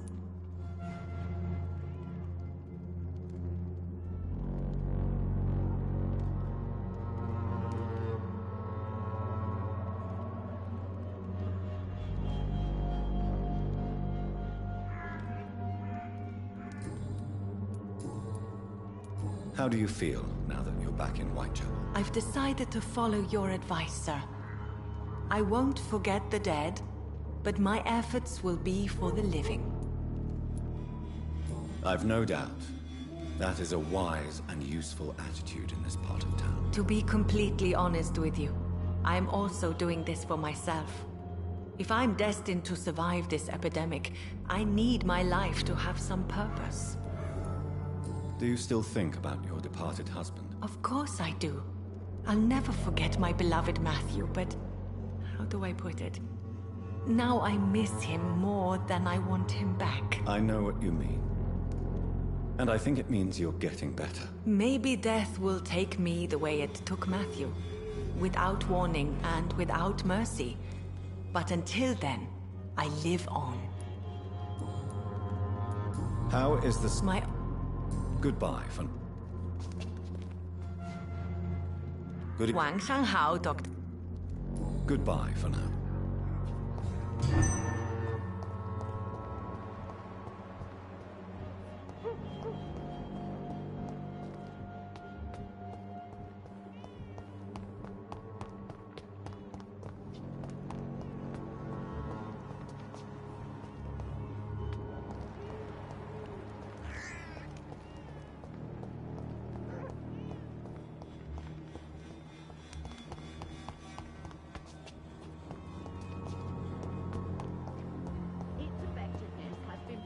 By many. Even the blue is no match for the swallow. Good. You don't see... A gun? Good evening, Benjamin.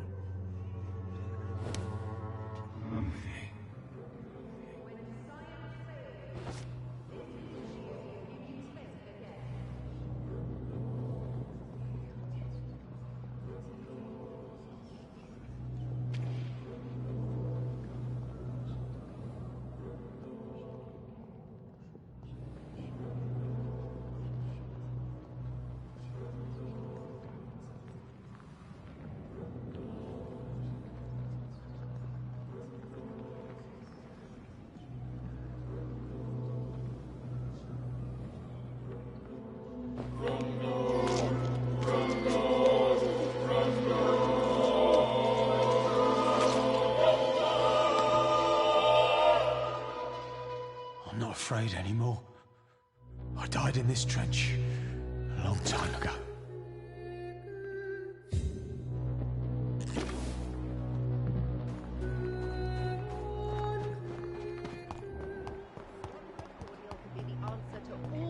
problems. As long as you have the money.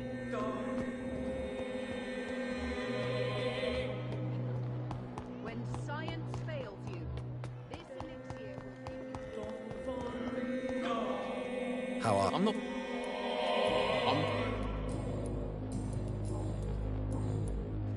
Goodbye, young man. I'm not... Good... How are you, boy? I'm not... Goodbye, young man.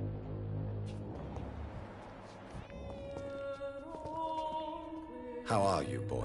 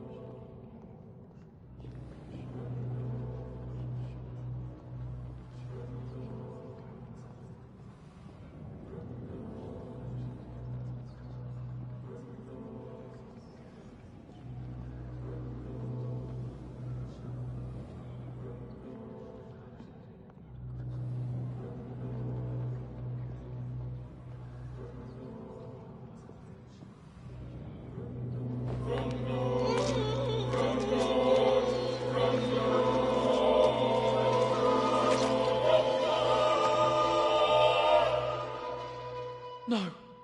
Not now. Not me, please. I'll be good.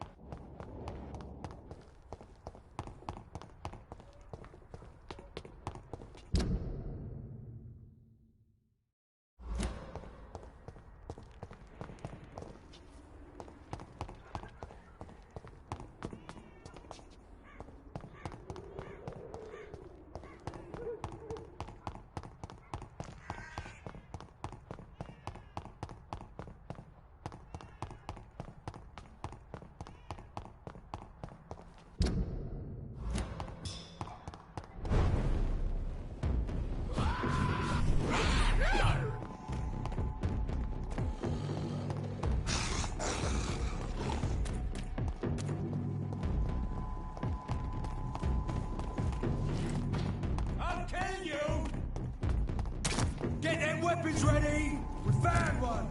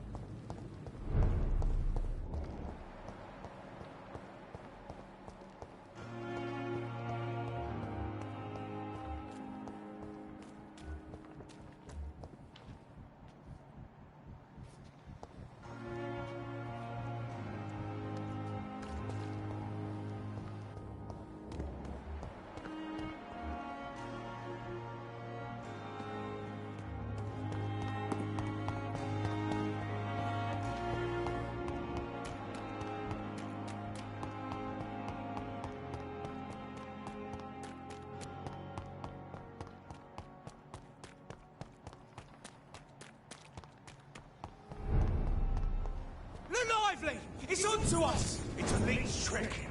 Fuck! Here we go! You would fucking be!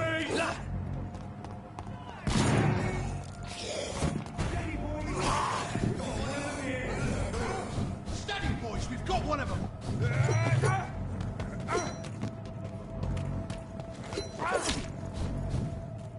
I'll send you.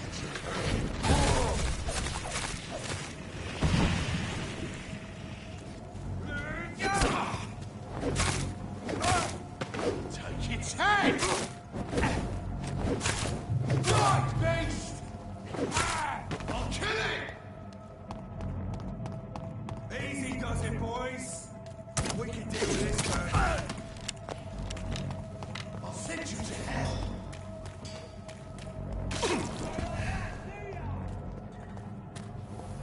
Clever fucking beasts.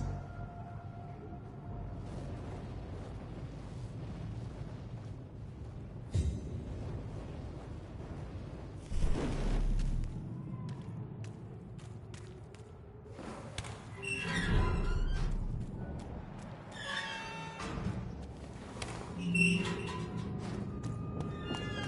moron had me laughing at first.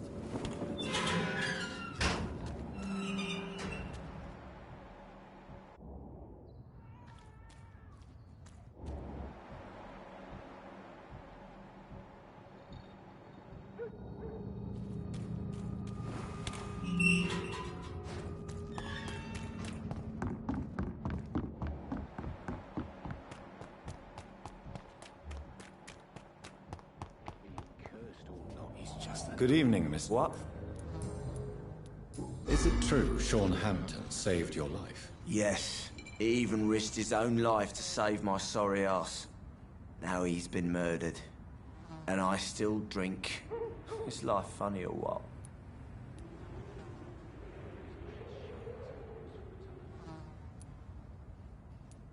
Were you thankful for what he did for you? Sean Hampton really acted like a saint that day. But I suppose I'm just another lost soul who doesn't deserve to be saved. Do you have any recent news of Sean Hampton's shelter? I don't want to talk about it. Just hearing his name makes me want to empty another bottle. Are you worried about the sanitary situation in London? More contagion, more despair, more guns and more dead. More alcohol. Goodbye. See them wet boot boys. Good evening. What? Come into them.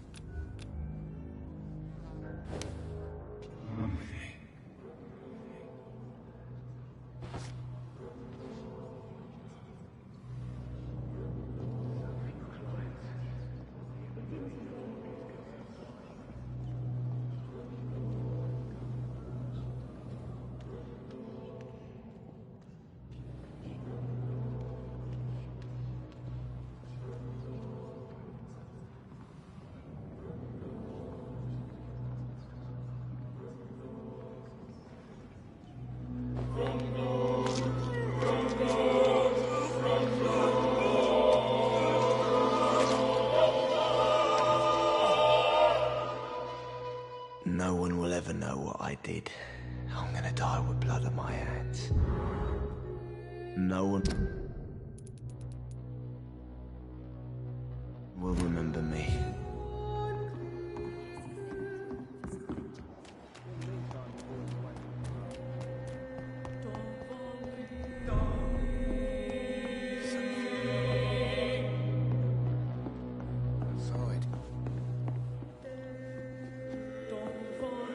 Are you stupid or something?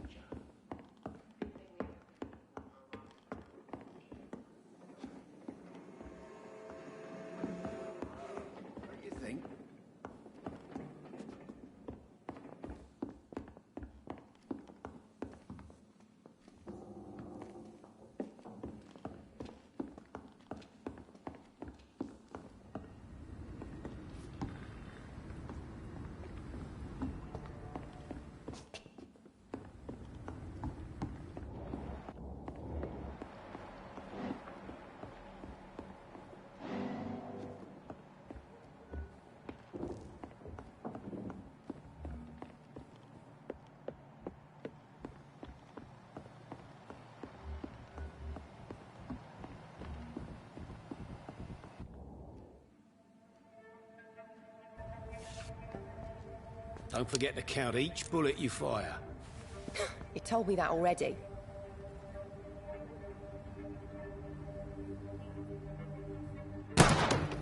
Nice shot. You learn quickly.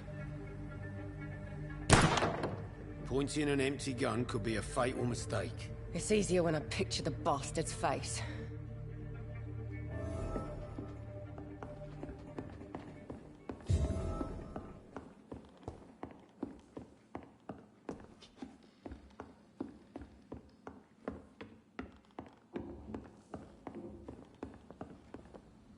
You still working at this?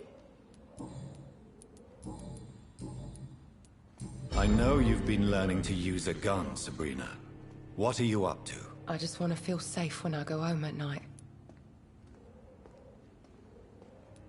Guns are not toys, and are certainly not to be handled when one is agitated. I don't care.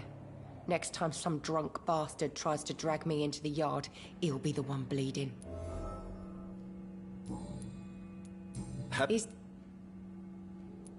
Are you worried? Of course.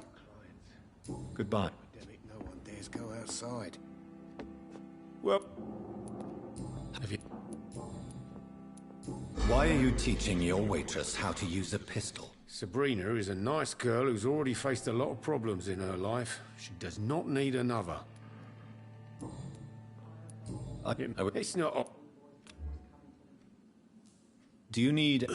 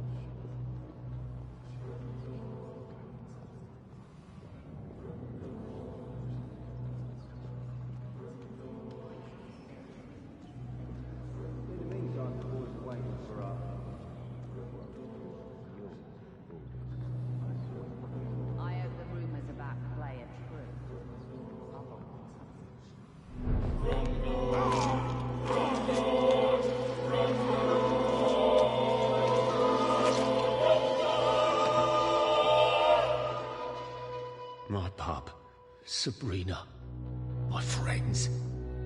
What will they become without me? If only I could tell her, tell them. Too late. Too late.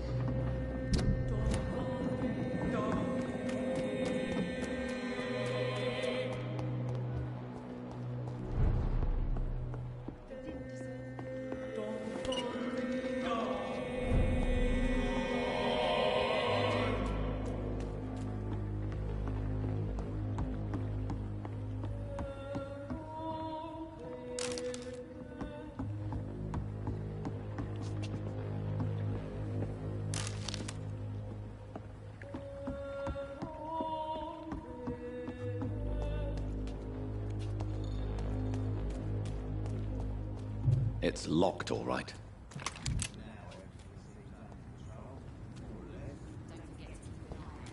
It's locked. It's locked, all right. It's locked, all right.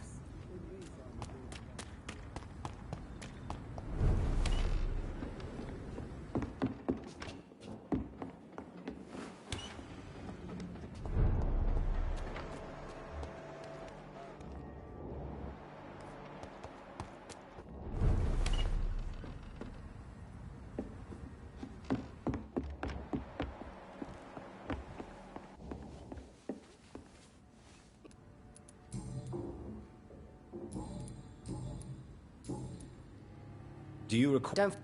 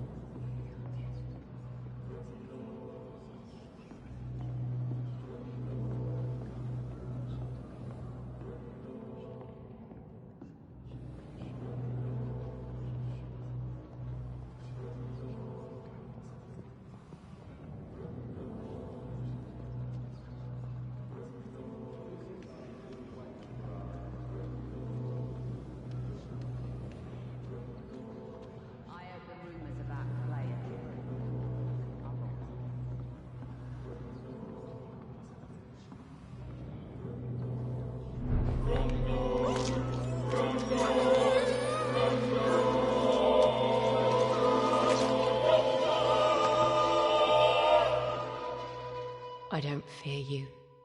You did not defeat me. I was Sabrina Cavendish. I did not surrender.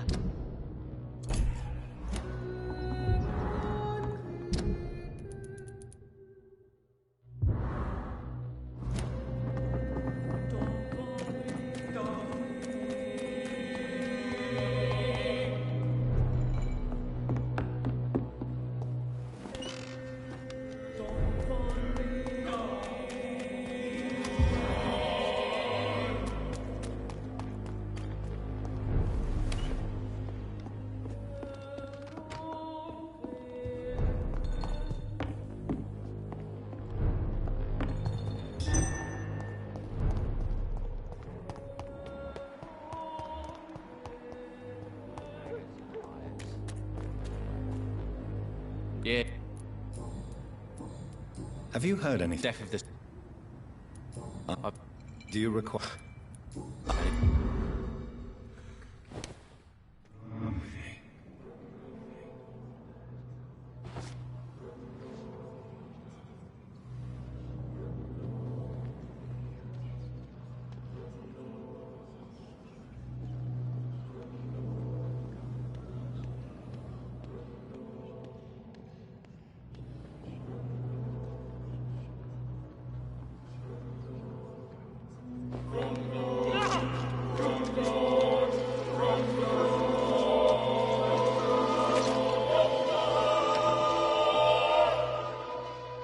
You tricked me good, Doctor.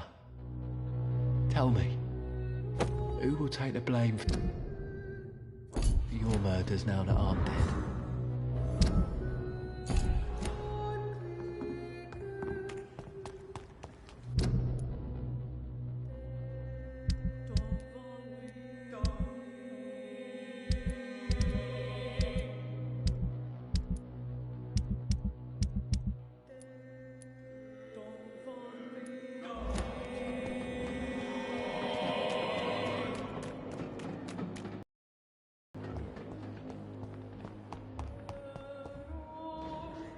Evie, do you need help? So long.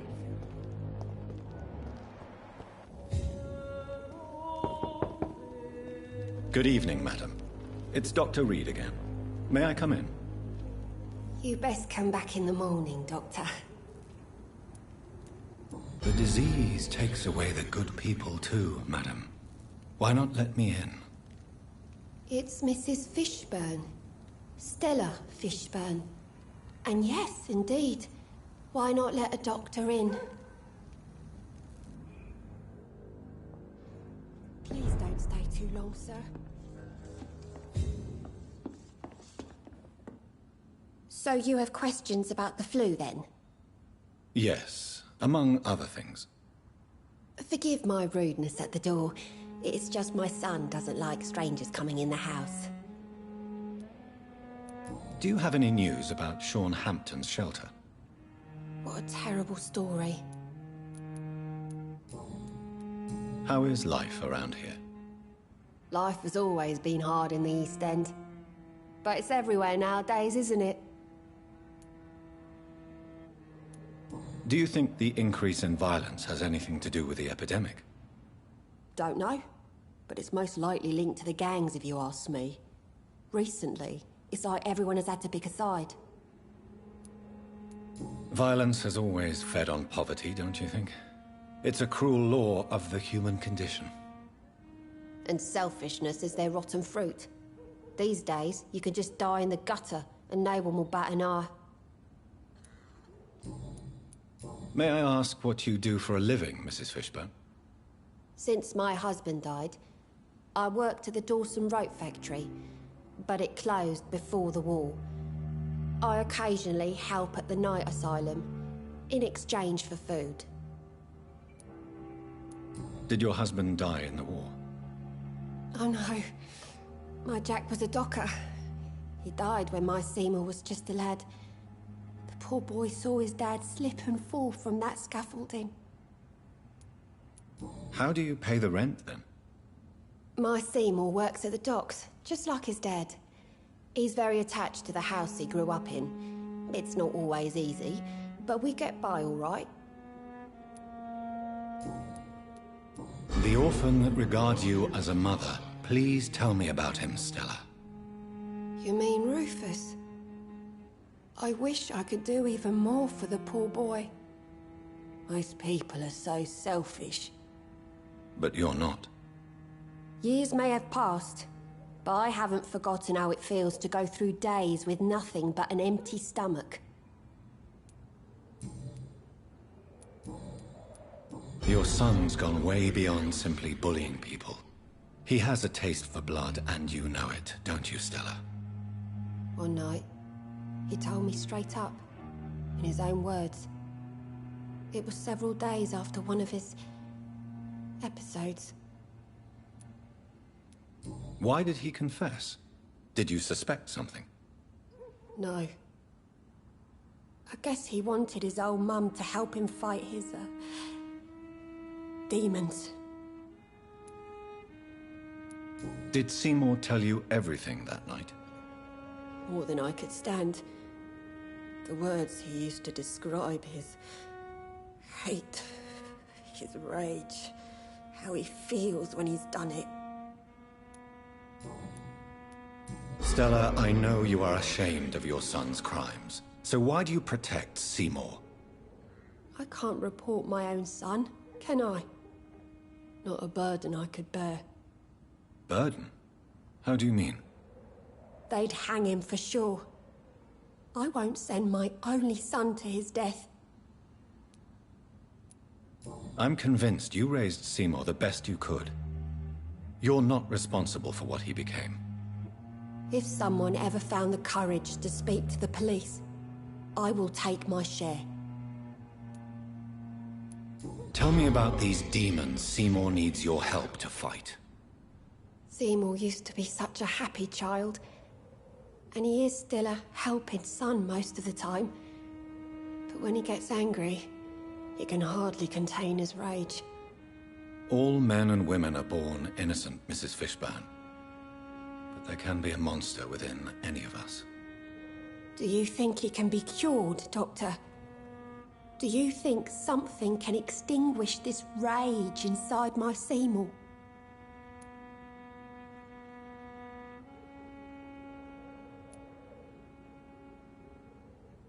I'm afraid these demons, as he calls them, are just a delusional justification to distance himself from his actions. There ain't no hope, then. Somehow, somewhere, my son has turned into a monster, and nothing will bring him back. Goodbye, Miss Fishburne.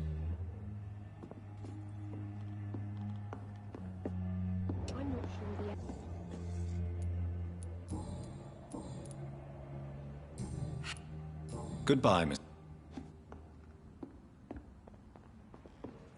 I'm not sure the epidemic is what worries people most these days.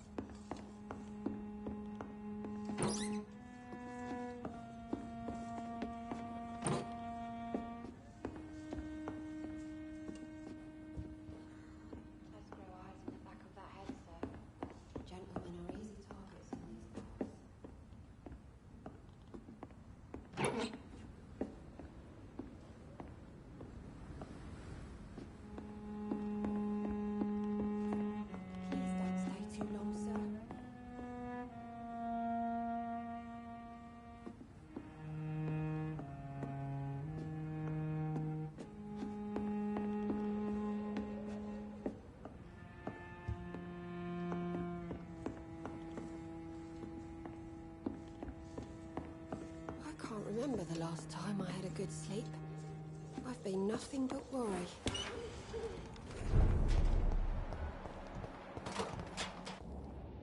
Eve? Rufus, tell me what you really think about Seymour Fishburne. Seymour, he just scares me. A lot. Actually, he scares many people round here, even big fellows. You mean his brutality is infamous, even in this shady part of town? That's impressive. Yes, sir. How someone like that can be related to Mrs. Fishburne, well, it beggars belief. The patience of a mother for her child knows no limits. None of us would be here otherwise. You're right. And I certainly didn't mean any disrespect to the woman who takes such good care of me. And not... Is gunshots. So, Eve.